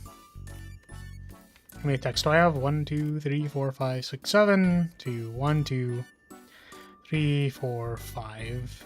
5 blocks. Yeah, I think I'm good. Maybe Recall Protect is good. No, it's not. Alright. I think I just want to heal. We have Bottled Apotheosis. I just love upgraded sidearm. I forgot that I get cursed. I forgore. Okay. Well, this is really funny. Don't need the shelter for this fight, I don't think. Do this a second time. Don't need that either. I walk. That's a really good duo, chest and key. Ah, yes, the classic synergy. The most classicals of classic synergies that are classic. This is going to be a really funny March turn. That's very funny. We probably didn't need the Formless Rapier now that I think about it. Mill these two. JK. Funny March of Time turn.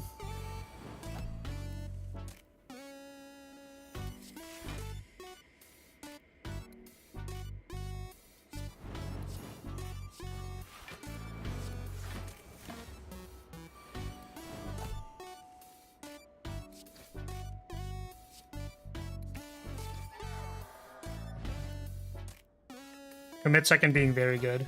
Yes. Having 3 emit seconds is probably very good.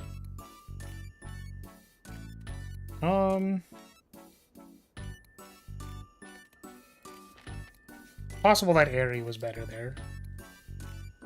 Still don't want to upgrade anything, so we just heal. Only Rewind didn't buy back curses. That's funny. What suspend? Do next turn. Because there are a lot of cards that do something next turn. So instead I just keyworded it. Like, some characters have do next turn but only a few times. I have do next turn but like a lot of times.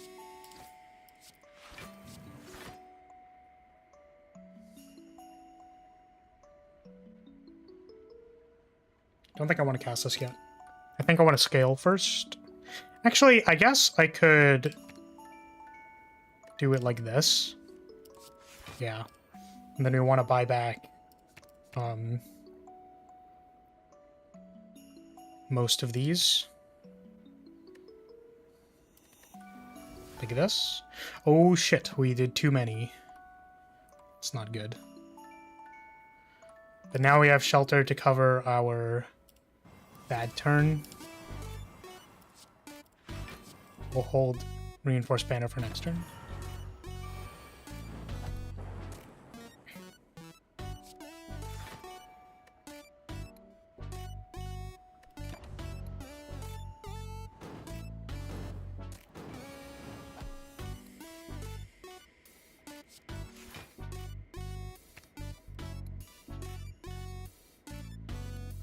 Don't want to draw this right now.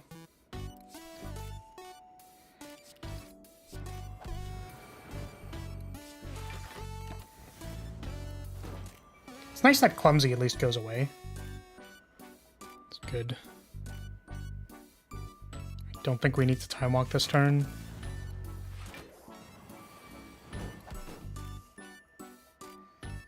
We still don't need to do any of this.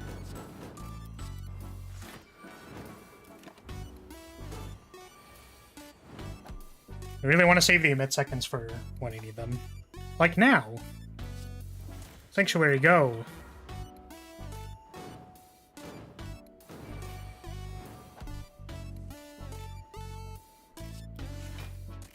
Not the pain.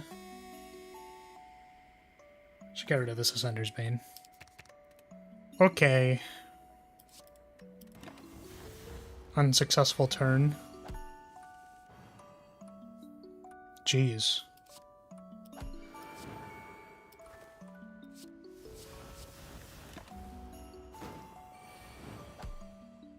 This is a problem with my only damage card being Excalibur. maybe I needed to... Maybe I needed to do a little bit more with that one. 1, 2, 3... I can't... It's like I can't even play the Excalibur because I'm going to take a bunch of damage. It's so sad.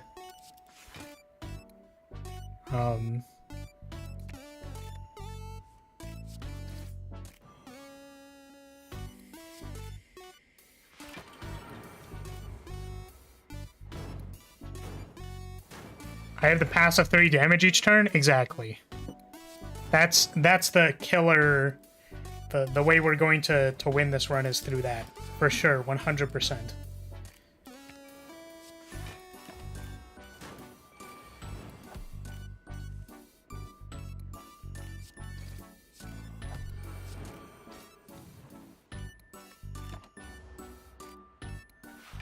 It has unlimited potential, is entirely free. Actually, it's broken. The most broken. I can't believe you found out. I actually just wanted to make a mod that's like completely broken with no with no balance at all. I actually specifically wanted it to be completely broken. Can't believe Excalibur is on top of my deck. I'm so sad.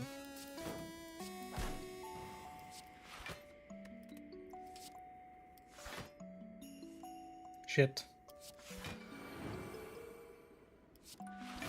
Shit! No! I suck at this game!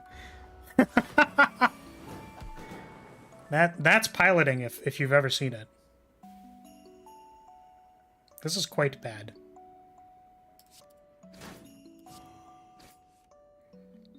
It is not as bad anymore. Does taking the damage off of pain count as taking damage for flight? No. Okay. Thank God.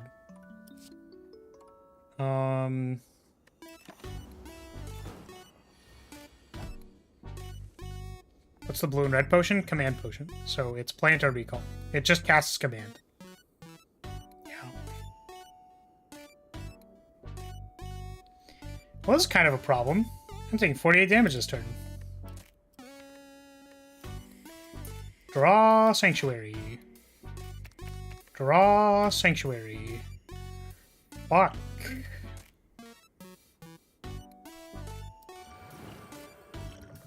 Shit.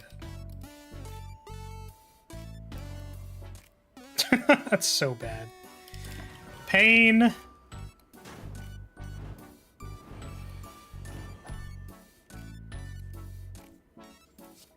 Evidently, we did not draw Sanctuary.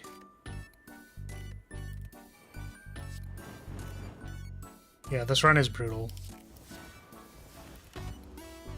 It's just brutal. So I guess we were missing quite a bit of damage that I did not consider.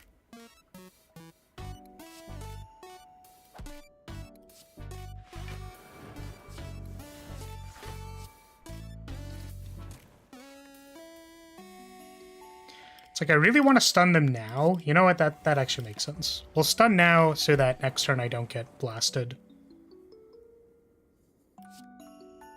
We'll draw Excalibur next turn. Huge Excalibur turn. Making it past the block.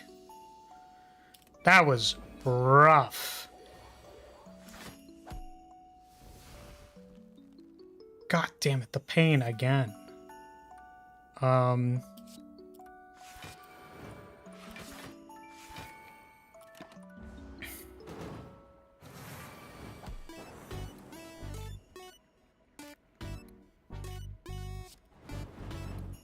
This is also where a mid-second stops being very good. It isn't the best fight for a mid-second. Yeah. Not fantastic. It's okay. I think we'll be fine. I just need to find my... Holy shit.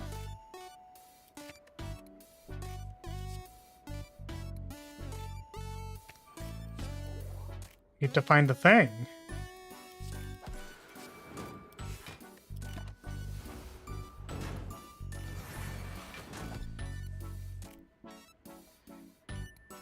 Passive ticks are hitting 2 targets. This is unheard of.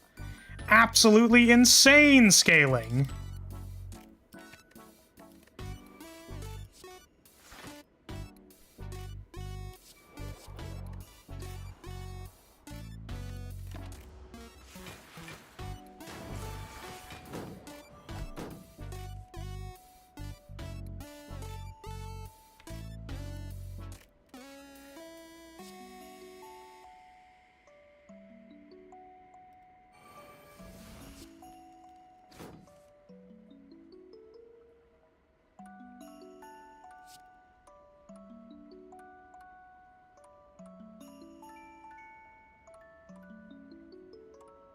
I don't know what I'm doing next turn.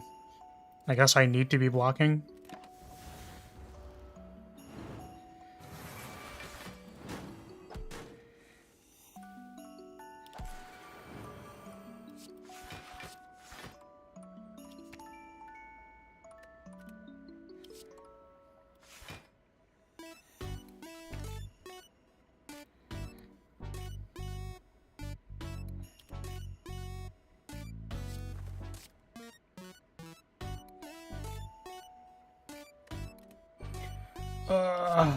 God.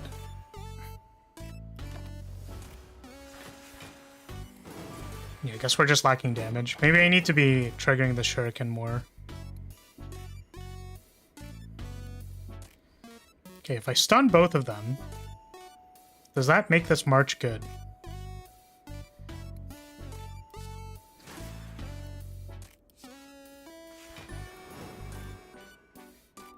Because I will march and then take 42 afterwards.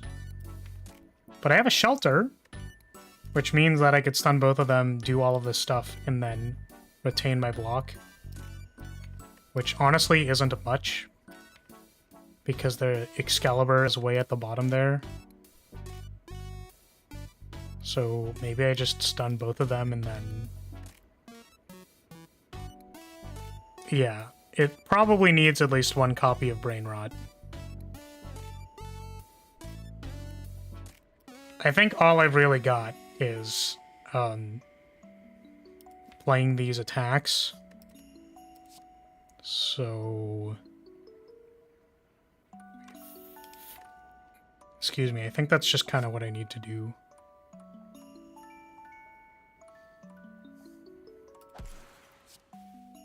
So we want up to here, so 3. Well, we get the other emit second anyways, because I want these. Do I want both?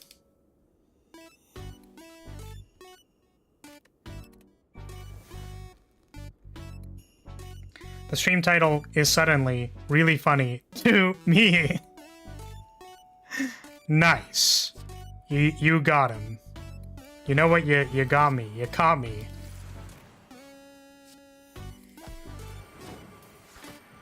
Okay. So...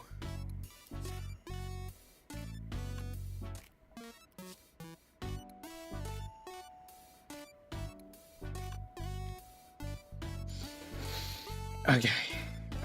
If we stun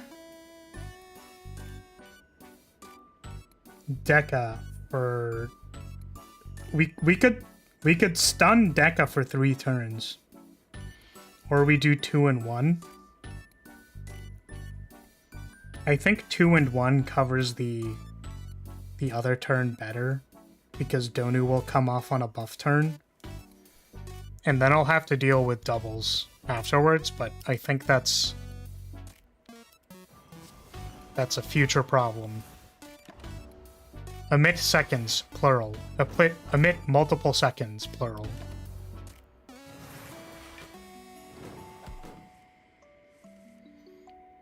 Oh, we are so sick at this game.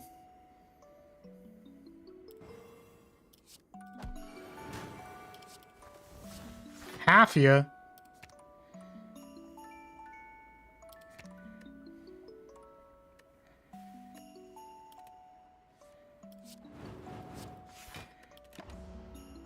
Emit minute.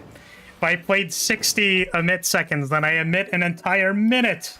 Oh god, this is bad.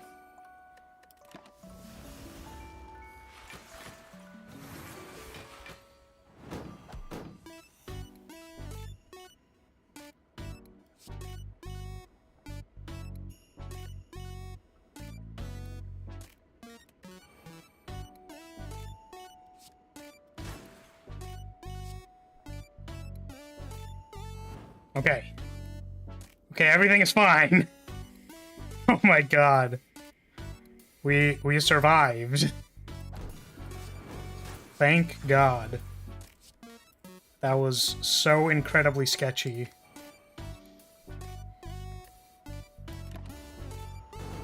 The 10-plated armor is kind of awful, though.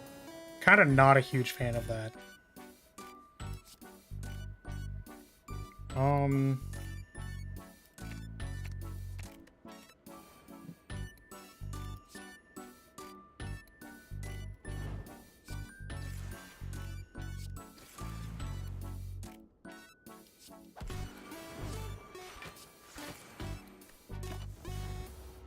And then emit day, and then emit week.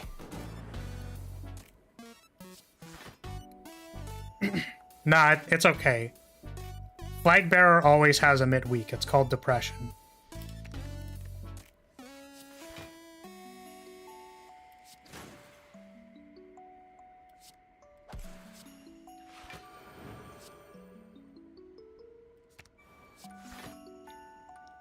Pain again. No. Hell yeah? Question mark. Yeah, exactly. It's the best one to always have. Christ, all of those fights were very stressful. I don't think there's a real run here, I'm gonna be honest with you. This seems really sketchy. I don't know what could possibly get us out of that. I can't believe you made it through that. Yeah. So, to be very specific, literally the way those fights went is why I think a mid-second is not broken. Because, like, I think without those in the deck and just doing all this other stuff, it's kind of like, okay, well, you're, like, doing Flagbearer stuff, kind of. You have no damage for the heart, this isn't possible. So, yeah. The heart of the cards is... The heart of the cards is guiding us. The protagonist path is real. Okay, what are we doing? Oh my god, I can take Mind Blast. What if I took Mind Blast? Is that bad? Is Mind Blast, like, terrible? We're not taking Mind Blast. We're probably buying the Seraphim Feathers. But also, that's fucking hilarious. I think we want these two in the ice cream. Oh! Oh, I have this! Oh my god, do we take the brain rot? I can take brain rot. Brain rot to scale the shuriken and another take flight? Oh, well, we already can't afford the ice cream, so... Brain rot? Okay. Okay, I'm digging it. I'm feeling it. We have brain rot to surpass Metal Gear. I think I want to use the speed potion to generate a lot of block with the other one. Is flag throw good? I think so.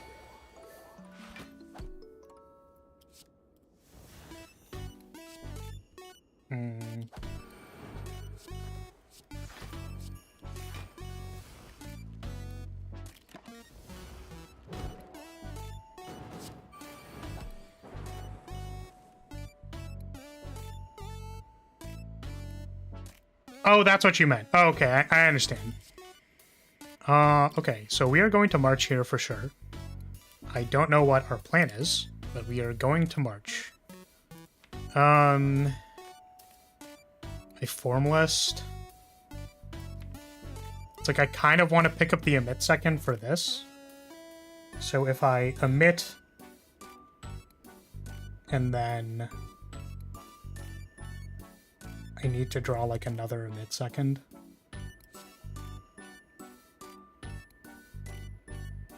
Okay. So we can only mill 2 cards, and we want to hit another emit second. We did not hit another emit second. Shit. So I guess this.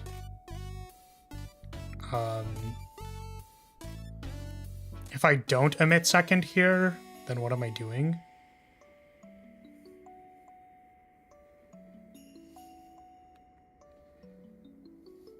Maybe I can just kill it?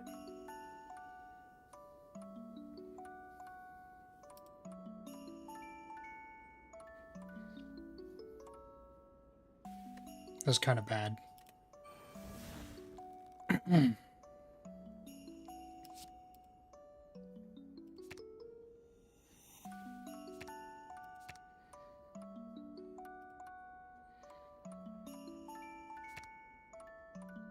I'm gonna draw 1 card next turn. I think I want it to be Seraphim Feathers.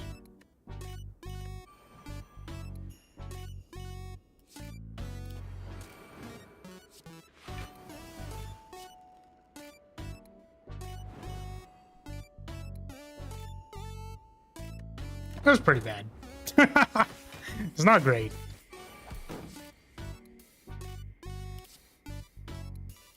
We have to use this.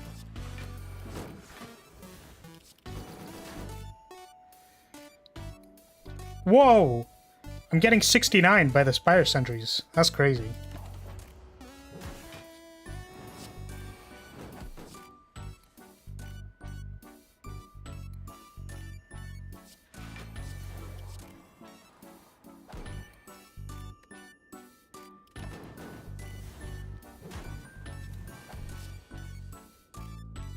There's the emit seconds, finally.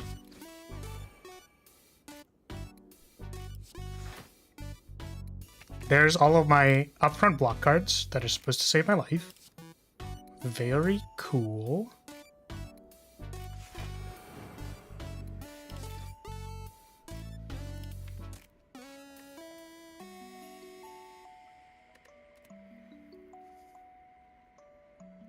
I think I messed up. I think I was supposed to retrace here. Seems fine, though.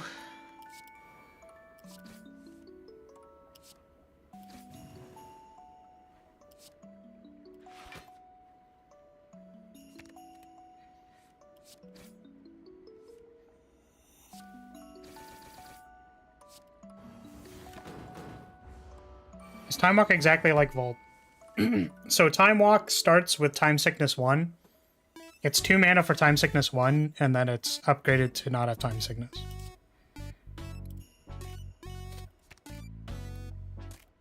which I think makes it better than Vault pre-upgrade because the 1 mana is really important. But also, yeah, I think it is justified on the Time Magic character. Even though Watcher technically has like a time related thing sub-theme. Interestingly, in like the first iteration of Flagbearer, Time Walk was in the starting deck, and the entire point of the character was to have cards that were kind of bad, but then you made work with Time Walk. That was the point.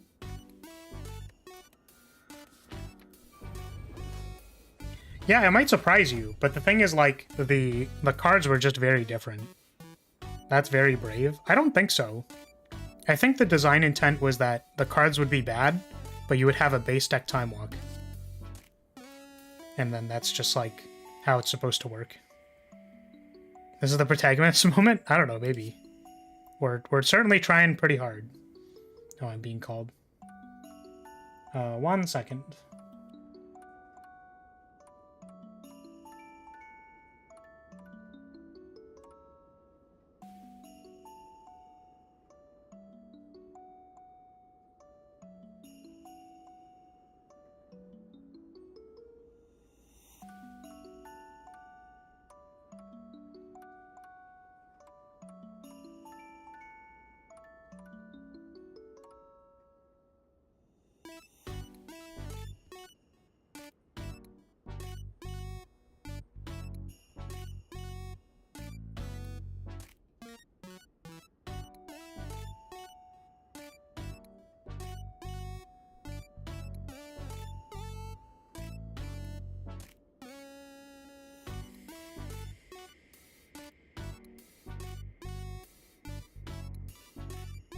Okay, I'm back. Retrace used to upgrade to 0-2, which is also insanely busted for a starter card. Yeah, it would upgrade to 0, but it also had Exhaust.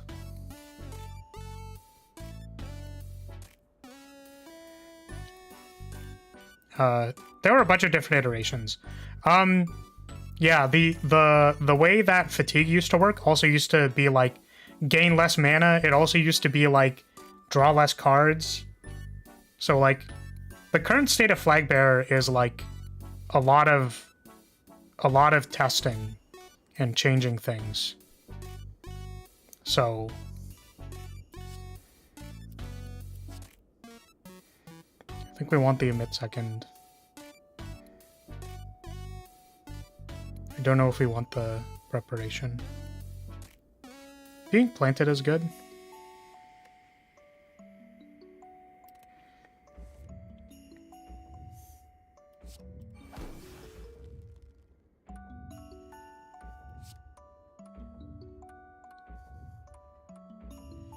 It's like, do I want to emit second then time walk and then buy myself like a lot of time? I think like I kind of do.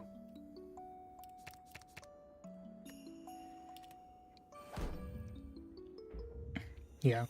So what we're gonna do here is we're gonna emit. We're going to do our little song and dance with momentum swipe to scale shuriken, and then we're going to time walk. Hilarious.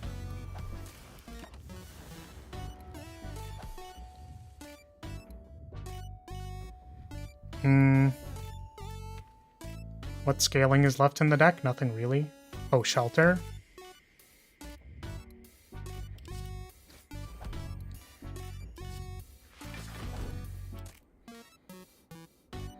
That's a lot of cool stuff. No Shelter.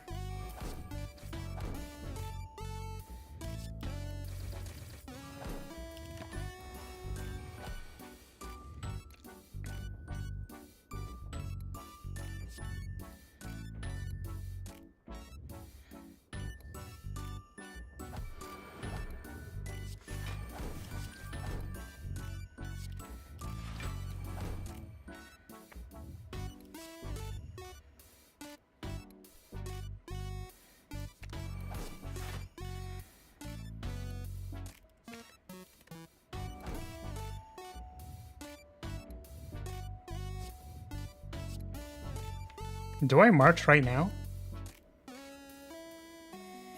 March, hold Sanctuary?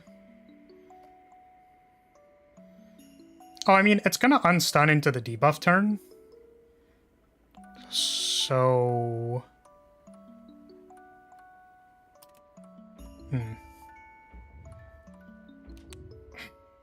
It's like, I want to cast the... I want to cast the Shelter. Yeah. Because the debuff turn... Or, like, the Curse Shuffling turn is, like... Yeah, Heart hasn't taken a turn yet. So I think what we do is this. I didn't even notice.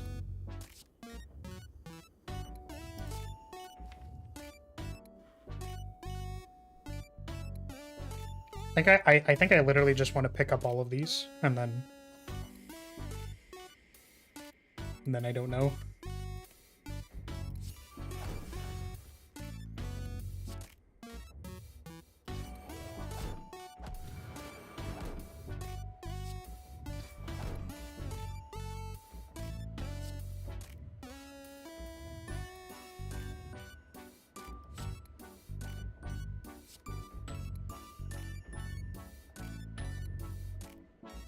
What do I want to do next turn?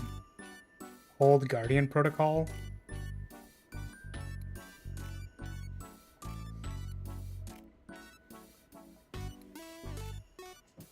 We want to reshuffle, I think, maybe? Oh, we were already going to reshuffle with this rewrite. Whoops. Whoopsie. So what am I drawing the turn after that? The turn after that is going to be the attacking turn, so I think this is okay.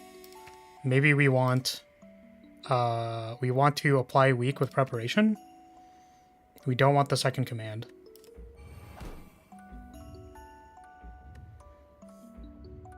Yeah, it was never our intention to enter the debuff turn with an empty deck.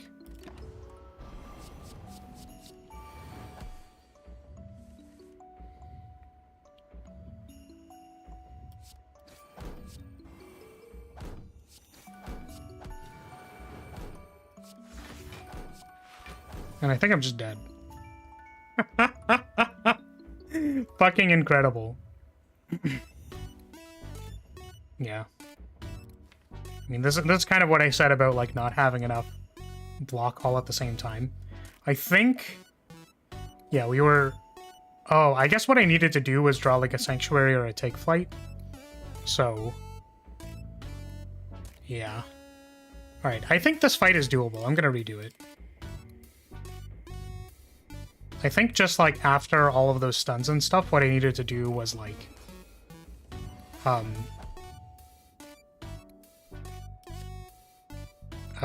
was find a Sanctuary. Or Take Flight.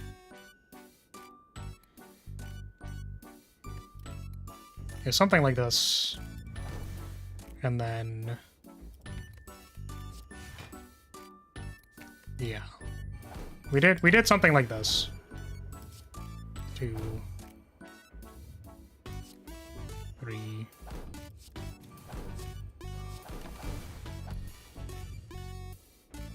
And then this turn was like funny emit second multiple times.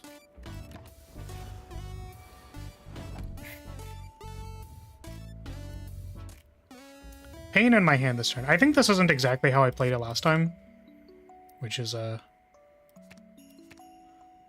bit awkward. We are looking for card draw.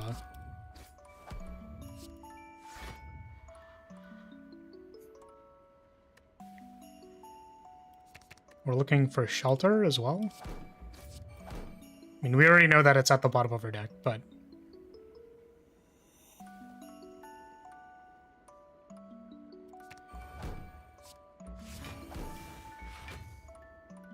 Oh, there's the March. Can't cast the March this turn.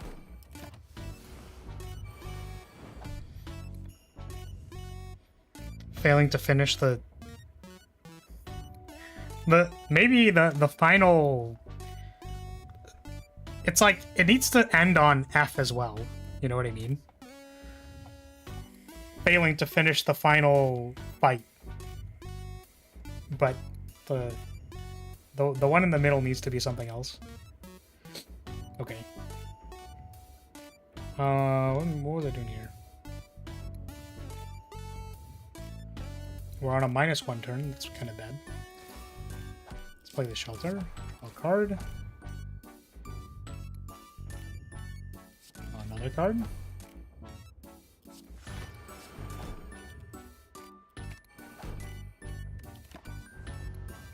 Well, this is a significantly different fight, and I kind of just messed up, I think. Let's stack some block. Or at least try to.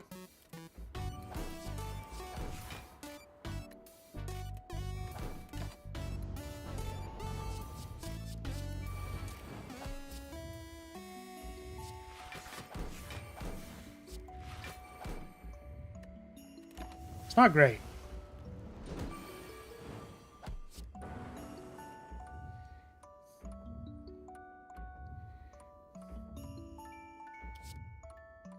I think we can... Failing to finish the finale. Yeah, that works, but then the final fight and then finale is kind of like similar.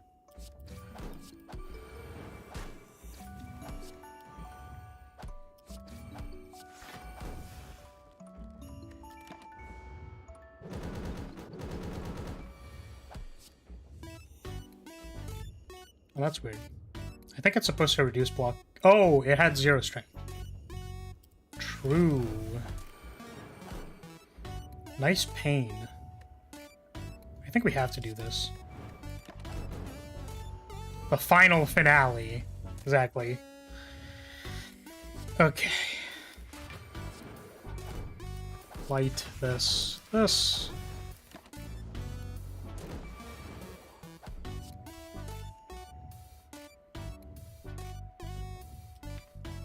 We don't have a momentum swipe in the bin.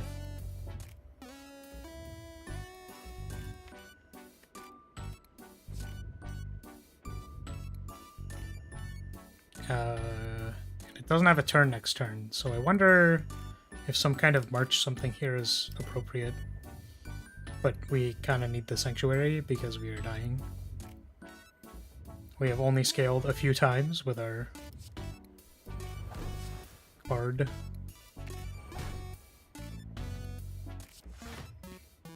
Not super great. Not looking super awesome. Not looking super hot. Oh, we already lost Rue because we had to redo this fight, but we're just trying to see if this deck was missing something, which we kind of already know what it's missing. Like what was it missing and how could I have improved? But I think it was just missing scaling. Like I didn't have... Like I had a lot of... Like it had Apotheosis, but it basically had nothing else. So I had a lot of powerful tools to use, but I had no permanent scaling except for like Aura Shatter. We're like really heavily relying on Shuriken, which is super slow. So... super hot.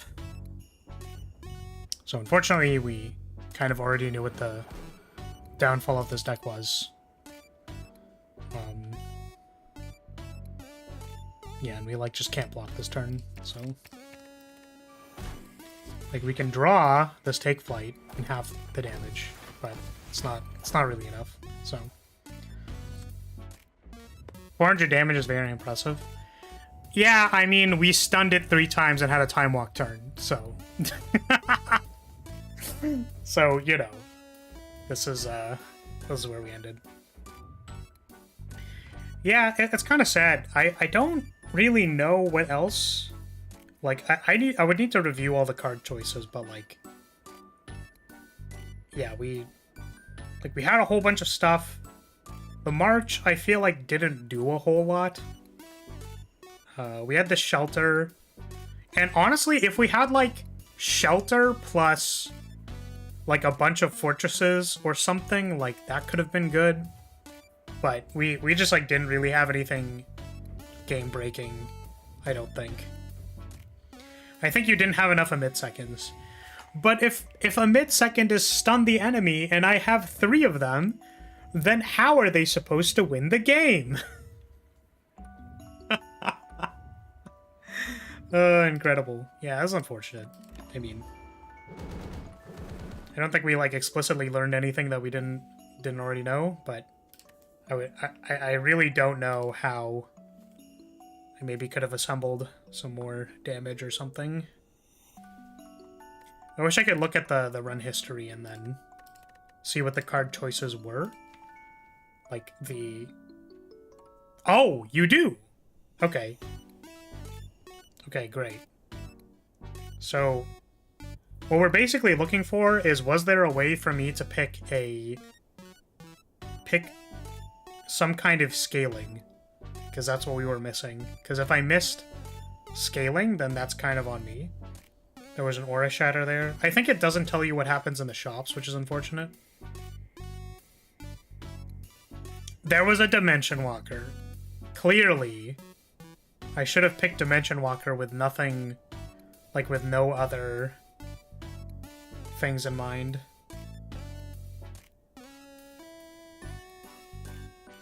Obtained Tiny Chest. Thank you, game. Having a way to give weak might have also been good. Like, I skipped this Temporal Spike and I also skipped Recall Swirl. But I think at the time, Recall Swirl wasn't, like, an easy take. And I generally avoid Temporal Spike in favor of other cards. But it could have been okay. We skipped Pillars here. So Pillars might have been good. What's Dimension Walker? I can show you Dimension Walker. Or I could just say what it is. Dimension Walker is when you play a card with Suspend. If it is an attack card, suspend 4 damage. If it's a skill, gain 4 block. The idea is that the suspend cards which give you energy, like Reveal Leyline or Retrace, or the card draw, have a problem with dying that turn. So in order to bridge to the next turn, Dimension Walker is supposed to, like, give you the block required to make it to your next turn. And then the suspend decks tend to be pretty low on damage, so Dimension Walker is supposed to help you, like, do more damage with your Invoke Lightnings or your... what's the other one? Divine Flashes. Just some help on the side. What? Well, it's... yeah, kind of. The block aspect is far more valuable than the damage. Yeah, basically. We could have taken Devout Lightning here. I think that would have helped with our damage problem. Like, as a form of scaling that's just by itself. So Devout Lightning could have been good here.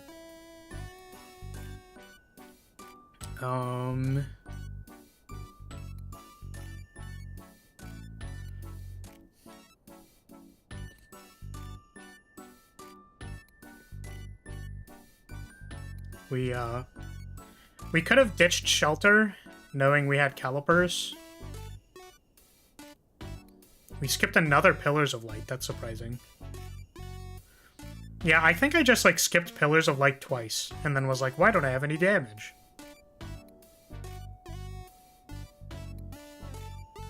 I think we didn't take the Recall Focus because we were on the Shelter plan.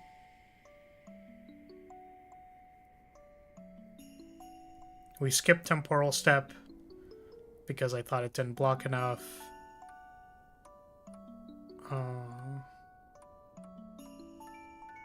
Yeah, this was, I think, a really good shop. We took the Excalibur because we noticed we didn't do any damage. Took Time Walk. We didn't take Aegis Bash because we had the vulnerable aura already.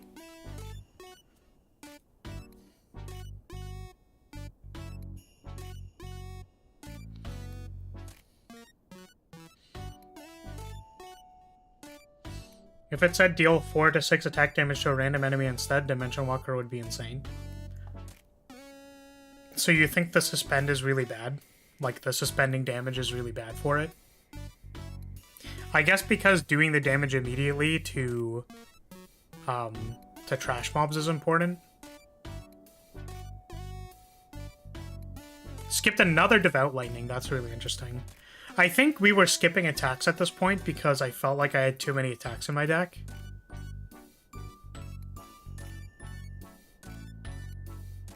So maybe we needed... I think taking any of those Devout Lightnings could have helped us a lot. But honestly, like, we were kind of struggling already to... We needed, like, a block scaler. I feel like we needed one, but maybe we didn't.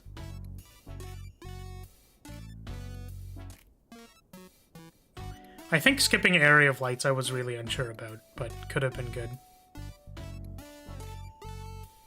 Airy could have been really good with Shuriken. And then Seraphim Feathers was good here, but not enough.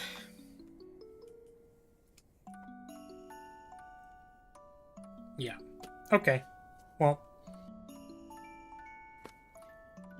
It was a learning run. Run to learn things. I don't think it's bad, I just don't think it's as valuable as the block. And that it would be busted if the damage scaled with Might, Strength, and Vulnerable. Oh, I mean, I don't think... So, you're saying that if it dealt damage that scaled with Strength, like with the normal Strength modifiers, then it'd be quite good. For sure. I don't think any other effects do similarly. Like, for example, Juggernaut does not scale with Strength, right? I don't think so.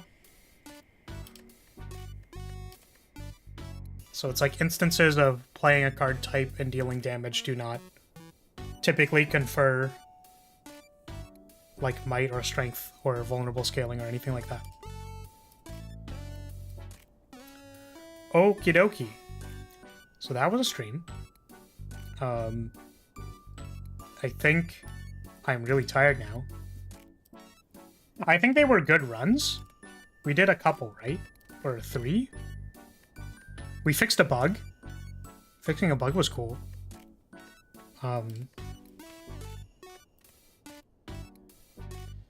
Here we died... Yeah, this is where we just randomly died to Snecko. Or no, not Snecko. This was, yeah, Snake Plant. Obviously, it says it there. But we didn't draft enough blocks. So I think our deck did not produce enough block. That was the problem with this one. This one was close, but we really needed scaling. I think there were a couple of picks I could have taken that could... Like, if I identified earlier that, like, Devout Lightning here would have been good, then I could have taken it. And then this one we died to Book of Stabbing because we could have played Seraphim Form on turn 1 and probably been fine. But I chose to play the Apparitions or the block or something instead. So, I think this one had potential. Like, it was pretty good. I just kind of, like, misplayed. This one, I think I maybe could have drafted more blocks. I don't know. I would need to check the things. And this one was, I think, had all of its bases covered except for winning the game. Which is kind of funny to me. But yeah. Yes, nothing else does except for Caliburn and Drain Time. What? Everything else that doesn't deal attack damage doesn't scale with Strength and Vulnerable. You meant because it's a power. Yes, because it's a power. In that case, yeah, no exceptions at all. What if it gave you a Shiv instead? That'd be really funny. It would give you a Shiv or a Shiv Plus. That'd be super funny, actually. Yeah, but I don't think we're doing that. Not as flavorful. And I have yet to get like a Dimension Walker run where I'm like, I feel like I'm super popping off or anything like that, but yeah, okay, so we're gonna wrap it up. I'm actually probably even gonna like play more runs, but like I don't want to talk or like have to talk at all or anything like that. Yeah, so I think I'm just gonna call it. Tomorrow's kind of like a stressful day to think about, so I should prepare for that by procrastinating and not doing anything. So if you're still here, I'm gonna say thank you so much for watching. Thank you for being here. I appreciate your support as always. Hopefully we can improve our Slay the Spire play in the future. I kind of wanted to stream more of this game with Flagbearer 2.0 coming out. I feel like it was cool. I liked the 2.0 update. So I'm gonna try taking the character semi-seriously and see if we can notably change our win rate or not. But yeah, thanks so much everybody, and I'm going to see you all later. Alright, bye. See you later.